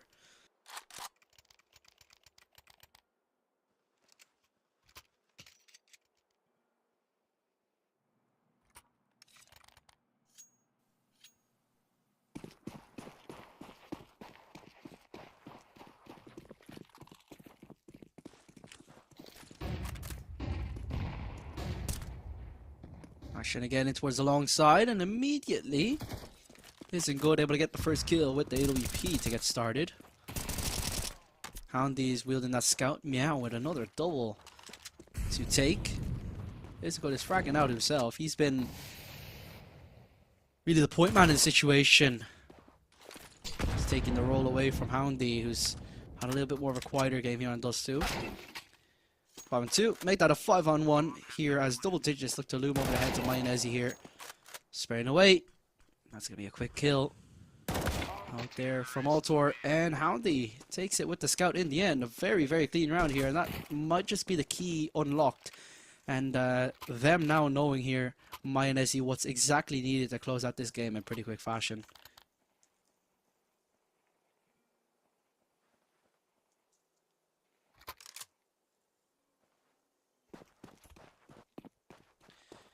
And yeah, just the eco for Goods and Veemers kind of just means that 11 should be on the board here from Mayonnaise in just a few moments. Up against Pistols. Christianity down and out already. Just a player in CT and a player on site. They're just going to peek through. Houndy just has the advantage. He can just tap away. And I'll have the support of some teammates here. And he's going to do some chip damage to some of these players. And all damage is good damage, especially when your opponents are just on pistols. It just renders them such a non-factor. But definitely Azizi is not a non-factor. Getting that Deagle kill to open up, and Q tapping away. Very labored. Nonetheless, they're able to find it. Now there's another player towards that right-hand side. Oh, Q's been taken out. That's careless. Honestly, that's so careless. But nonetheless, this is just so chaotic. Nikolpif has to get this kill, is able to spray away for it. And the last player is in towards that mid side. Now a rifle is picked up by Shotzi. Clutch is definitely on the cards for him. Molotov thrown in a good position, but Houndy in an elevated spot and in a place that Shots he wasn't going to expect. 11 on the board here for Mayonnaise. 2 rounds away from victory, and what was a very close first half might go to really nothing here for Guns of Veemers. They haven't been able to capitalize upon it whatsoever.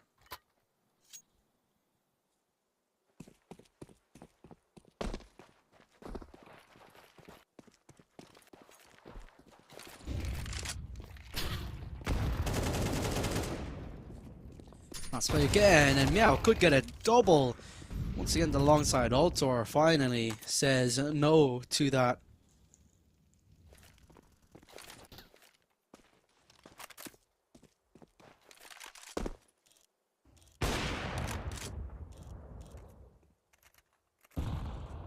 Off shot by Isn't Good.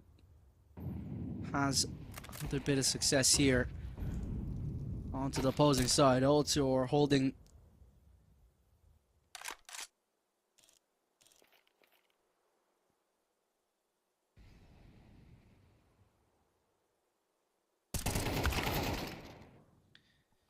Good kill out from Q, and now it's just, it just dwindles away the numbers straight away. Match point gonna be here for Mayonnaise.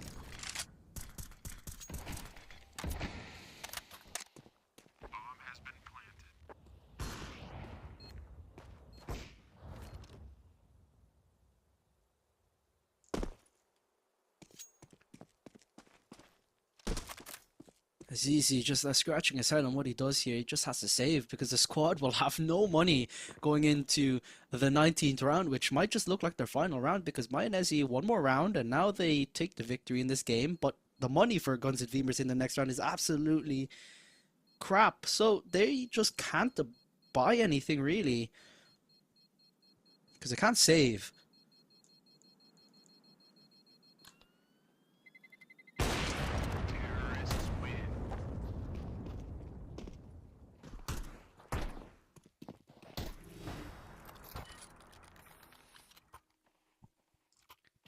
12-6.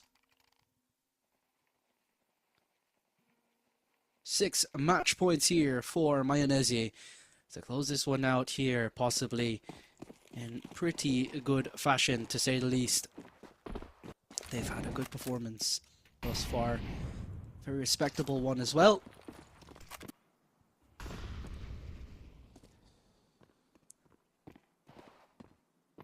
Houndy making his way on forward. Shotzi, close range in the mid side. This will be a good position, surely.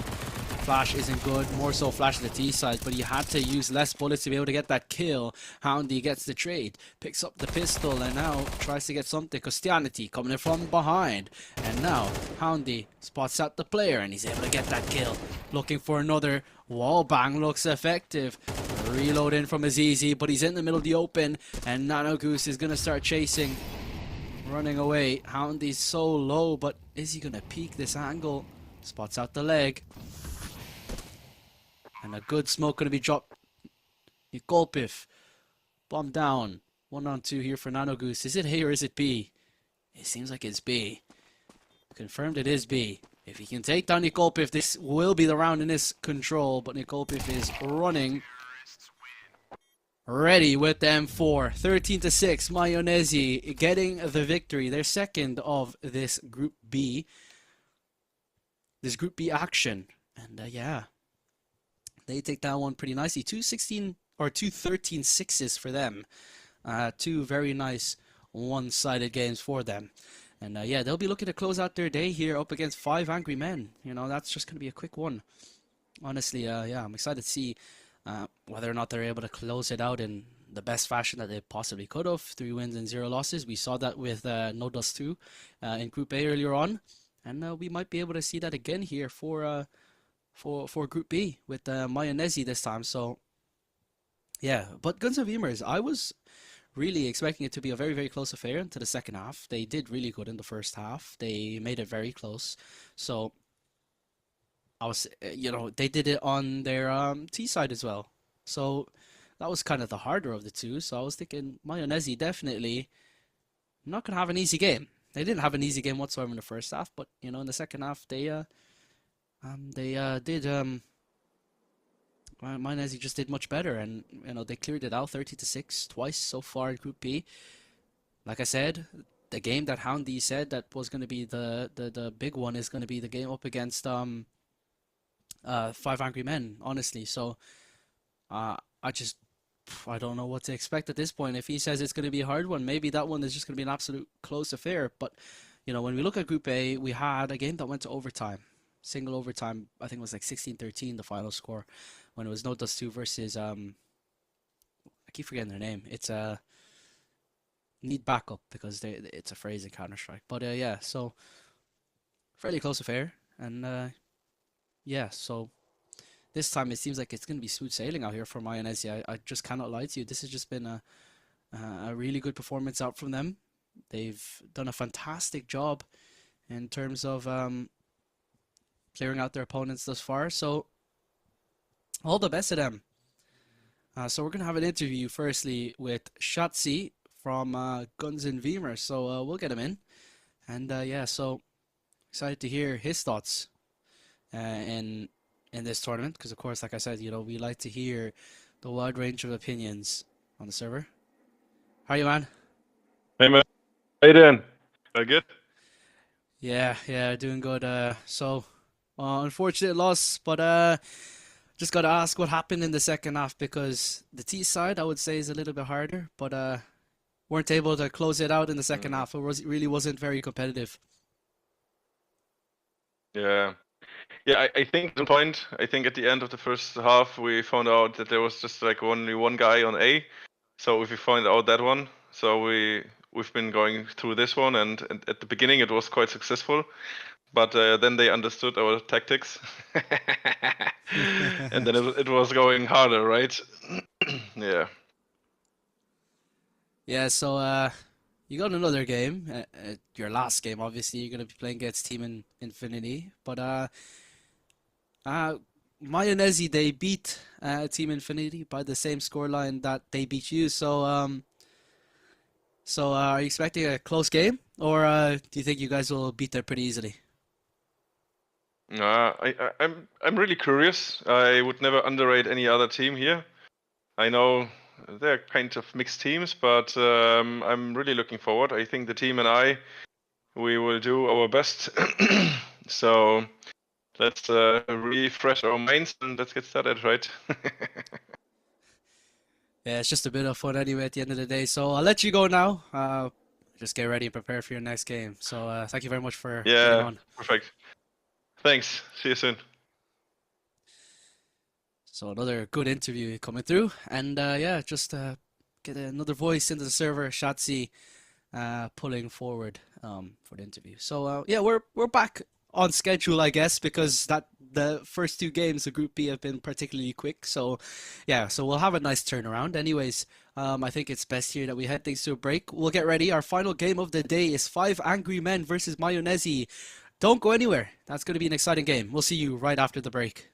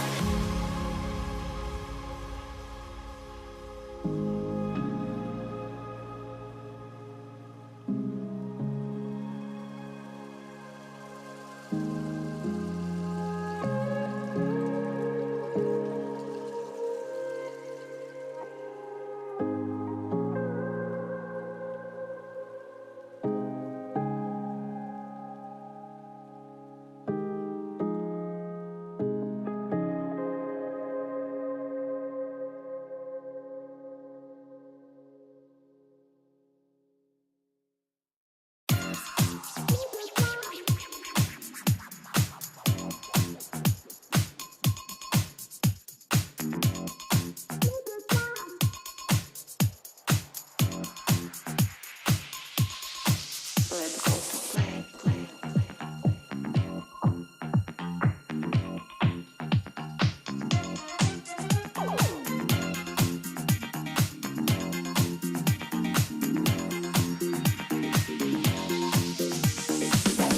This hour game, play in Veeam. Let's go on play. Let's go to play. I like it. I like it. I like it. I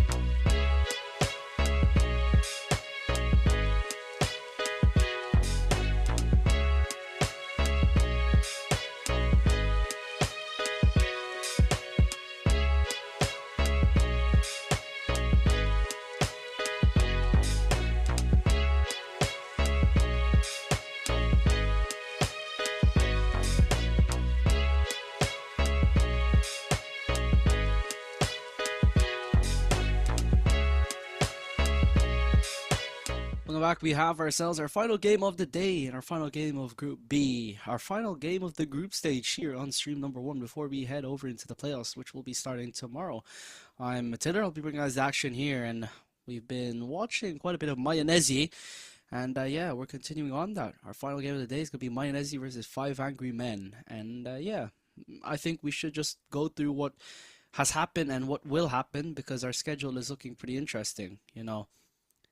But we have our map veto in. It looks like it's going to be Inferno because, yeah, all the intricate maps are going to be banned out. So, yeah, Mayonnaise going to go in for the Inferno pick, which is pretty cool because we get to see a new map. So, the maps we've seen today, we've seen 2 Nuke games, we've seen 2 Mirage games, a Dust 2, and we're going to see an Inferno. So, we're going to see 4 maps today. So, I think things will be very, very interesting here. And I think we're just going to go through the lineups pretty quickly.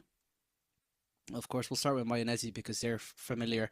We've seen them already. Meow isn't good. Houndy, Q, and Nikolpif. And of course, we have Arthur, Juiced, Paulo, Apes Together Strong, and Coelho to bring you guys action. But here is going to be our knife round on DE Inferno, our map of today, or our final game. We do have Paulo, who's on this 5 Angry Men squad. He has a rating, a ranking that is around the same height as Houndy. So I'm excited to see how this one plays through. But it seems like Mayonnaise is gonna have this knife round. It really does seem so. Yeah, they're all gonna surround him. That's gonna be it. That's gonna be that done. Yeah, so yeah, that's basically it. The knife round is pretty much as you'd expect it. But Mayonnaise, I think they've won all 3 knife rounds that we've seen so far. So they've been pretty good with the knife rounds. But they get to start on the CT side here in our final game of the day. They've basically already ensured their spot in the playoffs. But yeah, we'll be moving forward here. And I think, it's best that they get their best spot, here in Group B. Because if they lose out here, they'll probably have to play No Dust 2, yeah, No Dust 2 because it's 1A versus 2B. It's a game that I'll be taking tomorrow, so it's going to be No Dust 2 possibly against Mayonnaise if they lose this one. And this one is going to be a close affair. But 5 Angry Men, they did lose to... let me just double check this. They did lose 1 game. Yeah. They lost to No, not Team Infinity, was it? It was Oh no, they beat Guns and Veemers, but they lost to Team Infinity. So I don't know what to think of this one. But it is Inferno. It's a different map. We've seen kind of a mixed bag out from 5 Angry Men, but they could bring something good to the table now. Mayonnaise getting started the first round is going to be landing on through. Q is going to be able to do a little bit here. Play a little bit of a distraction game so that the rest of the squad in the mid side is able to peek through and get a few kills. And Houndy is going to be good in getting the first kill. Q now holding down the angle from the CT side. The bomb is going to be spotted out and he's going to have to back away. He's the only one really here towards the bomb site. Well, actually isn't good as here. But this is a pseudo crossfire being established. Headshot to be found. Juiced is going to be taken down. Arthur left onto just 23 and he is taken down. Mayonnaise, strike first blood. They get the pistol round. Good solid start for the men in blue because they're the CT side.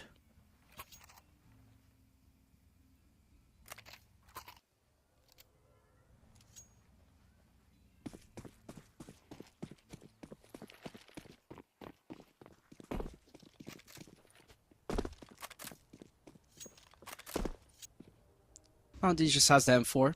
Just peeking into the mid side, see if he can spot any opportunities. And then now moves up it towards apartments. 5 players here at second mid. Could be a field day for Houndy. We've seen what he can do on the server. Does turn around. Does have the support of Nikolpif. He's not going to peek forward, and now he's going to spot him out. So now that's going to be a chance for Houndy to peek through. But he's reloaded. Does make a little bit of noise. A lot of damage being dealt onto Houndy, but he backs away and has the support of all of his teammates here in bracket. So they're able to clear this one out one by one, brick by brick. Even from the backside as well, isn't good as there to shut it down in the end. 2-0. Conversion off the back of the pistol going to be found by Mayonnaise. See just the support system that has been put in store.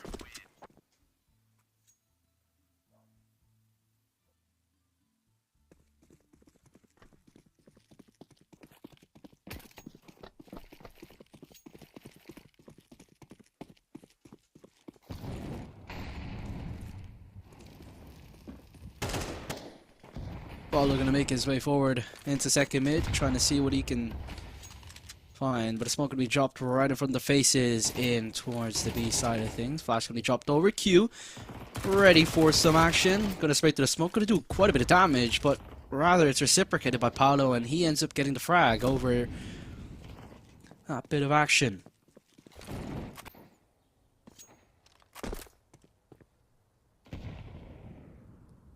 Andy has moved up pretty far forward, and this is going to be a difficult situation for him to play off of, really. Yeah, Paulo checks right behind, and he does take him down in the end.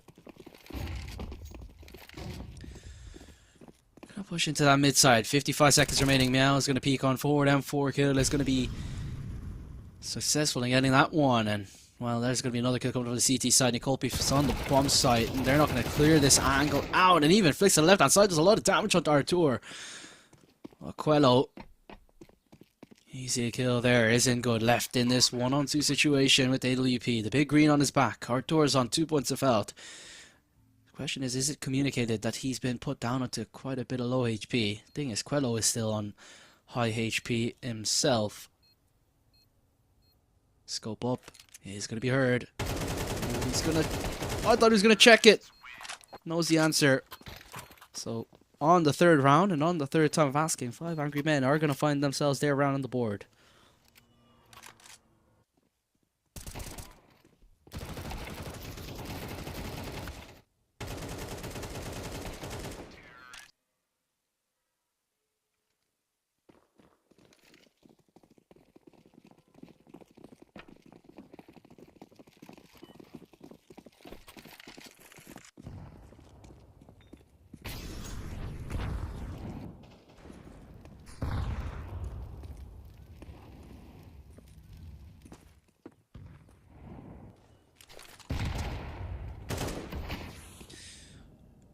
These are all going to be dropped in. Apes going to push up forward in the second mid side.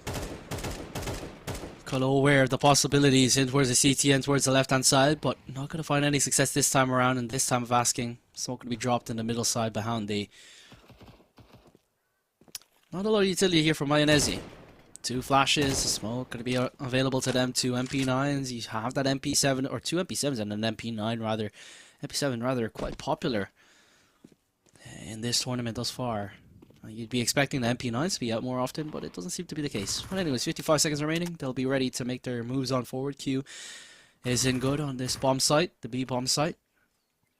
Elevated position. SMG is looking to do the job here, but they'll be sent down to an eco if they don't win this round. Drops down, isn't good. His position is known, it is going to be heard, but they aren't going to check it before he gets first blood, first contact. Oh, Q has to prioritize onto different sections. Somehow he's still alive, moving around. Juice is ready for it. Paulo is able to get the kill with the AWP. He's going to be spamming around. 3 on 3. Flash is good, but the shots are even better out from Juiced. He's looking to try and get that bomb down, but it seems like he can't find the button to do so. It doesn't matter. Look how low they are. They've managed to win out all their battles there. We have things at 2 apiece here on this map of Inferno.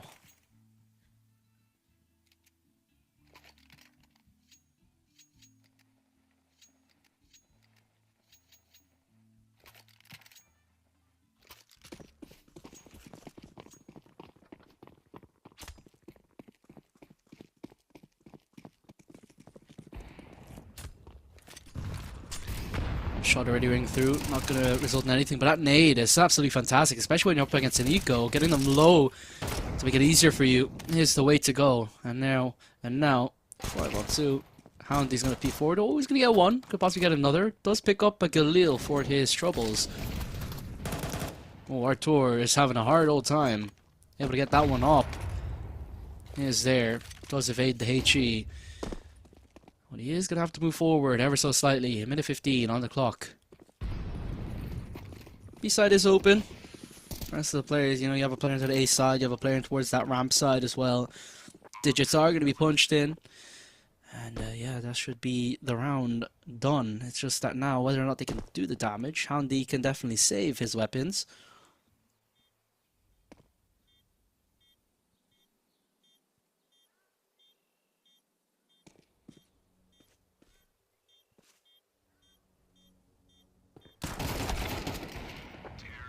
there you have it. Rest of the kills come in due course. Not deciding to save.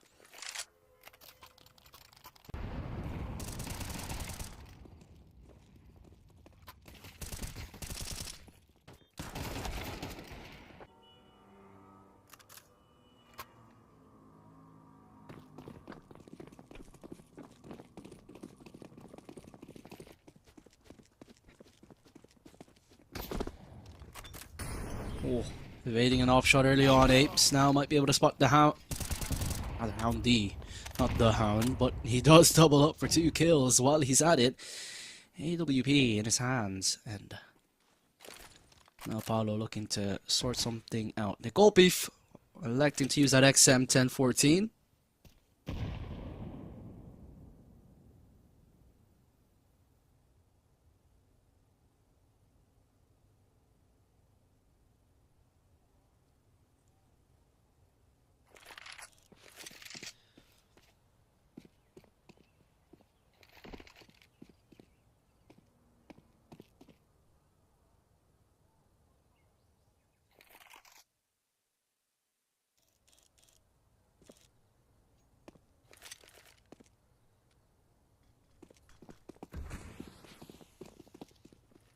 So going to be down onto the left-hand side of bracket. Now the defense is going to come in from Q.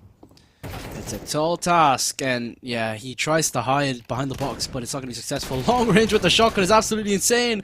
Oh, he's spamming away, not able to find it. Advantage still here with the CT side, nonetheless.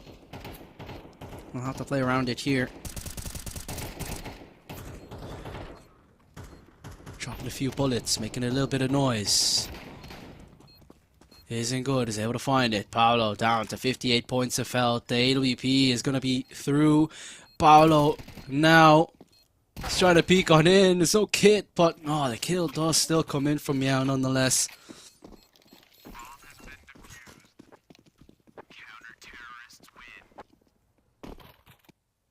There you have it. Around the board. A fantastic job out there. Let's tie up the scoreline. Mine as he finally getting themselves back on the board here. And that's their first gun round, really.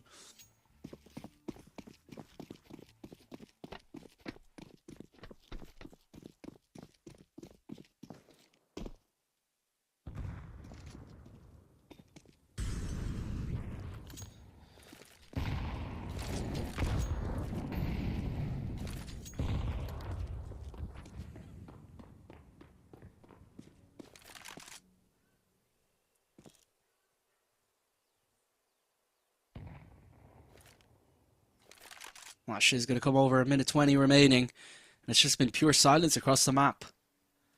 Is it good? Just scoped up with AWP. Going to be playing to the left side. Oh, he might know that he's there.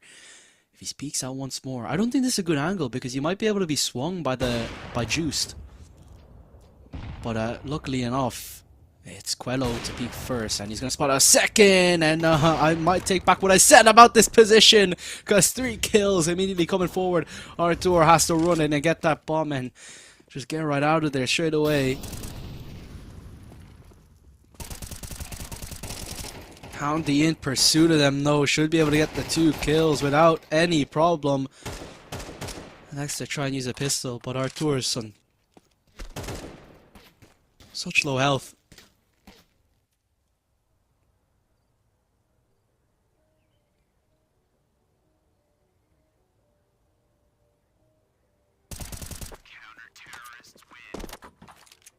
What a play from the upper. They just peek in one by one. 5 angry men. That's a perfect way to close it out there.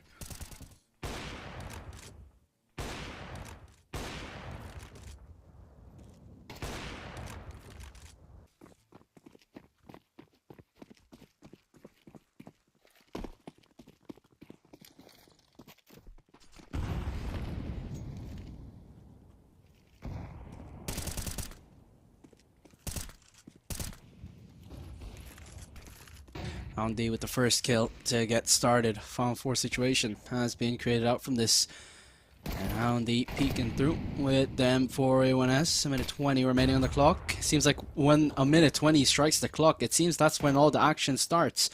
Apes peeks through into the left-hand side of Houndy, and Golpif made his way on forward, is able to take down Artur, and now backing down. The smoke is going to be dropped into the left-hand side. Q holds it. And the CT side starting to look a little bit more comfortable. Quello, oh, that nade's going to be dropped. And, oh, there's a push coming in from Houndy. Just able to find something. Just a single kill, and the only kill in the round thus far for his side. I believe it was by virtue of a HE grenade as well. Holding it down. Flash going to be forward. Good flick onto the head of Houndy. Shutting him down in the end, and might just be that done. Is spotted out. Q's on low health.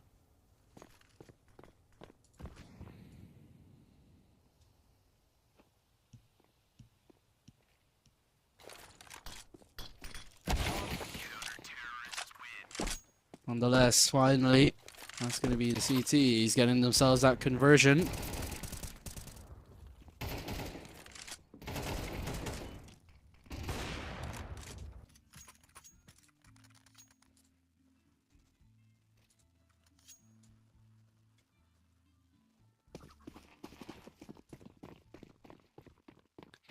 Round number 9 is going to be underway. Mayonnaise looking to get at least what could be a tied scoreline at the bare minimum for them in this first half. But who knows? We could get some more here.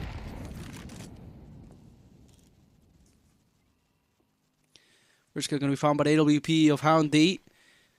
Double up setup could be brought into the mix, and it seems like these snipers have been particularly problematic here for the T side. Up shot going to ring through up from Isn't Good. Not going to be able to find anything. Going to be a flashover as well. Meow waiting with the rifle as well for any aggression. And oh, that is damn close, to say the least. Still has a flash to support as well. The rest of the squad is going to be arriving. The cavalry has definitely arrived here for the CT side. All 4 players, all 5 players coming in from the CT side. But firstly eliminated by Paolo. Bomb is going to be half tick. Nobody's really peeking. Meow's able to find one back, and he's able to get a second. The third player is going to be spotted out. He's so damn low, and he's still able to find it. And the last one alive is Quello. When the bomb is starting to tick away, he'll have to make a move on here, and he's able to find it. Oh, they need to find the bomb. But he has a kit. There's plenty of time for it. At the bare minimum, there's going to be a tied scoreline at the end of the half. So that's going to be a 6-3 scoreline.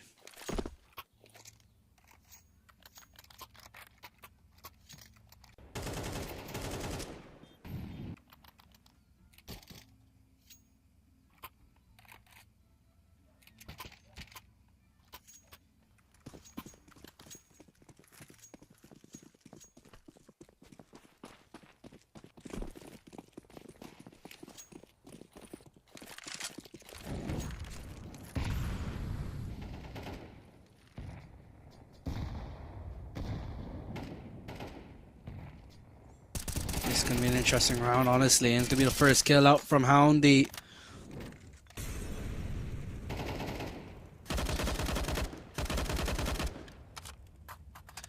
There's a lot going on here with the AUG.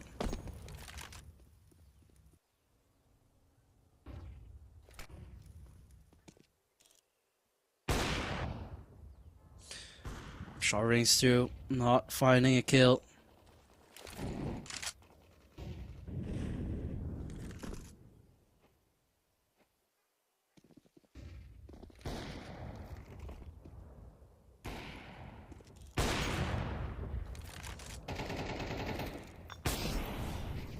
What going on here? Oh, but burning away. It doesn't matter when all the kills come through on the kill feed.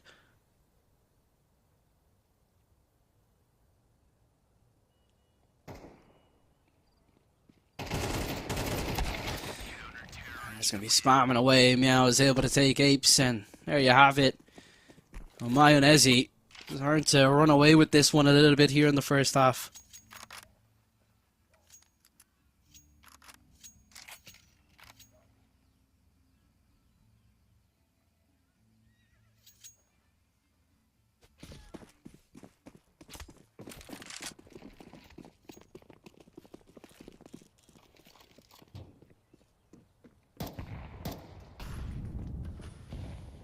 Gonna have the tapping away here. AK-47 pushing up in towards the second mid side. There's gonna be a bit of utility on his belt, so he didn't use any.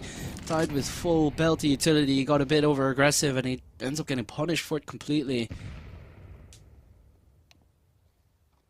Q is gonna be the one holding it down here. A minute 20 remaining on the clock. It seems like this is where the action seems to start. The smoke's gonna be down, but that's a very poor smoke to say the least. Gonna be spamming away. Gonna be helping out. And now it's going to be the rest of the squad starting to push on through here to that T side. I don't know if Q spotted him out. He wasn't quite at the angle. Oh, Nikolpiv. He's going to peek out anyway. It's a very, very interesting flash. Isn't good. Didn't expect him to be that close, that fast. Because Q, I feel like he didn't play his position. Well, it was just his positioning was a little bit off. You know, he thought that he could see to the right-hand side of the smoke, but it was until he moved to the right-hand side he realized that he could have seen some more. Meow now gonna catch out the first player. Good start for Meow. 4 more players to find. There's money for days going into the next round. It's gonna be the final round and a half anyway, so there's gonna be no saving involved or anything. So might as well attempt it. Taken down by Paolo with the AWP, 7-4. And now Mayonnaise looking to close it out here in good terms in the first half.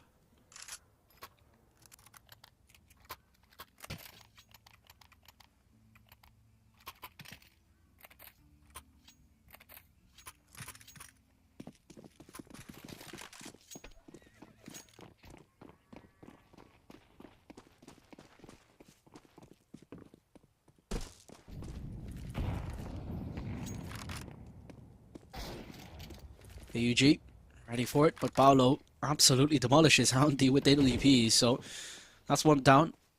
Nikolpiv gonna be using that. What's it gonna be? It's a Scar. I call it the Dak though. It's the auto sniper. I think it's a Scar on the CT side. Doesn't matter anyway, because it's Q who's in action. Scoped up, AUG, pulling down, no problem. Hopper, oh, misses his shot. Paolo, not great whatsoever. Nikolpiv, however, holding it down. Gonna encroach upon his position, but it's not really gonna do anything whatsoever. So he'll stay alive, he'll stay safe. Paolo moves in towards the left side of apartments. Q rotates away, back into the side. That allows Paolo to peek through without any repercussions. Only a single man advantage as well. So Nikolpiv has to be hot on the trigger. Spamming away does a lot of damage. Q now elevated up in this position. This is his chance to shine. He's able to get it. One player is low. Both players are here in this position. Artur peeks through. And back for the kill. Flash is over. 2-on-2. Meow on the rotate. Making move. Player with the bomb is still all the way into that pit side and is just going to start tapping away. But now it's going to be a safe position for him. They need to move fast. They need to get that bomb down. Meow is being bought quite a bit of time to make this one work. And oh, this is going to be finished. Surely, yeah. He's going to get sprayed down. And then Meow can just push on in. He runs out of time as well. Yeah, that's the round done. 8-4 at the end of all of that. That was absolutely insane. It seems like they forgot to plant the bomb or something there.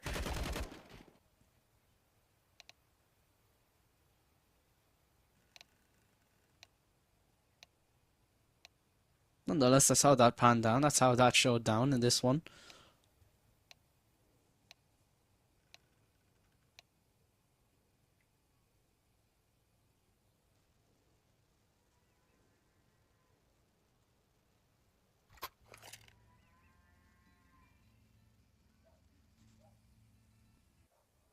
Second half going to be underway here.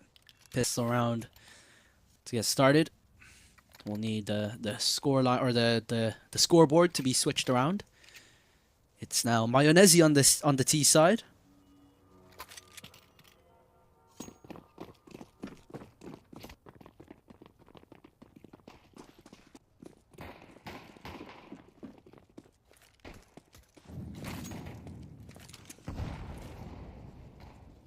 Shiz and the utility and the whole Leica is going to be dropped out, but it's going to be aggression out here from Quello. Oh, going to get jump peeked by Meow. Not going to be able to handle that one. Pushing on forward, and they are going to start tapping away. Houndy's able to find it. Oh, he even shoots his own teammate. He's just so ready for all the action, and he just gets taken down by Artur. Going to be taken out to the grave out of that trade. Actually, no, he's still alive. He's going to be able to get a second. It was actually his teammate that falls, and that's going to be juiced. But nonetheless, it's still a 1-on-3 situation. Trying to get this clutch to happen. Bomb starting to tick away. Not going to be able to do much here, and that's going to be that finish. Towndy not going to be in a great position, or Artur not going to be in a great position to try and make this clutch work. Doesn't have a kit, doesn't have any utility, just has 2 kills to his name. He's probably just going to run in and try to get a few kills. Oh, but now they know that they're there. And Q is able to shut him down again. 9-4. Mayonnaise making this game seemingly look to be a quick one. You know, first game of Group B, 13-6. Against Team Infinity, second game up against Guns and Veemers, 13-6. And then it's 9-4 right now. It's looking on course to be pot. It could even be 3 13-6s.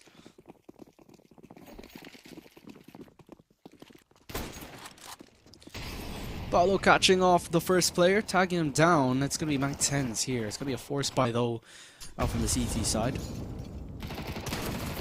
Not a big fan of CT force ups, but it doesn't really matter because these are just fun games, so you never really know what to expect out from this anyway. But the kills are coming into the kill feed here for the T side. Rotates out here for Paulo. That scout starts to look like an LVP, but it is even stronger when that scout starts to hit headshots. Flash going to be dropped over as Paulo was able to deny that bomb, but Colo now picks up an MP9. Nikolpif has the flank locked down. He's not going to check his corners, and there you have it. Double digits going to be found by Mayonnaise, looking to end things out here. Around a good day. Possibly getting themselves feeling good after today. They can get into the playoffs and yeah, continue to thrive.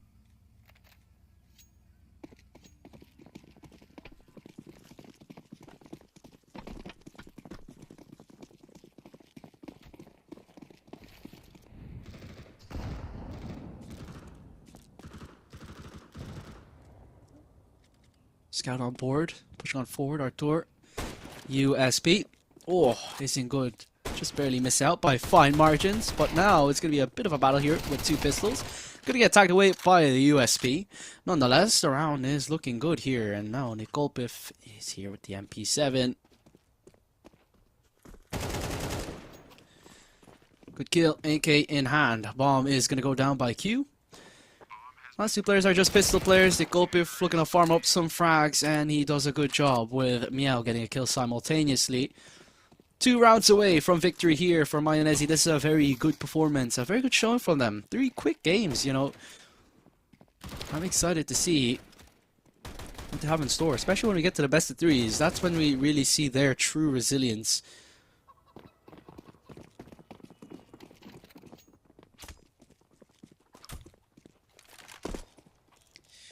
AWP here for Paulo.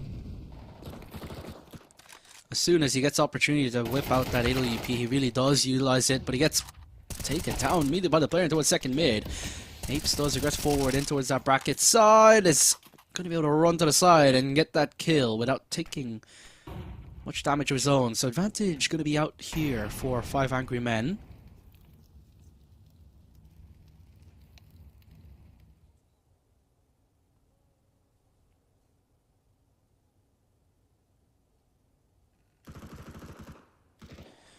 Damage out again onto Apes. Artur punished by Houndy, and now things are neutralized down to 3-on-3. Apes though, oh, he's in a good position. Shifts the damage of Houndy down to just 27.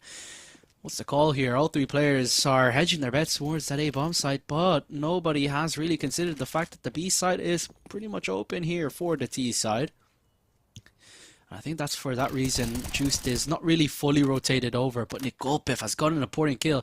That will thrust players back in towards A when the B side is completely open. On to the left side, Juiced misses the shot. But isn't good, still gets it. Eliminating the player. Nikolpif dropping that smoke down. It blocks the vision of Juiced. This is looking like 12 on the board here for Mayonnaise. And a possible victory immediately on the board here for them. what has been a fairly great state of affairs in this entire second half here for Mayonnaise.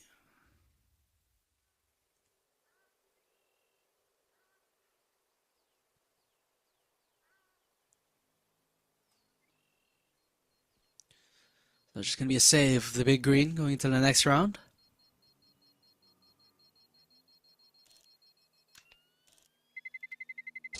Terrorists win.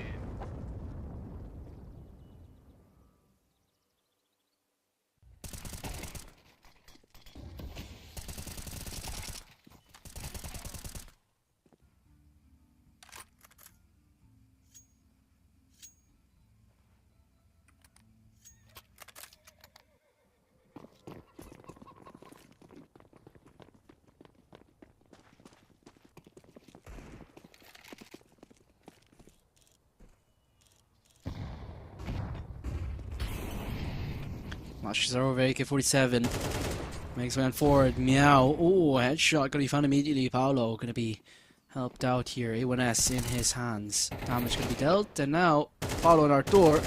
And those frags. Meow. This is an important battle to take. Oh, whips out the Tech 9. And he should have just endured that battle. 2-on-3. This one doesn't look like it's gonna be doable because... Actually, no, it does look good because, you know, you have just a single player towards B. If they do play together, they just need to play together, really.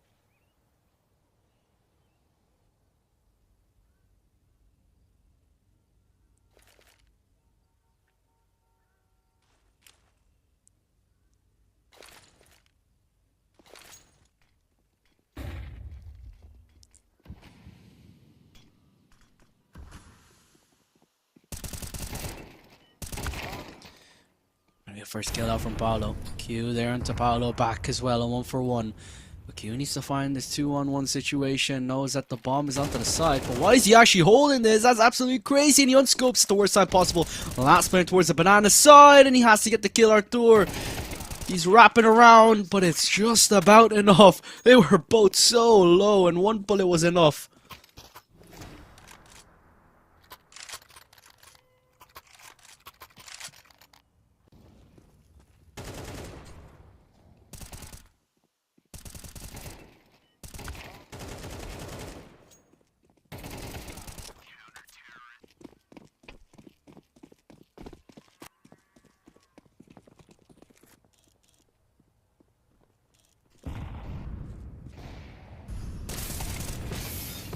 Popping out there, that's going to be the first kill. Paolo's able to get the first kill into Meow. Spamming away here with AWP. It isn't good. He's able to get that kill back. Quello has a support here of... has a battle with Ism Good. And with AWP, things can get pretty interesting. Quello, oh, peeking forward, Tech 9, and the last bullet gets the headshot. Houndy now looking to carve a path into the A bomb side. He's able to get the first kill. Artur is the one onto the A side, but they look to wrap around this long side. Houndy is just going to be careful and waiting and treading. Missed shot out from Nick Gulp. If he's the one holding it to the ramp side, just have to move away. Flashes out, moves forward. Good shot, going to be there out from Juice to punish Houndy. Smoke going to be dropped though as he's going to make his way on forward. Nikolpiev is already rotated all the way around. The taps are coming through. Q. Oh, he just about gets the kill. Nobody really into the bomb side. It's Artur. He's back here, tapping away. Q is going to be left alone after Nikolpiev has been taken down. And 5 angry men. They stay alive. They stay afloat. Money isn't all too great here for the Mayonnaise side. Actually, it's looking good, to be fair. I was just looking at isn't good. He doesn't have the greatest amount of money because he continuously buys the AWP. Obviously, the AWP is the most expensive, you know, weapon that's actually generally used in the game, so it is understandable.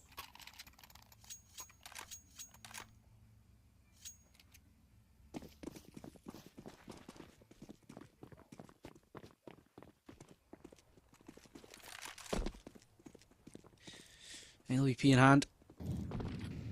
Making the way on forward. Juiced is beaking up with the AK or the AWP. double setup seem to be particularly popular, but it's not going to be brought out into this CT side. And the first kill going to be found in the apartment side. Does take a lot of damage for his due diligence.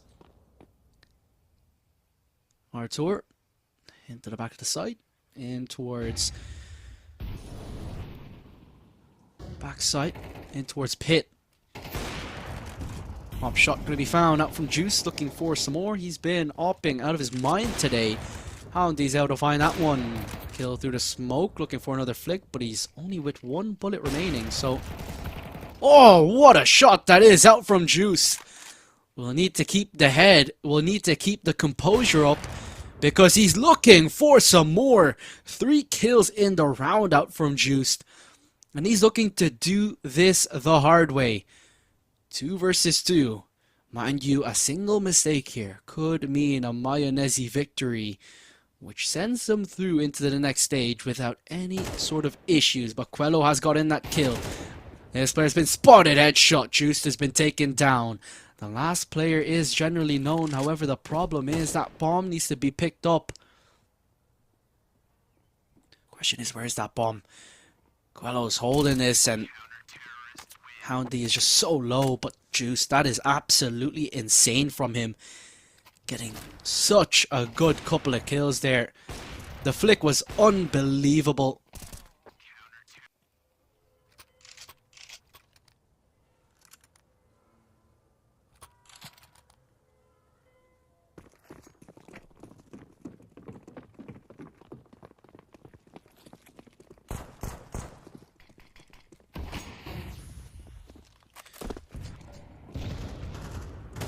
Flash is going to be burnt forward.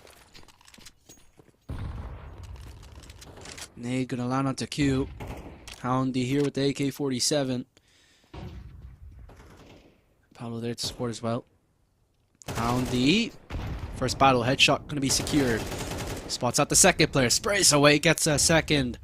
One more player from where that came though. They're still juiced here onto the site. They're definitely aware of it. Into this battle, juiced now. Walks in the crosshair of Houndy, and Houndy gets another. It's now a 1-on-3 for Quello. This one looks to be finished, and Mayonnaise moving on to the next stage with 3 fairly one-sided victories thus far. The Kings of Group B, it seems, have been established, and it is going to be Mayonnaise pulling through 13-7. A very strong showing, a very strong performance, and there you go. So, I'm really liking what I saw out from them. You know, you had a mix of action. You had aggressive maneuvers, you had passive plays, you had the op really get into action, you had some clutches, you had a lot of bomb plants as well. It's not something typically we see. We usually just see rounds where we just see a lot of kills, and you know, that's what I've been seeing a lot, you know, in the first 2 games. So to see that bomb plant get into the mix and close rounds ensuing, I feel like all the games have been 13-6 out from Mayonnaise, 13-7 of course, but you know, the games and the rounds itself were pretty close. Could have easily been 13-8, 13-9, 13-10 easily if, you know, just those minor things were changed. But other than that, that's Mayonnaise. That's our final game done for today. Yeah, so I'm just really excited to see how Mayonnaise perform in the playoff stage. With this performance, I feel that these guys could definitely have the potential to win out the whole tournament. And I don't think that's an understatement. They've beaten everyone in Group B very easily. In Group A, they're going to be playing second place in Group A, which is, I keep forgetting their name because it's like a phrase. It's need backup, yeah, I just checked there, need backup. And yeah, and if they play against No Dust 2, I feel like that's going to be a pretty level game. That could be a very, very close game. I feel like Group A is vastly different from Group B. But yeah, commiserations to what? 5 Angry Men for that game. But anyways, we have our interview ready. I'm excited to see who this is going to be. Oh, it's Juiced. How are you doing, man? I'll look at the loss, but it seems like the rounds were much closer than I think what the scoreline was saying. It did feel like that. I mean, we did get a bit clapped, if you can say so. But I feel like we put up a good fight, and we had definitely a lot of runs that were really close that I feel like we should have gone. But yeah, sometimes timing, and sometimes they just had better coordination, so we couldn't secure them. But yeah. Yeah, so yeah, did you guys have a lot of fun? Because you didn't really have much success, but it seems like at some moments though there was a few fun moments that I think definitely people on the broadcast were laughing about, especially when we can see everything and you guys can't. But yeah, how was it feeling while you were playing? It's some moments were, yeah, no, it was fun. Like, the mood in the team was good despite us losing. Like everyone did their best, so we kept the spirits up high. But I know that like sometimes, like I mean, this goes back to like some like timing moments, or like where we're just like, oh my god, what happened? And yeah, everyone has a small laugh, and then you move on to the next round. So Yeah, just one more thing before I let you guys go. But yeah, so I actually don't know if the what the other game is saying. I'll just double check that right now because I wanted to see if yeah, so actually there's still one more game. They haven't done anything. So it seems like Team wait, we Infinity still might have. have won that game. Yeah, I Huh. think it's finished. I'm just gonna check now. I think it's just finished. It seems like there's a break going on. Actually, okay, I'm just not gonna say anything about that because I can't check right now. It doesn't hasn't updated for me, but I'll just ask it anyway. If you guys do end up going to the playoffs, or if you guys do go up into the playoffs, it doesn't even matter at this point. What are you gonna take away from this? Because like you said, you've enjoyed it. So what are you gonna take away from this event? Do not queue Inferno as our team. It has not been a good match for us. All right, man. I'll let you But go now. So thanks. all right, have a good one. Thank you for the comments. Bye bye. Appreciate it. All right, that's us. That's gonna be that done. That interview done. I don't know if we have another interview, but I'll be letting know if we do. But as we, okay, so it seems like we don't have another one. But that's gonna be me rounding this broadcast up. Just to recap what had happened today on stream one, the A stream. We had Team MBM taking on No Dust 2. No Dust 2 won out 13-3. No Dust 2 played Need Backup. No Dust 2 went out 16-13, and No Dust 2 went out 13-7 against Blue Button. And then, of course, we saw what happened with Mayonnaise. Just got word that we do have a second interview. So, yeah, we're going to get that started whenever we'll be ready. But, yeah, it's just been a good 6 games of Counter-Strike today, 6 hours, 6 games. I think you've got a lot of Counter-Strike, and we have some more tomorrow. We could even get some long games in, best of threes. You know how they can be. So, they can be really exciting. And the third place game as well. There's always something up for grabs, even if it means just being third place, not really being anything more than just a title. Um, but yeah, so this game has been this day has been action packed. I will say a lot to play for, a lot to learn. So what can I say? But yeah, like I said, we'll just get this interview rolling as soon as possible, and we'll get things started. Just gonna check some things in regards to what's happening around me, and just checking the implications because I want to check the score for Guns and Veemers versus Team Infinity. I'm just gonna try and refresh this. All right, so we're gonna have that interview now, and yeah. All right, man. So yeah, you had 3 nice victories. Interesting games for you guys. But yeah, how are you guys feeling in the server playing the games? 3 quick wins. It's a good feeling, of course, it's my team. So me, I'm follow the other member of the team because they are pretty best than me. But it's a good feeling and a good fun with the team. I'm just gonna give you just one question. How will you guys prepare for tomorrow? They're going to be very long games. Best of 3 this time, not best of 1. So, yeah, how are you guys feeling? You know, straight to the playoffs, straight to the semifinals, but the long games ahead. How do you prepare? Because tomorrow morning, I think it will be a lot of action. We will sleep a lot, take a good breakfast, and now we just take the rest. And it's just it's all fun, so it will be good to have a 3 round a game. And so there is no really preparation. We are just having some fun. All right. That's great to hear. So I'll let you go now, and hopefully you get that good sleep. So thank you for coming on. Yes.